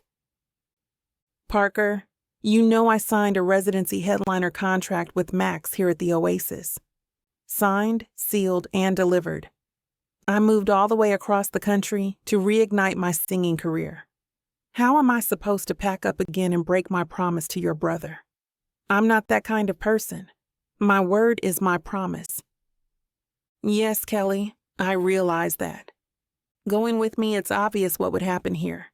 You would have to drop the residency. If I get you into a movie, there's no way with the filming schedules these days you could juggle both. But by dropping Vegas, you'd be picking up a career which would make you into a superstar the world over, especially with my backing. I look down the hall. I can't see Max anywhere, but I sense he's around and listening to every word. In the marble foyer, I know our conversation is reverberating out. Then I hear footsteps. Max steps out from behind a marble pillar. I was right. He has been listening to us the entire time. I see the look on Max's face. He isn't angry at me. He's not raging at Parker or trying to pick a fight with his brother. He's just standing there with sullen eyes and a hurt look on his face, like his world bottomed out. And my conversation with Parker was the bomb. My heart aches for Max. I want to run to him, tell him it's not what he thinks, but then I remember his outburst at the crew minutes earlier. Nothing to Max is ever good enough, even when he knows we are all trying our best. Can I work full-time with a boss who sees tantrums as a means of getting a job done? That kind of stress can kill. Is this the future I want for myself? I sigh. My eyes leave Max and move back to Parker. I know Parker wants an answer from me this second. Every fiber of his being I sense is on edge, waiting, hoping. I look back at Max and I see only defeat. Breathing the same air as these two men right now is impossible. I smile sweetly at Parker. Things are a mess right now. We have a deadline to meet in this casino, and it's fast approaching. People's paychecks depend on this show being a success, no matter my eventual decision. I hope you can appreciate that. All I can say at this moment, Parker, is I'll take your offer into consideration, especially after what has happened today. Please give me the time and space to do that, will you? Parker says nothing. He merely nods his head one time. I hear quick footsteps. It's Max. He's finally approaching. I can tell by his expression he's heard enough. Max marches up to the bench. He averts his gaze away from Parker and stares solely at me. What do you mean, Kelly? After what has happened today? I look up at Max with the strength and fortitude I didn't know I had. Max, I saw a side of you in the showroom just now I didn't know existed. I thought you believed in me and what I was creating here. I've produced and directed this entire show. I've hired and managed the technicians and stage crew. I've even collaborated with the set and costume designers. I've left nothing to chance. I know all that, Kelly. Do you know the hours I and the workers have put in? We've been on this show night and day. I assured them all we had your trust.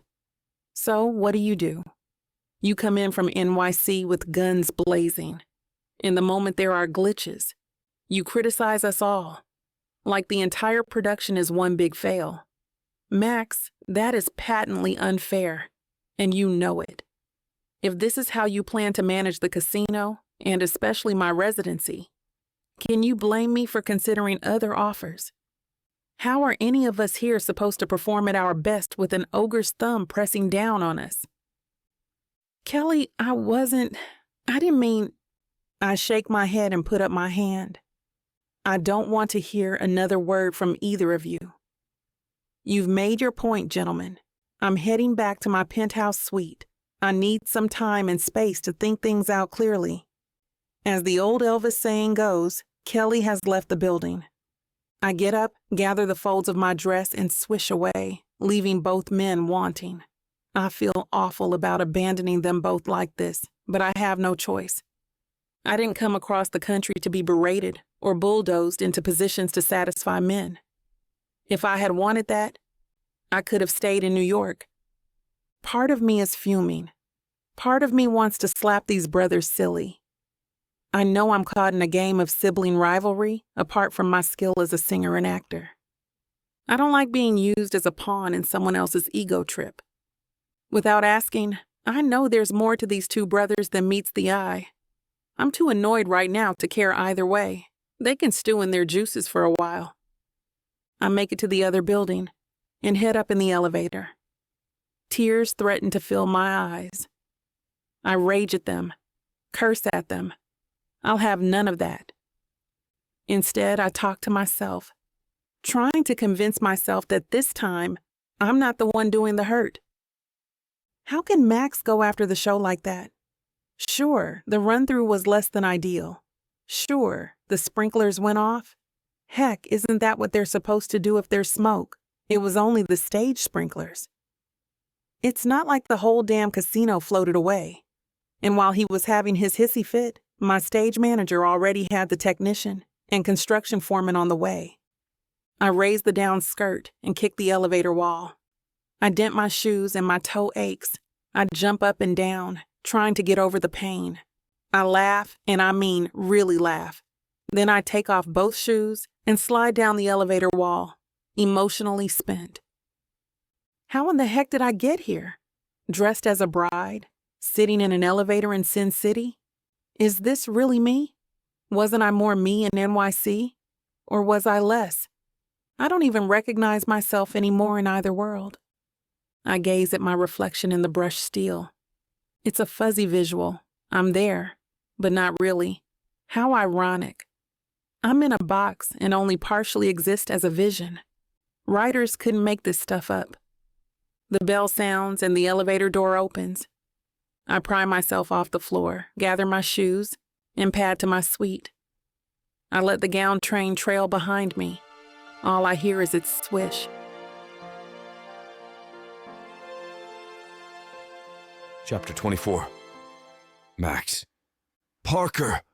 What the hell are you playing at? Why are you trying to steal Kelly from me? Is this some kind of sibling rivalry or something? If it is, you need to grow the hell up. I'm livid, and the smug look on my brother's face is only making it worse. Max, he replies, looking down his nose at me even though he's shorter. I could punch you for saying that, as if I'd use Kelly as some kind of game token. She's your employee and your soon-to-be wife, not your property. If anyone needs to grow up here, it's you. I struggle with a retort, but I'm not ready to tell him he's right. Besides, he did come waltzing in here trying to steal Kelly out from under me, even if that's only in a business sense. I didn't say I owned her, I finally blurt out, trying to recover. But she has a contract here, remember? An agreement. Oh, Max, he says, suddenly condescending. You've been like this your whole life.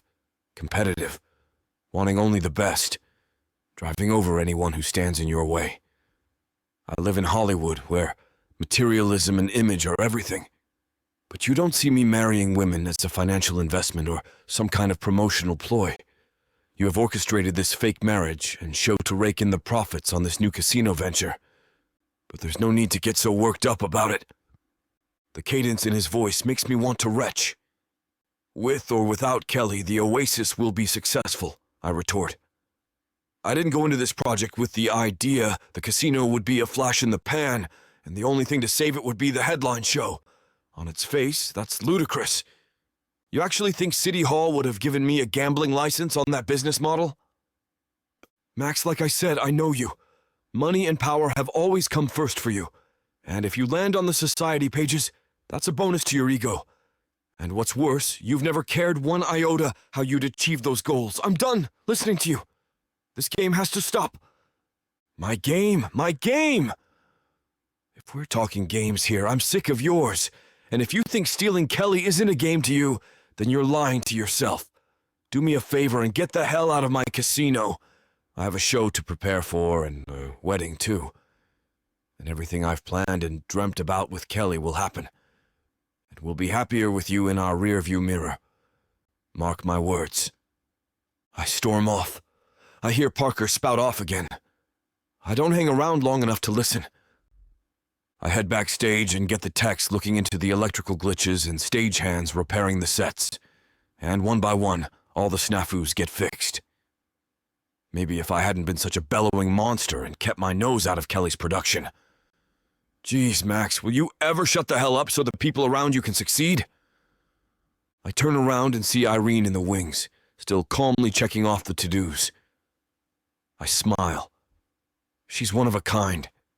She gets the job done without tantruming like a toddler. You could learn a thing or two from that woman. Irene, I'll be up in my penthouse if you need me. I think I've done enough damage down here for one day. She smiles. She knows what I mean. She'd like to tell me I'm an idiot to my face, but no such remarks are below her pay grade. Her look says it all. Yes, okay, Max. Listen, are you all right? The showroom door closes behind me before I have a chance to lie and say, yes. I march into my suite, grab 2 fingers of Johnny Walker at the bar, and sit on my sectional sofa overlooking the strip. With each sip, I ponder on what I've been trying to achieve these last few months. It's true. All this showy pizzazz, all the media sound bites and photo spreads, it's all been for money and fame, and you know it. Ah, hell. I just wanted to show my family once and for all I had what it took to be a success on my own. But what has it got me? A fake marriage, a promotional stunt, a whole lot of unwanted attention and vile gossip, and a pile full of guilt at what I've put Kelly through. I get up and stand at the windows. The imperfect world is below me, and I'm up above like a faultless god. I talk to myself because I have no one else to confide in. That thought alone hurts to the core. Max, your brother is right. You're one big fake. The entire enterprise. It's all a big fake. Are you proud of yourself? You created nothing real. All you'll have is a fake wife who will end up despising you and money in the bank. Who's the winner now? I stroll around the suite. The place is decked out in only the finest furnishings and appointments. The tech is high, and the refinement is above reproach. And I find myself standing in the middle of it all alone. The more I think about everything I've planned and my behavior through it all, the more disgusted I get with myself. Parker should have punched me. He's right about Kelly. She deserves better than I'm offering, that's for sure. A fake marriage, a contract hire for money. I've belittled and demeaned both of us. I should be ashamed of myself. God, what would my parents think if they knew? I head back to the bar and fix another drink. I'm working hard at dulling the guilt and the pain. I see my reflection in the back mirror, and I hate what I see.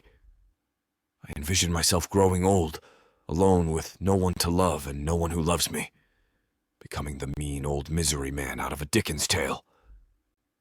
I throw my tumbler at the mirror. The mirror crashes, the cracks and shards making me look like the monster I feel inside. No, I refuse to be that man. I love her. I've loved her right from the start. Kelly is not some commodity I used to get rich. She's a real honest-to-goodness person with a heart and soul I adore. God, I better tell her my true feelings before it's too late. Before I lose her forever. Fear stops me. I'm not a man who can easily express my emotions, even at the point of losing someone I love. Pride goes before the fall. Hilarious, Max. I grab another tumbler and pour a hefty amount of bourbon. I pick up the glass, ready to swig. Then I stop in midair. How is this helping? It'll only make things worse, and you know it. You'll drink your way into a 4-star jerk is what you'll do. Will she want you then? Reeking of booze and regret. If you ever wanted Kelly Carlisle, if you love her like you say. I stare at myself in the glass shards. I look like a Picasso portrait of the image not in tune with the soul. I'm growing uglier by the minute, an image of the man I fear I'll be. I drop the glass as I stare at my distorted reflection. The tumbler bounces on the rug. The amber liquor splashes in slow motion, and the fountain reaches outward to spray a stain across the carpet. Something about the action jerks something loose in my frozen mind. I run out of the suite, punching the elevator button over and over again. I watch as the LED numbers slowly increase, one by one, on, off, on, and off. God damn it! I need to get to Kelly's tower. Why is my world going slow now? Kelly, I'm coming. Hold on. I'll tell you everything, please. Just wait for me, It's not too late. Finally, the elevator door opens. I rush in. I punch G for ground level. As the car moves, I tap my foot on the floor and my fingers on the door. If I didn't know better, God is purposely slowing things down. I drop the hyperactivity and slide down the wall to sit on the floor. It's my damn elevator. I can ride it how I like. I lean my head against the polished brass and let my mind wander down memory lane. I'm young. Okay? Younger. It's the heyday when the Daughters of Fortune first sprang on the scene. I see myself buying every album, streaming every single hit, forcing Parker to listen to every word. It's their zest for life I remember most. Their in-sync steps. Their endless energy nobody in the performing world had seen since the days of Tina Turner. It's how they got the audience in on the show. They treated us, their fans, like we mattered. Like they weren't the Daughter without us, their adoring fans. I felt that. I really did. I'm not dreaming. My mind's eye sees her. Kelly. Desiree was always in the middle of the three, but it was Kelly my eyes landed on and stayed on till the concert's bitter end. The elevator door opens. I'm on the ground floor. The old me would have run to Kelly, overpowering her with bad emotion, drowning every chance. The new me walks. Chapter 25. Kelly. I sit at my vanity table and pull out the pins holding my updo. Tears have already created mascara streaks down my cheeks, and my bright lipstick is horribly smeared. I look like an ugly clown in a beautiful wedding dress, and I feel worse than I look. I see myself in the mirror and I hate what I see, and I tell myself so in rage-filled, sobbing spats. What am I supposed to do now? I worked my fingers to the bone, getting this show ready. And now Max rips into the staff like they're a bunch of idiots all because of some electrical issues. What new show doesn't have issues? Why did I bother with all this? Why did I think this stunt could work? I tear the last pin out of my hair, and my braids fall onto my shoulders. I take a tissue lathered in cold cream to wipe off the clown look. It only half works. My streaming tears keep watering the cream down. I throw the cold cream jar against the wall. I regret it instantly. I climb out of the gown and lay it gently on my chaise. It is beautiful. I picked the most beautiful dress in the world for a wedding that never will count. It's better worn by someone who can be true to it. That person is surely not me. I lie on my bed, slowly wiping my face with the cloth. I feel deflated, exhausted, done. The self-berating continues. What am I supposed to be? And where am I supposed to go? Do I follow Max or Parker? Singer or movie star? Hollywood or here? Should I stay in Vegas and do what I know how to do? Sing and hope to once more be a national hit? Or am I supposed to gamble my future, head to Hollywood, and hope Parker is right? Superstardom on the silver screen? Maybe I admit that my singing days are past, and this is my new break. Before I can answer any of my beleaguered thoughts, there's a knock on the door. I get up, throw on my dressing gown, and head for the door. May I come in? It's Max. He looks as bad as I feel. I sigh. Sure, why not? It's your casino after all. I make my way to the enormous sofa in my room, and Max joins me there. We stare at one another, each sitting at either end. I guess we're both thinking if we get any closer to one another, we'll either rip each other's throats out or else cover them in kisses. Kelly, Max, I know. Don't say it. It took two to tango into this mess, right? Max silently nods his head. You want a drink? I could use one. Max nods and follows me toward the bar. What do you feel like? I ask, and it suddenly hits me that I feel at home here, commanding the bar like it's my own. Max smiles a little. A double of whatever you're having. It's Crown Royal, 2 fingers neat. I hand the tumbler to him, avoiding his touch. Thanks. We sit there, drink, think. The air is swimming in emotions. No, Kelly, I have to say this.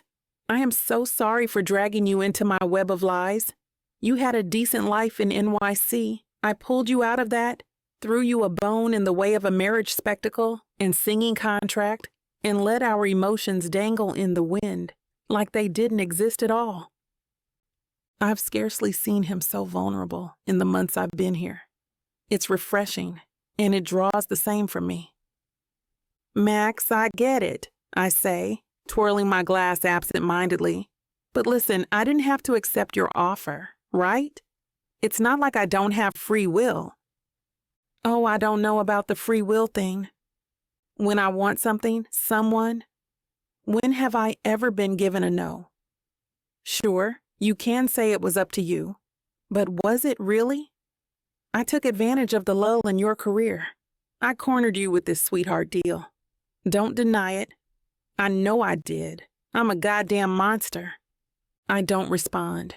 I can see Max is tortured enough with his own conscience. He doesn't need my caustic words. I swallow the rest of my drink. The rye burns all the way down, but I get up and pour another anyway. Max follows me to the bar and sits on one of the stools while I play bartender. Midday heavy drinking? Well, what happens in Vegas? I flash a sideways glance at his wry words, pour 2 more drinks, and slide one to Max. We both lean on the bar.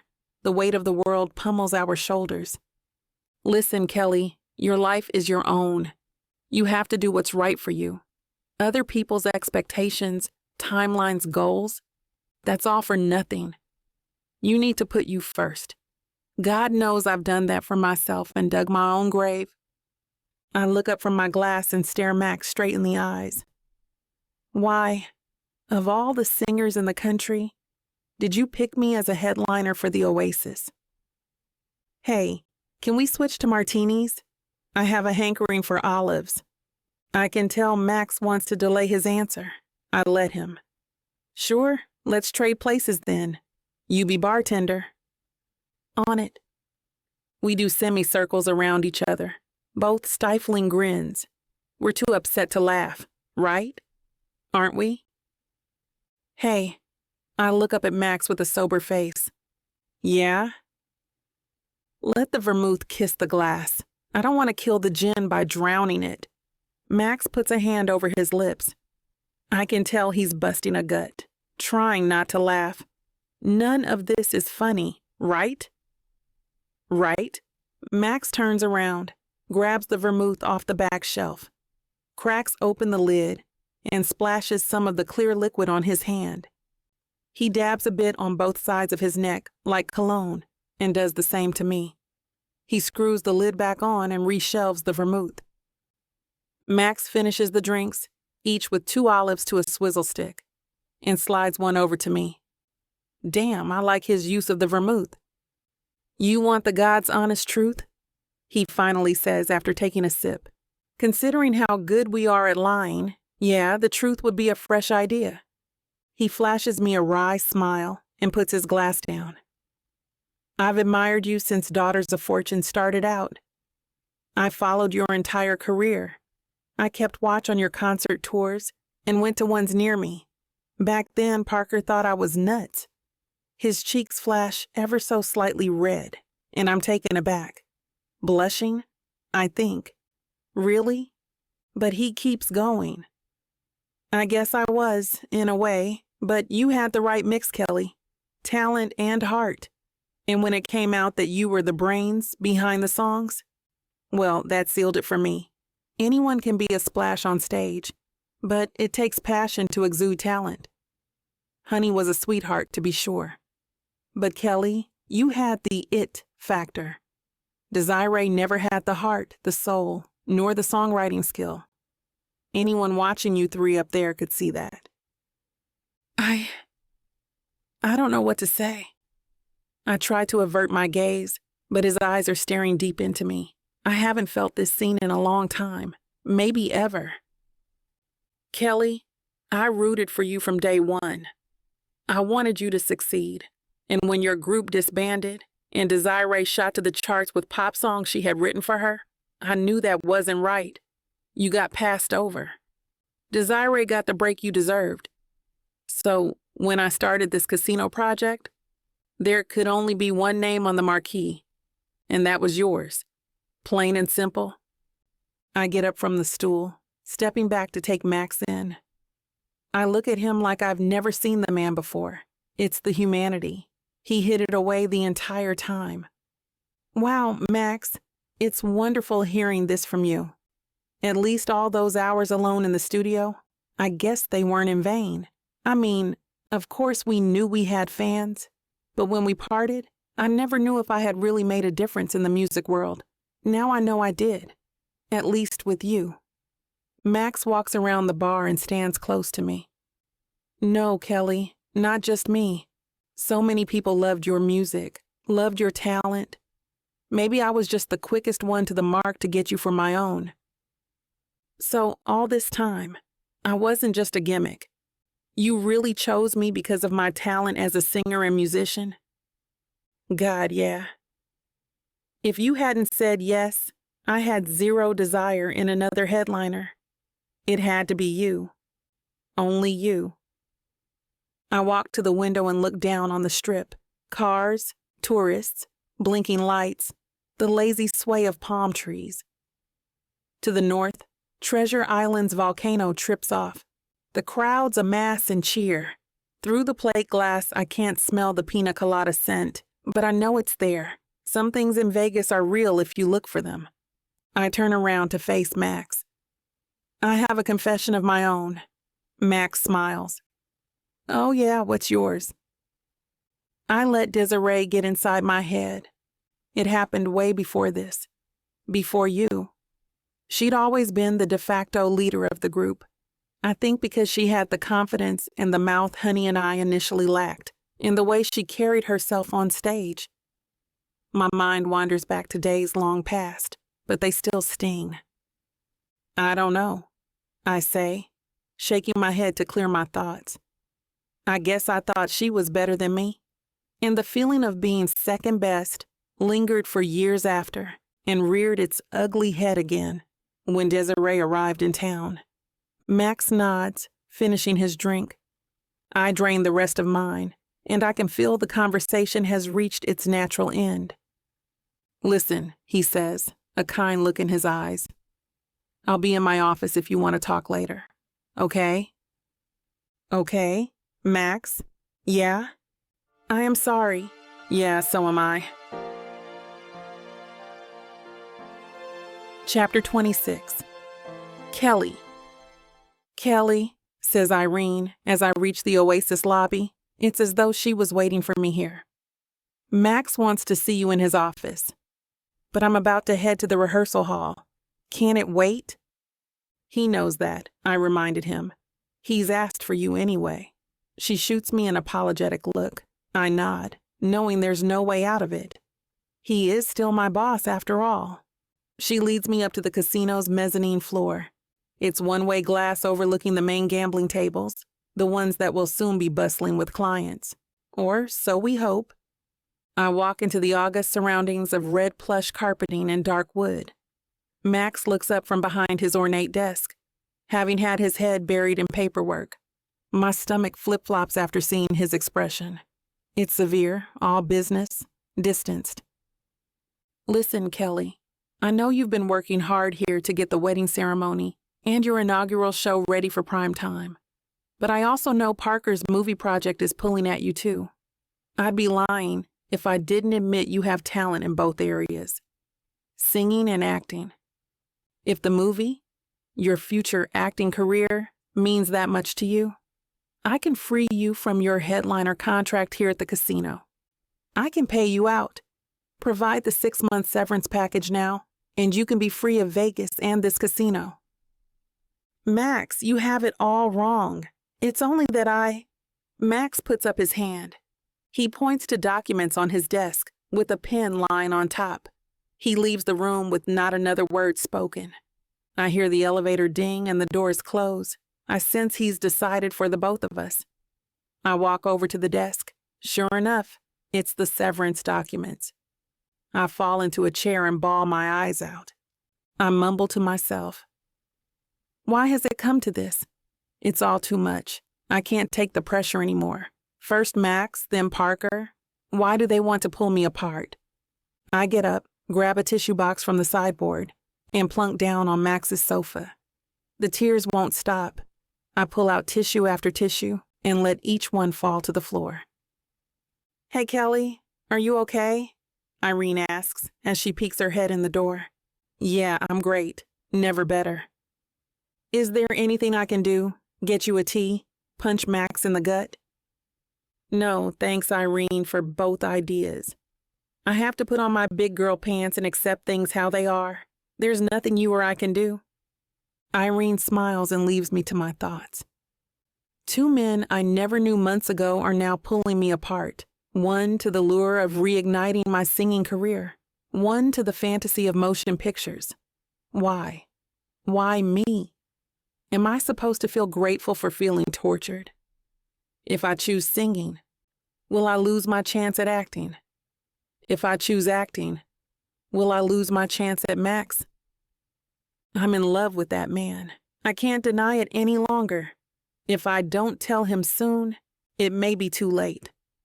I get up, wipe my eyes, and head to Irene's desk. Is Max gone for the entire day now, do you think? I don't know, Kelly. He walked out saying not a word to me. When he's quiet like that, when he has a problem on his mind, he usually goes for a walk to clear his head.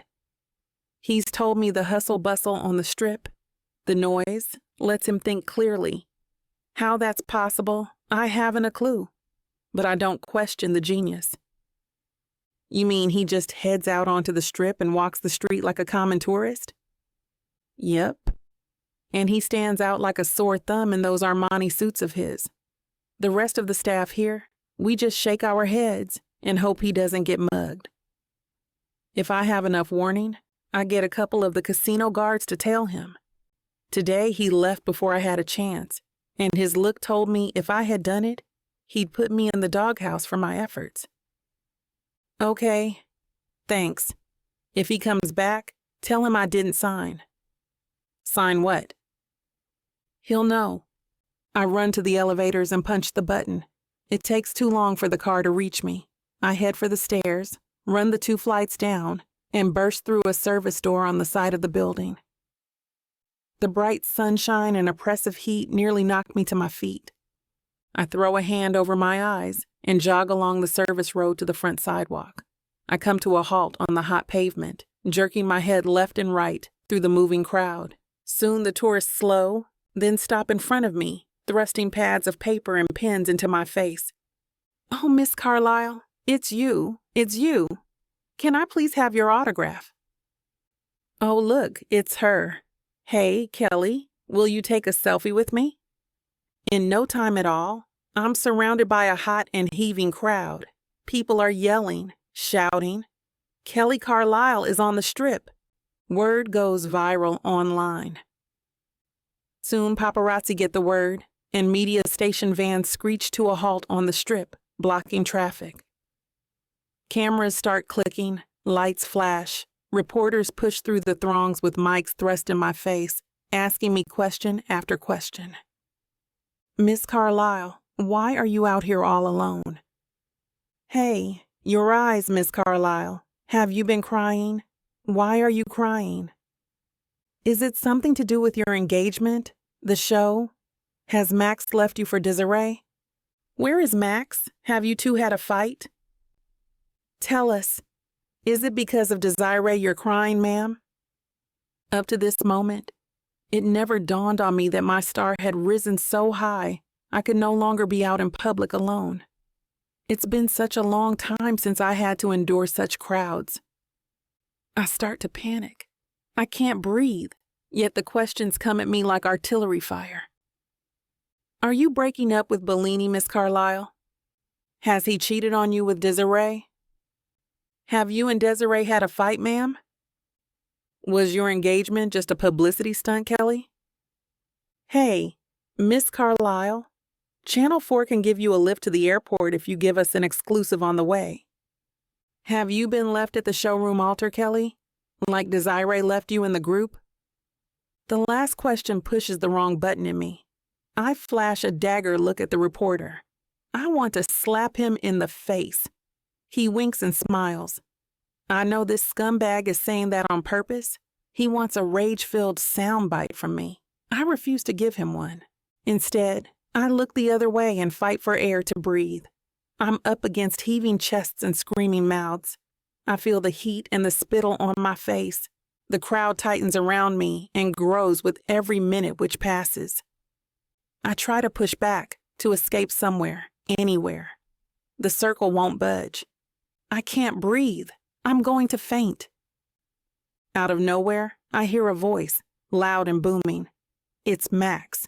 He's returned from his walk and sees the media circus and fandom encircling me. He's come to my rescue. Thank God. Get out of here, now. The lot of you. Get the hell off her. She can't breathe.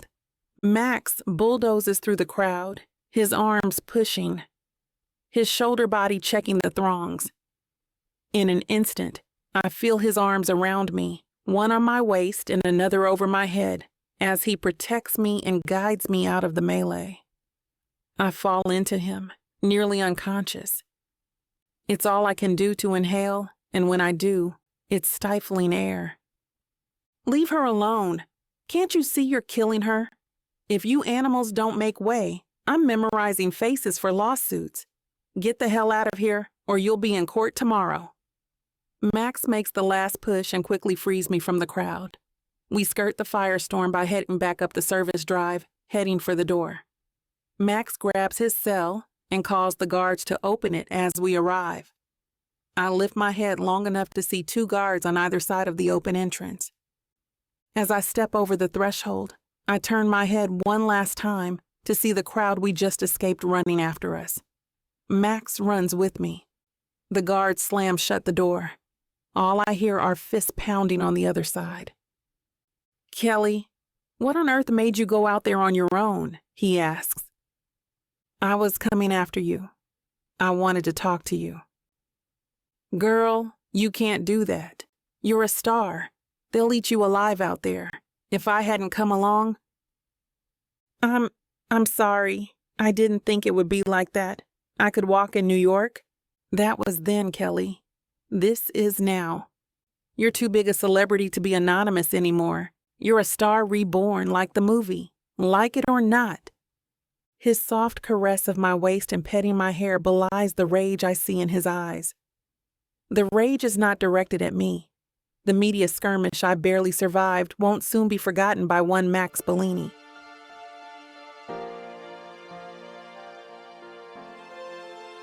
Chapter 27, Max. Once we get to my office, I finally let go of Kelly's waist. If I stay close, I will hurt her. Physically, no, never. Emotionally, maybe. I refuse to take the chance. I know I have to let go. I walk around to my desk. Images from the attack replay in my mind on an endless loop. The yelling, the screams, the endless offensive questions pointed at the helpless star. Mixed thrust in Kelly's face.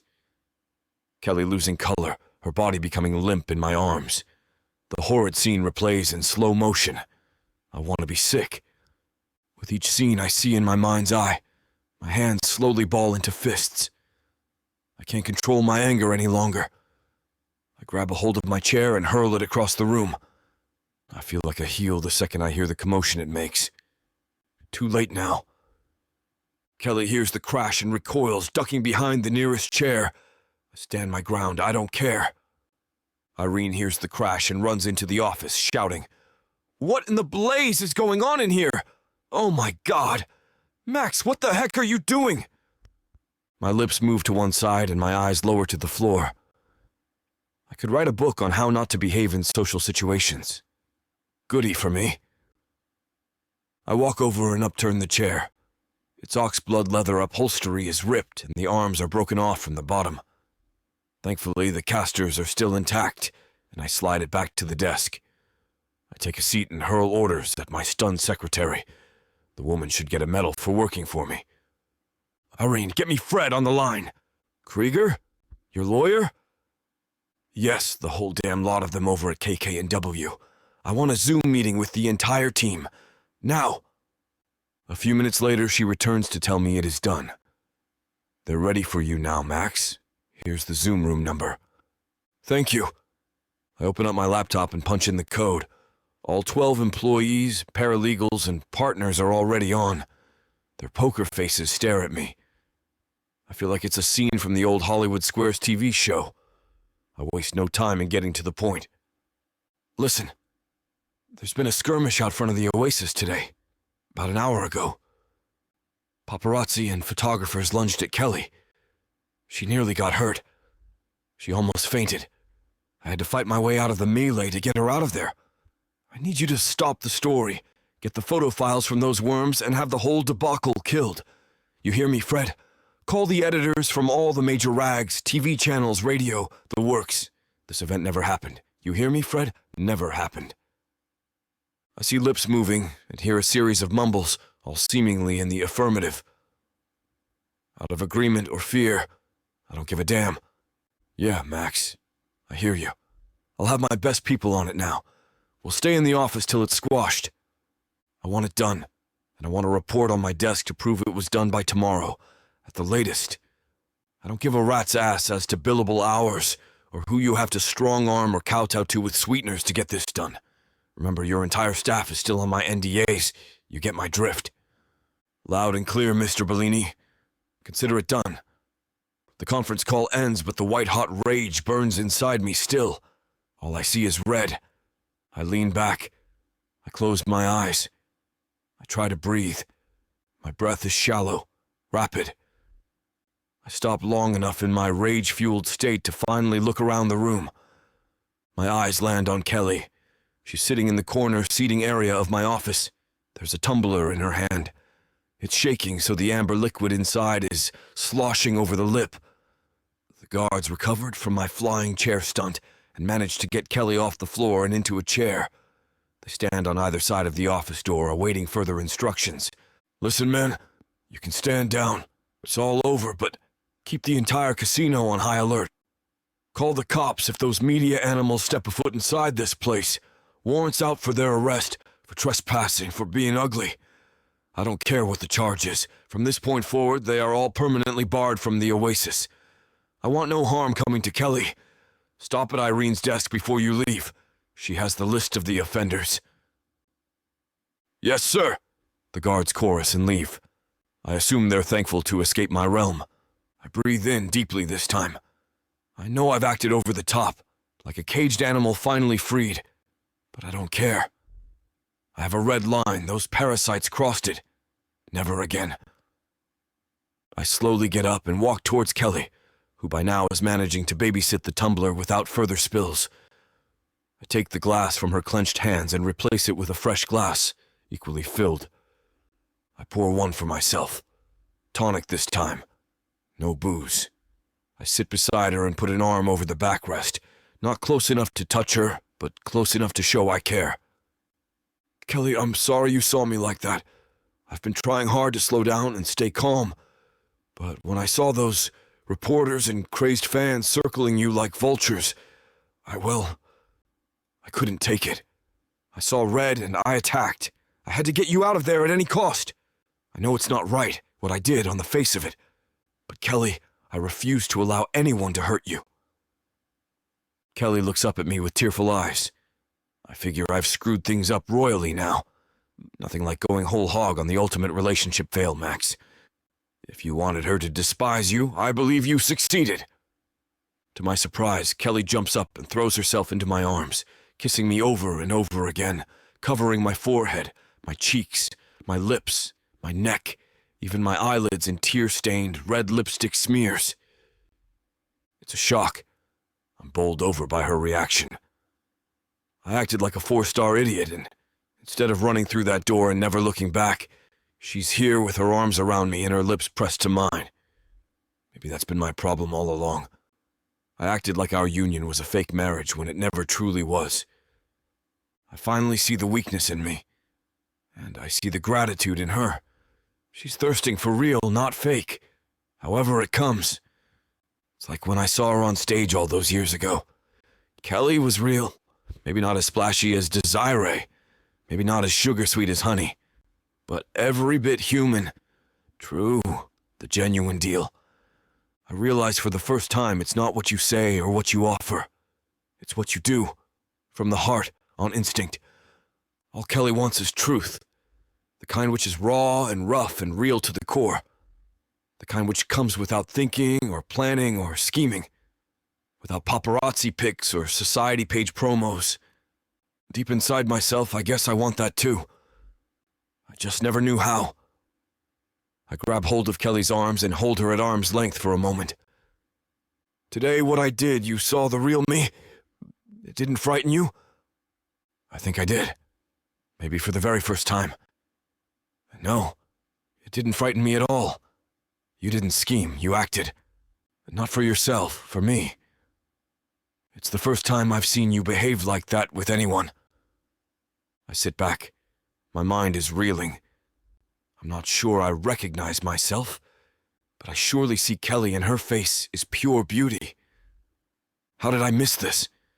How could I have gone all this time and been oblivious to what was standing right in front of me? Why didn't I just propose for real? Express my true feelings? I think about my past, my family, my upbringing. All glitz, all glamour. No sincerity. Maybe fear. Maybe intimidation. Kept me closed off. I couldn't get hurt if, like a turtle, I hid under my shell.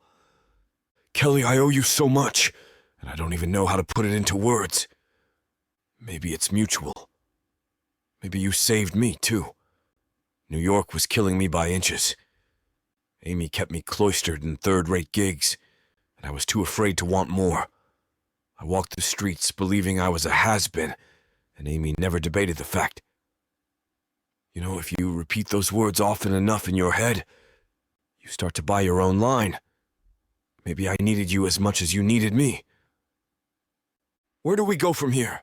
How do we mend what is broken, what I broke? I believe we fix everything, one thing at a time, and I think I know how to start. This time, Kelly encircles me, crowds me, leaves me breathless with another round of kisses. This time there's no anger. I don't want to break free. Chapter 28.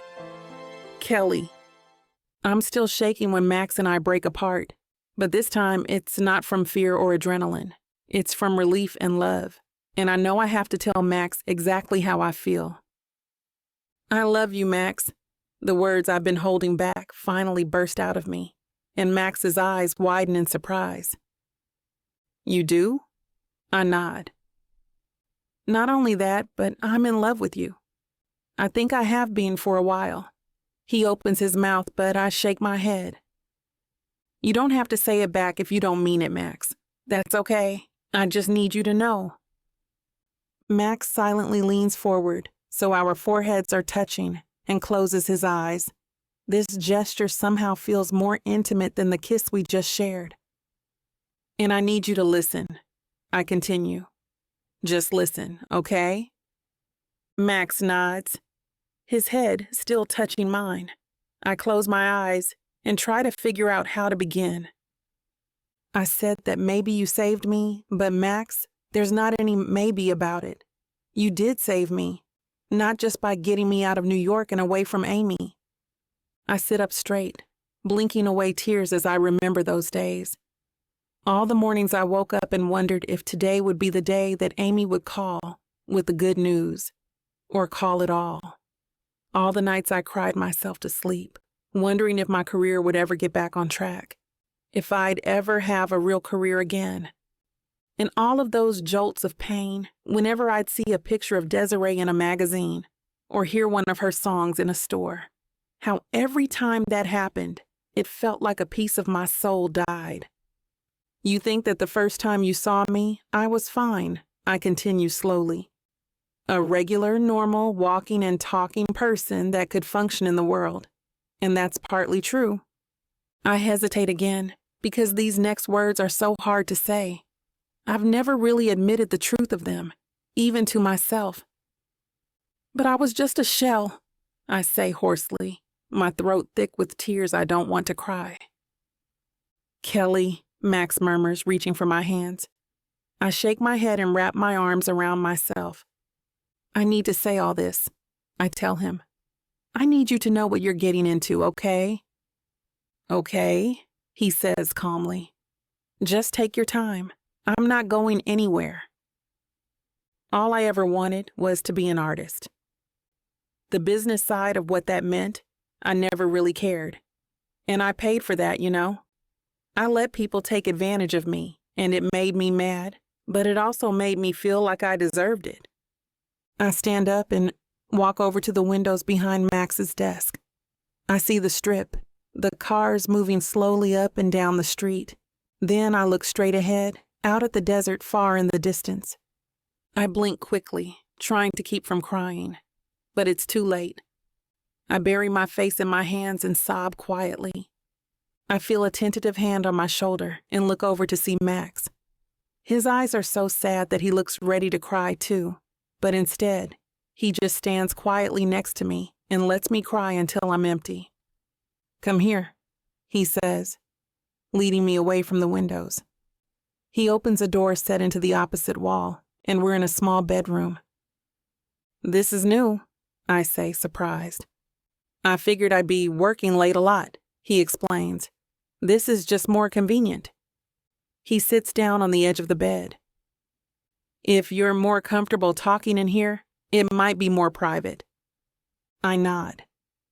I don't care where we're talking, honestly. I've said all I needed to say. Now all I'm curious about is how he'll react. Can I say something now? He asks, and I nod. Sure. I sniffle and smile a little. Thanks for asking first. You didn't deserve any of what happened, Max says firmly. So what if you care more about the art than the business? That's not a flaw. That doesn't mean anything, Kelly. Except that it meant that Desiree walked away with the career. And I was left wondering how things could have been different. You think I've never second-guessed myself? Max asks. Not about business, I say, and he shrugs. Okay, fine.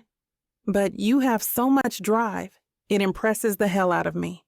And it's also, if I can admit, a little bit scary. I laugh a little. Scary? That's not a word people use about me. It's not a bad thing, Max says reassuringly. It's part of what makes you such a phenomenal artist. You know what you want and you go for it. That's what's kept you going all of these years. You're just trying to keep me from crying again, I say, and Max smiles. I lean back against one of the bed pillows and relax a little bit. Maybe a little, but I mean it. And look, breaking away from the family business to come out here terrified me, he admits. I've second-guessed myself practically every day for months until the Oasis was up and running. And I still do. But do you know one decision I never gave a second thought to? I shake my head. Asking you to come out here and be our headliner, Max says.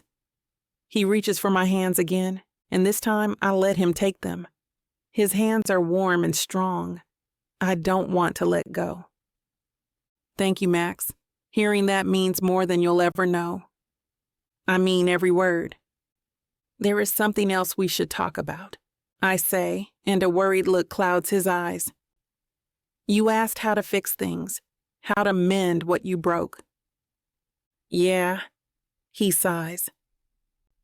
Do you have any ideas? I think we need to start by talking about Parker. We can't just forget about my brother. I shake my head. I'm done with acting. You don't need to worry about that. This show, the show, is going on right as scheduled. Are you sure? Music is my passion. It always has been, and it always will be. So then, what more is there to say about Parker? Max asks. I can hear how badly he wants to forget about me leaving, that all he wants to focus on is the fact that I'm back. But I also know that ignoring the painful things doesn't fix a problem. It just makes it bigger than it needs to be. Me leaving to do the movie, that was never about Parker, I tell him. It was about me needing to feel in control of my career. Parker just offered me a way to do that at a time when I thought that's what I needed. I thought you wanted to try acting, Max says. I shrug. Maybe in a few years if it feels right, but nothing about this felt right. I was trying to escape. What I should have done is stayed and worked things out. I didn't make it easy for you to feel like you could do that, Max admits. No, you didn't. We both messed up, I say, and he nods. What I need you to understand, Max, is that it was never about you versus Parker. Not like that. But if it had been, if you were ever worried that I liked him more, that I was in love with him, the answer is no, never. Max's lips curl up in a smile. You don't know how happy I am to hear that. All I want right now is to have a music career, a real one. I want to put on the most remarkable show the Oasis has ever seen, and I know that's possible, because you helped me assemble the best team I could imagine. Just doing my job as your manager, he says modestly. Then Max's expression becomes serious. Assuming you still want me as your manager after all of this, that is. I can't think of anyone better, I tell him honestly. You've already done more for me in a matter of weeks than Amy did in years. And you're also better than my old manager, the one I started out with. I have a hard time believing that, he says. Daughters of Fortune was huge. I nod. I realize that for the first time in a long while, I can hear the name of my old group and not automatically feel sick. We were, but that guy, he never saw us as individuals, as women. He just saw us as a way to make money. Same with Amy. They should have seen you for who you are, Max says. Maybe, but they didn't. But you, from the beginning, Max, you've seen me for who I am. So of course I want you to still be my manager for this show and for whatever comes next.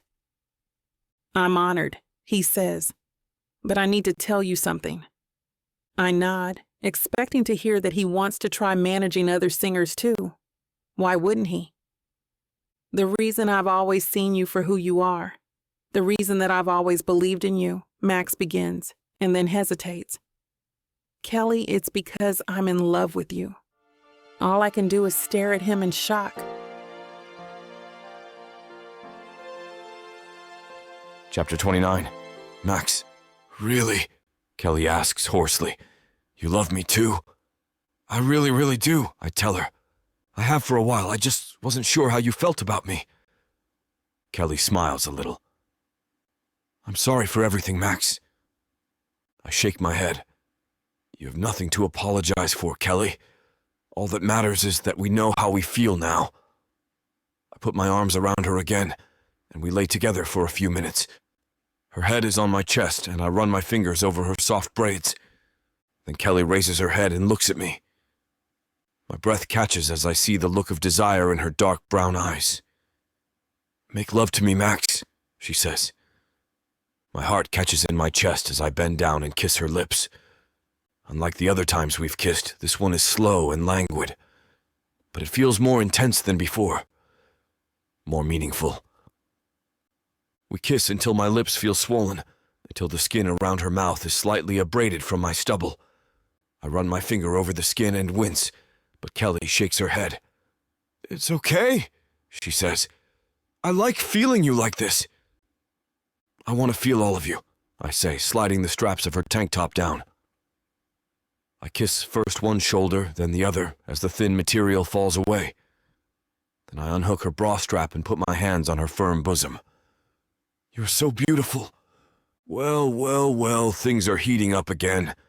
You know what to do. Go to vixavonromance.com to get the dirty details that this platform won't put on the air. I know it sucks, but at least you can get a 40% discount with code VIXA40 to make up for it. Use it while it lasts, and apply it to every digital product in your cart. "That was amazing," I say after my breathing has slowed enough that I can talk again. "I think I saw stars." "I know I did," Kelly says, snuggling against me. "My God," I say, still astonished. "I thought the other night in your room was good." "It was," Kelly agrees, "but this was something else." "I know," she says, turning to face me. "This felt more real." "Maybe that's because we're real," I say softly, tracing the shape of her lips with my finger. "Because we actually love each other now." "I think you might be right," Kelly says, moving her hand through my hair. She slips her other hand over my shoulder, and I feel her warm hand against my back. "I don't ever want to let you go, Max." "Kelly, you're never going to need to." I stare at her, wanting her to know how much I mean this. "You're everything to me. More than the oasis, more than my career. It's you." "You're everything to me too, Max." I grin. "You mean after singing, of course." I expect her to smile too, but she looks pensive. I meant what I said the other week after the interview, that I want to have both singing and love. I don't ever want to have to choose. "Hey, I won't ever make you choose, I promise. I'm perfectly fine coming in second place to the kind of talent that you have." "I was thinking more that it's a tie for first," Kelly confesses. "I can't imagine not having either you or singing in my life. And I want everything that could come with a life with you, Max. A home, a family, kids." I sigh happily and pull her close. "I want that too with you. You're the only person I can picture having that life with. I can't wait for it to begin." Kelly laughs into my chest. "I think it already has. We're getting married in a few days, remember? You're going to be the most beautiful bride that Las Vegas has ever seen, that the state of Nevada has ever seen, hell, that the world has ever seen." "Let's not get carried away," Kelly says. "Right now, I don't even care how I look, just as long as I have your ring on my finger. That's all that matters to me." "Me too?" Kelly rearranges herself so our faces are on the same pillow.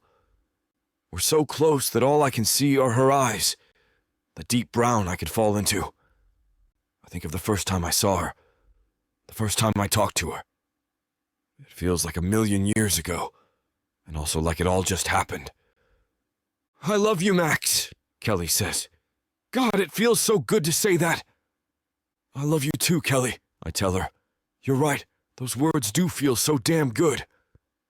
"I don't know if I want to make love again or fall asleep right now," she says, wrapping her legs around mine.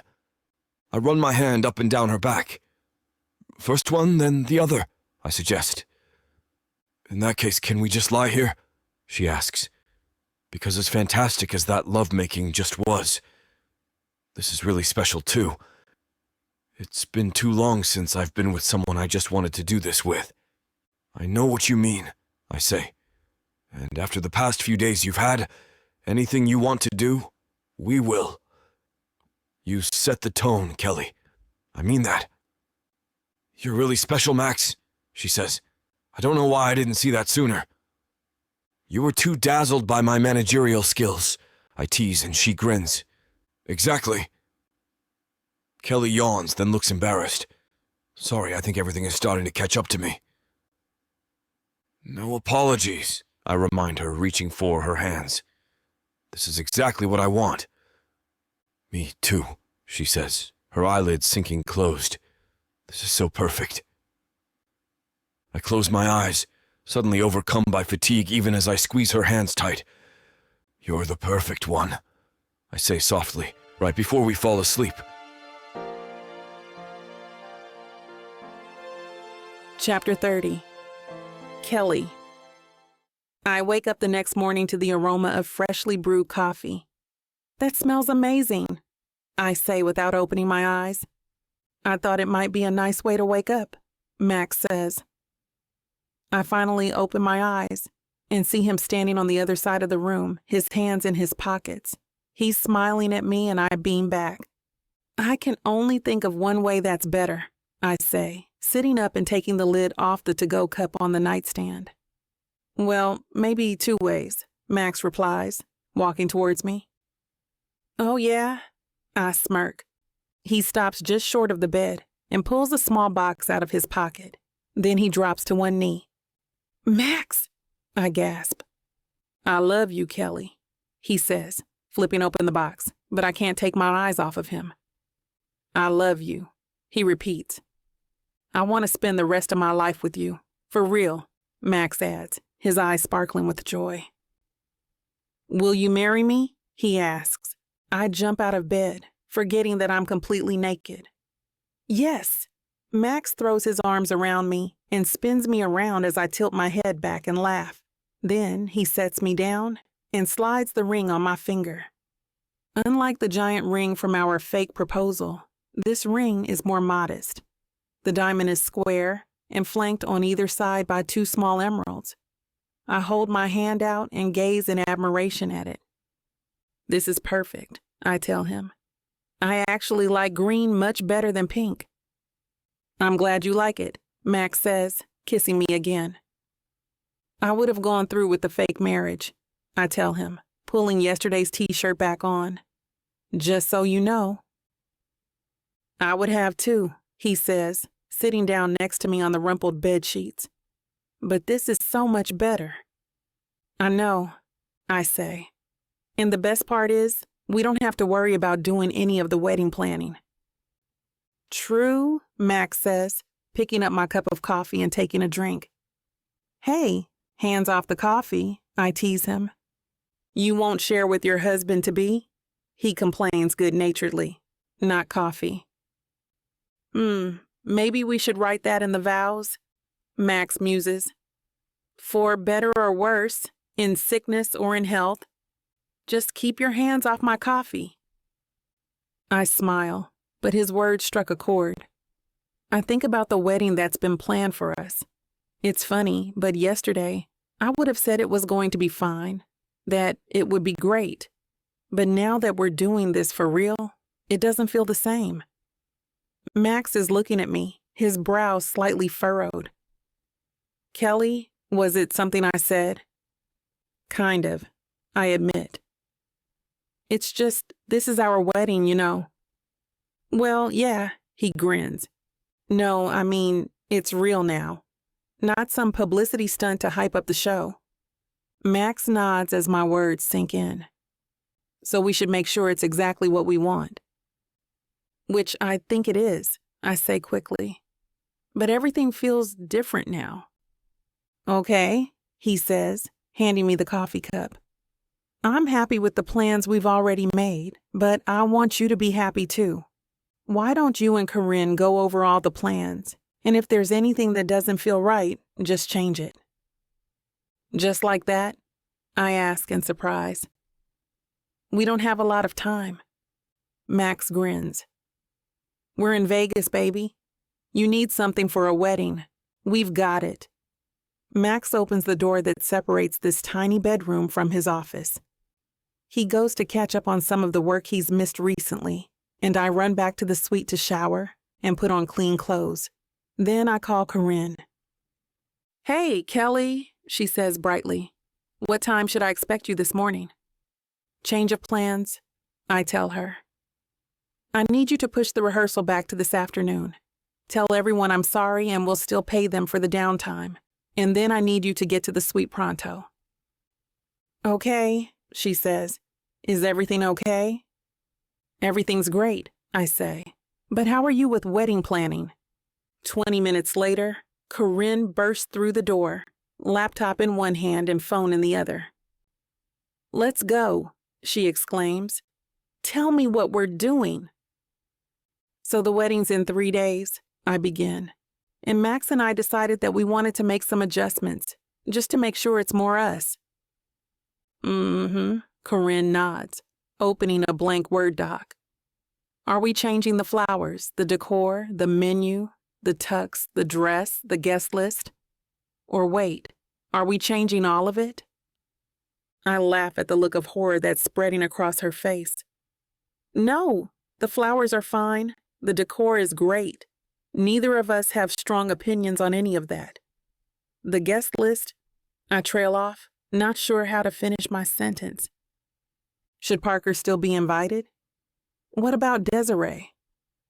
There's a part of me that never wants to think about either of them again, but I know that's not realistic, and not just because Parker's going to be my brother-in-law. I think about what Max told me, about his meeting with Desiree, about how genuinely upset she sounded. I picture her apologizing to me for everything that happened with Daughters of Fortune. If the show goes well, when the show goes well, I remind myself, I'm going to be back in Desiree's world. We'll see each other at events. The tabloids will love nothing more than to make up stories about our relationship, even if they're all lies. So I know I need to talk to her myself. I need to tell her how I felt all those years ago, how her actions affected me. I need to see with my own eyes if she really regrets any of her behavior. I still know Desiree so well, I'll be able to tell if she's being honest, but I'm not ready to do that yet. And more importantly, I decide, the wedding isn't the place to see Desiree. This wedding is about me and Max and our future. And no matter what happens with Desiree, we'll never be close again. She'll always be someone I used to know. She'll finally be in my past. No guest list changes, I decide. Actually, you know what? The only change is this. I hold up my hand so Corinne can see my new ring. This is the ring I'll be wearing from now on. She looks at it and whistles. Not that the other ring wasn't a showstopper, Kelly, but this ring is even better. It's more you. Corinne looks at me and smiles. It lets you be the showstopper now. Thank you, I say, hugging Corinne with tears in my eyes. And thank you for letting me talk through all of this. I guess we're back on schedule. The next 2 days pass in a happy but frantic blur. Every time I turn around, there's another decision to be made, either about the show or about the wedding. I jump from confirming the lighting on the second act to signing off on the number of waitstaff we'll need for the reception. And there are so many fittings. From costumes to wedding gown, I lose track of how many times a day I'm putting something on just to take it off again a moment later. At night, I dream of unzipping dresses and putting on high heels. Finally, it's the night before the show. Max walks me down to the set for dress rehearsal. I have a favor to ask you, I tell him as we stop outside of the doors. Anything, he says, squeezing my hand in his. Well, as my manager, you might not be very happy with me, I say. I'd like to have a closed set, but it'll just be us and the crew, he says. No, just me and the crew. Oh, Max replies, looking confused. But what if you need feedback or something? I'll have Amira and everyone for that, I reassure him. I've always wanted to have a dress rehearsal where I didn't have to worry about what everyone else thought, where I could just use my instincts and know that it was coming together. Are you sure? He asks. Yes, and this way it'll be a surprise for you too, I say. Okay, Max says. I trust you, Kelly. I know it'll be terrific. Thanks, I say, relieved he agreed so easily. Amy would have insisted on micromanaging and probably ruining everything. A few minutes later, I'm on the main stage, alone. I'm wearing one of my favorite costumes, a short green dress with spaghetti straps and a flared-out skirt. It's a little retro and a whole lot of fun to dance in. All right, Kelly, Amira says from the wings. You got this. I nod and look out at the darkened auditorium. In a little over 24 hours, all of these seats will be filled with people waiting for me. I want to take a picture of this moment to make sure I remember it forever. And then I'll open my mouth and begin to sing. Chapter 31. Max. Ready for the big day? Irene asks as soon as I enter the office. Ready to get some work done first, I reply. On your wedding day? She looks at me in disbelief. On opening day, I remind her. Trust me, the wedding's the only part of today that I'm not worried about. Irene nods and I close my office door behind me. The truth is, I don't have much to do. In fact, the hours between now and the show seem unnervingly long. I'm anxious and restless, but I know that staying at home won't help matters. I know that having a closed set last night meant a lot to Kelly. That was why I agreed. Well, also because I know she'll be great, but I'd be lying if I said it didn't make me just a bit more nervous that I don't know exactly how her show will unfold. I spend the next hour trying to catch up on emails and failing. My phone pings constantly with texts from my parents telling me they've arrived, from friends saying congratulations, from wedding guests gushing with excitement about the gift bags and accommodations, and, of course, from photographers and reporters wanting to score tickets to the show and the wedding. I ignore all of those requests, but write back to friends and family. There's one person I haven't heard from, though.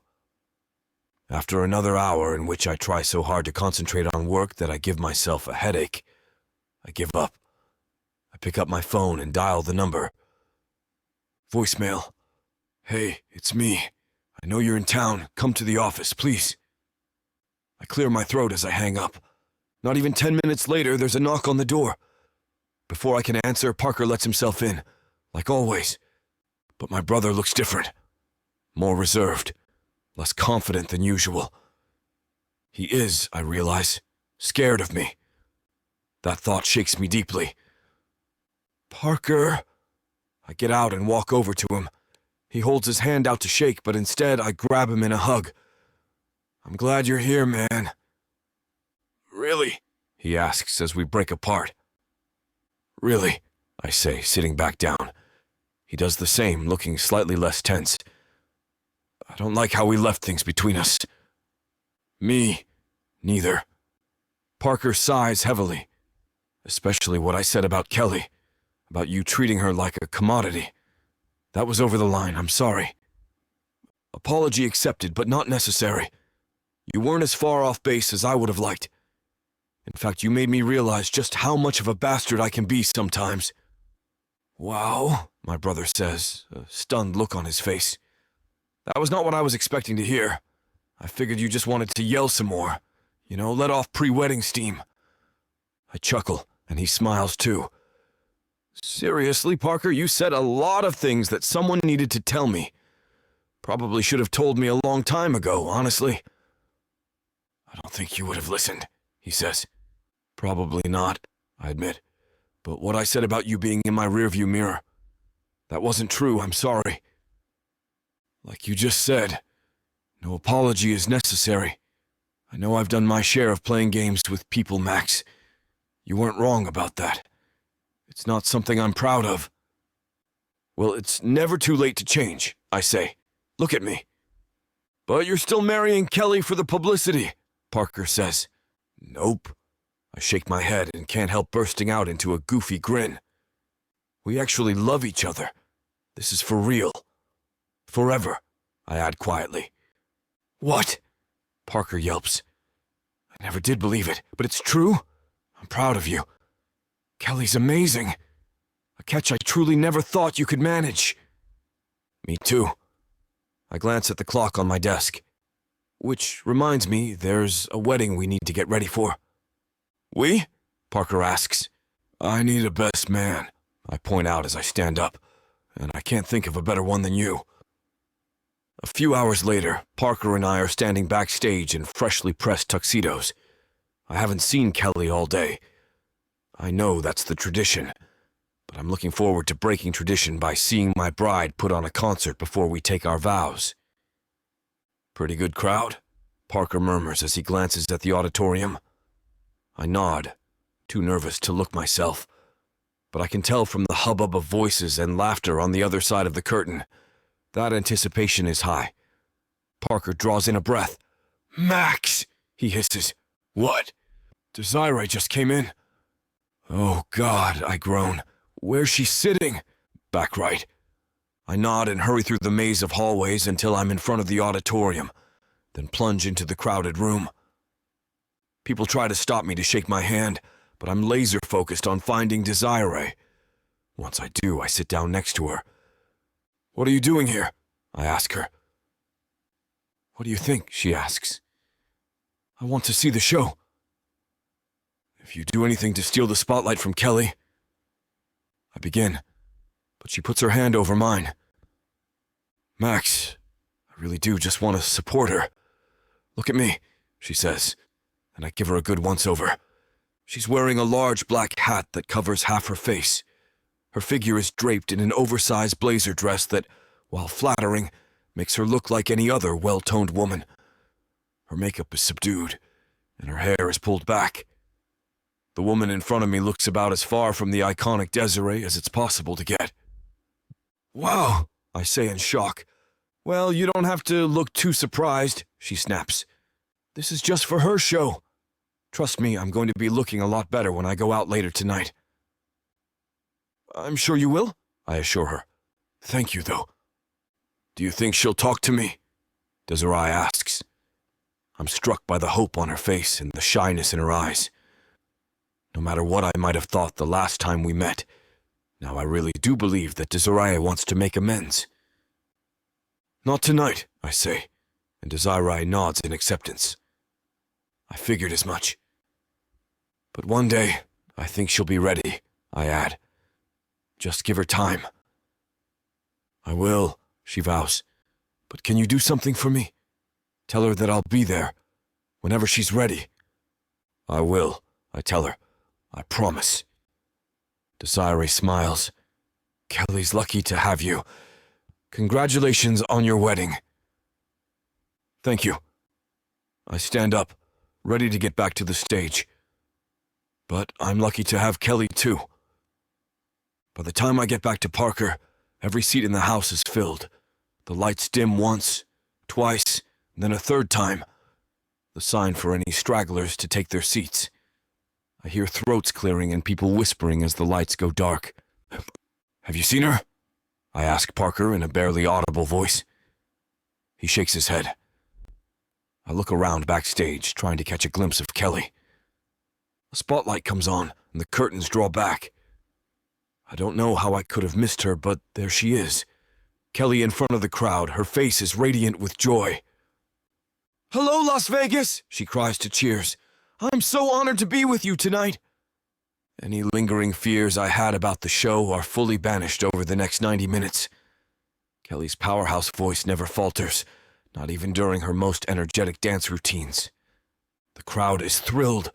Each song seems to get more applause and cheers than the one before it. She banters easily with the audience, looking like she's been out here every night of her life. I've never seen a performer more natural or a woman more beautiful. After the second encore, Kelly waves to the crowd. "I'd love to give you one more song, but it's time for something almost as important. My wedding?" The curtain falls, and Kelly runs over to me. I sweep her up in my arms and kiss her full on the lips. "You were spectacular," I say. "This has all been a dream," Kelly says. "I can't believe we still have our wedding." She kisses me once more and then breaks away. "I have to get changed." 30 minutes later, the stage has been transformed. A justice of the peace stands beneath an arch bursting with flowers. More flower petals are strewn across the stage, the scent heady as I stand under the hot lights. Parker stands next to me. When I glance over at him, he gives me a thumbs up. Instead of the wedding march, Kelly wanted an instrumental version of one of her favorite songs. As soon as I hear its opening chords, I stand up straighter and look up the aisle of the auditorium. The doors are thrown open, and Kelly begins the walk to the stage. Her dress is white and sparkly and fits her like a glove. Her long braids have been arranged into an updo that shows off her stunning profile. I can't take my eyes off her as she makes her way to me. I walk to the stage stairs and offer her my arm to escort her the last few steps. Together, arm in arm, we stand in front of the justice of the peace and get ready to say our vows. Chapter 32. Kelly. Good morning, Mrs. Bilini. Max's voice comes from behind me as his shadow slinks up next to mine. Good morning, Mr. Bilini, I say, chuckling softly as I continue to look out over the railing of the balcony. The beach is quiet so early in the morning. The sun is still barely a spot on the horizon, creeping up over the water's edge. It's beautiful in a way that's different from the beaches back home. The sand is soft and warm. The water is so clear that from our suite it looks like blue glass. Max's arms wrap around my waist. His breath is warm against the back of my neck, and the only warning before his lips place the softest of kisses just behind my ear. What are you thinking about? He asks as he continues to pepper my neck with feather-like kisses. I had a weird dream. Needed some air. I breathe out with a pleased sigh and lean back against his firm chest. Though it's been 6 months since the wedding, we've only just found the time to get away from the hustle and bustle of our lives for our honeymoon. Not for lack of trying, of course, but there was still a lot that needed to be done before we could leave. At least that was the surface-level excuse. I'd also been having too much fun performing on stage again to want to take a break so soon. The casino was the perfect crowd, a mixture of old and younger folk from all parts of the country. There was a song, or even just a verse, for everyone. I've even toyed with the idea of doing cover nights, but at the request of the audience. What happened in this weird dream to get you out of bed at 6 a.m? He teases, hands sliding down the front of my robe. Max grips the rope belt, but he doesn't untie it just yet. I lay my head back on his shoulder, eyes on a flock of gulls as they descend on the calm sea. Just that the casino burnt down, and no one thought to tell us before we got back to Vegas. Max laughs, his chest vibrates against my shoulder blades. Babe, there's nothing to worry about. The casino is fine. His lips find their way back to my neck. In fact, he says as he places another kiss behind my ear. It's the finest it has been since it was nothing more than a business pitch on a scrap piece of paper. His laugh is contagious, and his lips are soft, if only a little chapped from sleep. I let out a light moan as he continues to pepper my neck with hot kisses. Max is right. Everything is running so smoothly. Even Parker, the last time that I spoke to him, said he'd found someone else to be his new starlet and would stop bothering me. Let's go back to bed, I whisper coyly, taking a step out of his arms and making my way back into the bedroom. I like the sounds of that, Mrs. Bilini. Max is not far behind me, the sound of fabric rustling as he drops his robe over the back of a chair. I look over my shoulder, eyebrow raised, as I let my own robe slip down my arms. The motion reveals that I hadn't bothered to put anything else on before stepping outside. How long are you going to keep calling me that? I tease, letting the fabric fall into a pool around my feet. The rest of our lives. It's said as a promise, with a heat comparable only to his hands as they settle on my stomach. The few feet that separate us from the bed feels too far at the moment. Max pulls me to his chest, our bare skin pressing sinfully against each other. He's so warm, or maybe it's the room. The humidity in the islands is much different than the dry desert heat of Las Vegas. I turn around in his hold, my hand slipping up his chest and around his shoulders as I lean in for a kiss. His mouth, open and waiting for mine, sends a splash of cold down my spine, refreshing. The back of my knees find the edge of the bed. I hadn't even realized we'd moved. Max, His name leaves my lips as a moan as we fall back into the blankets. Max doesn't answer, not with words. His hands on my hips keep me pressed into the mattress as he leans over me. In one breath, our eyes meet. His shimmer with a hazy dark green, and the blue is barely noticeable with how blown his pupils are. I imagine my own are in a similar state. On the next breath, he makes his move. Max's lips part, and his head dips low. I shiver with anticipation as he hovers for a moment. His hand moves, sliding over my hip and around my thigh, teasing me. Sorry to interrupt.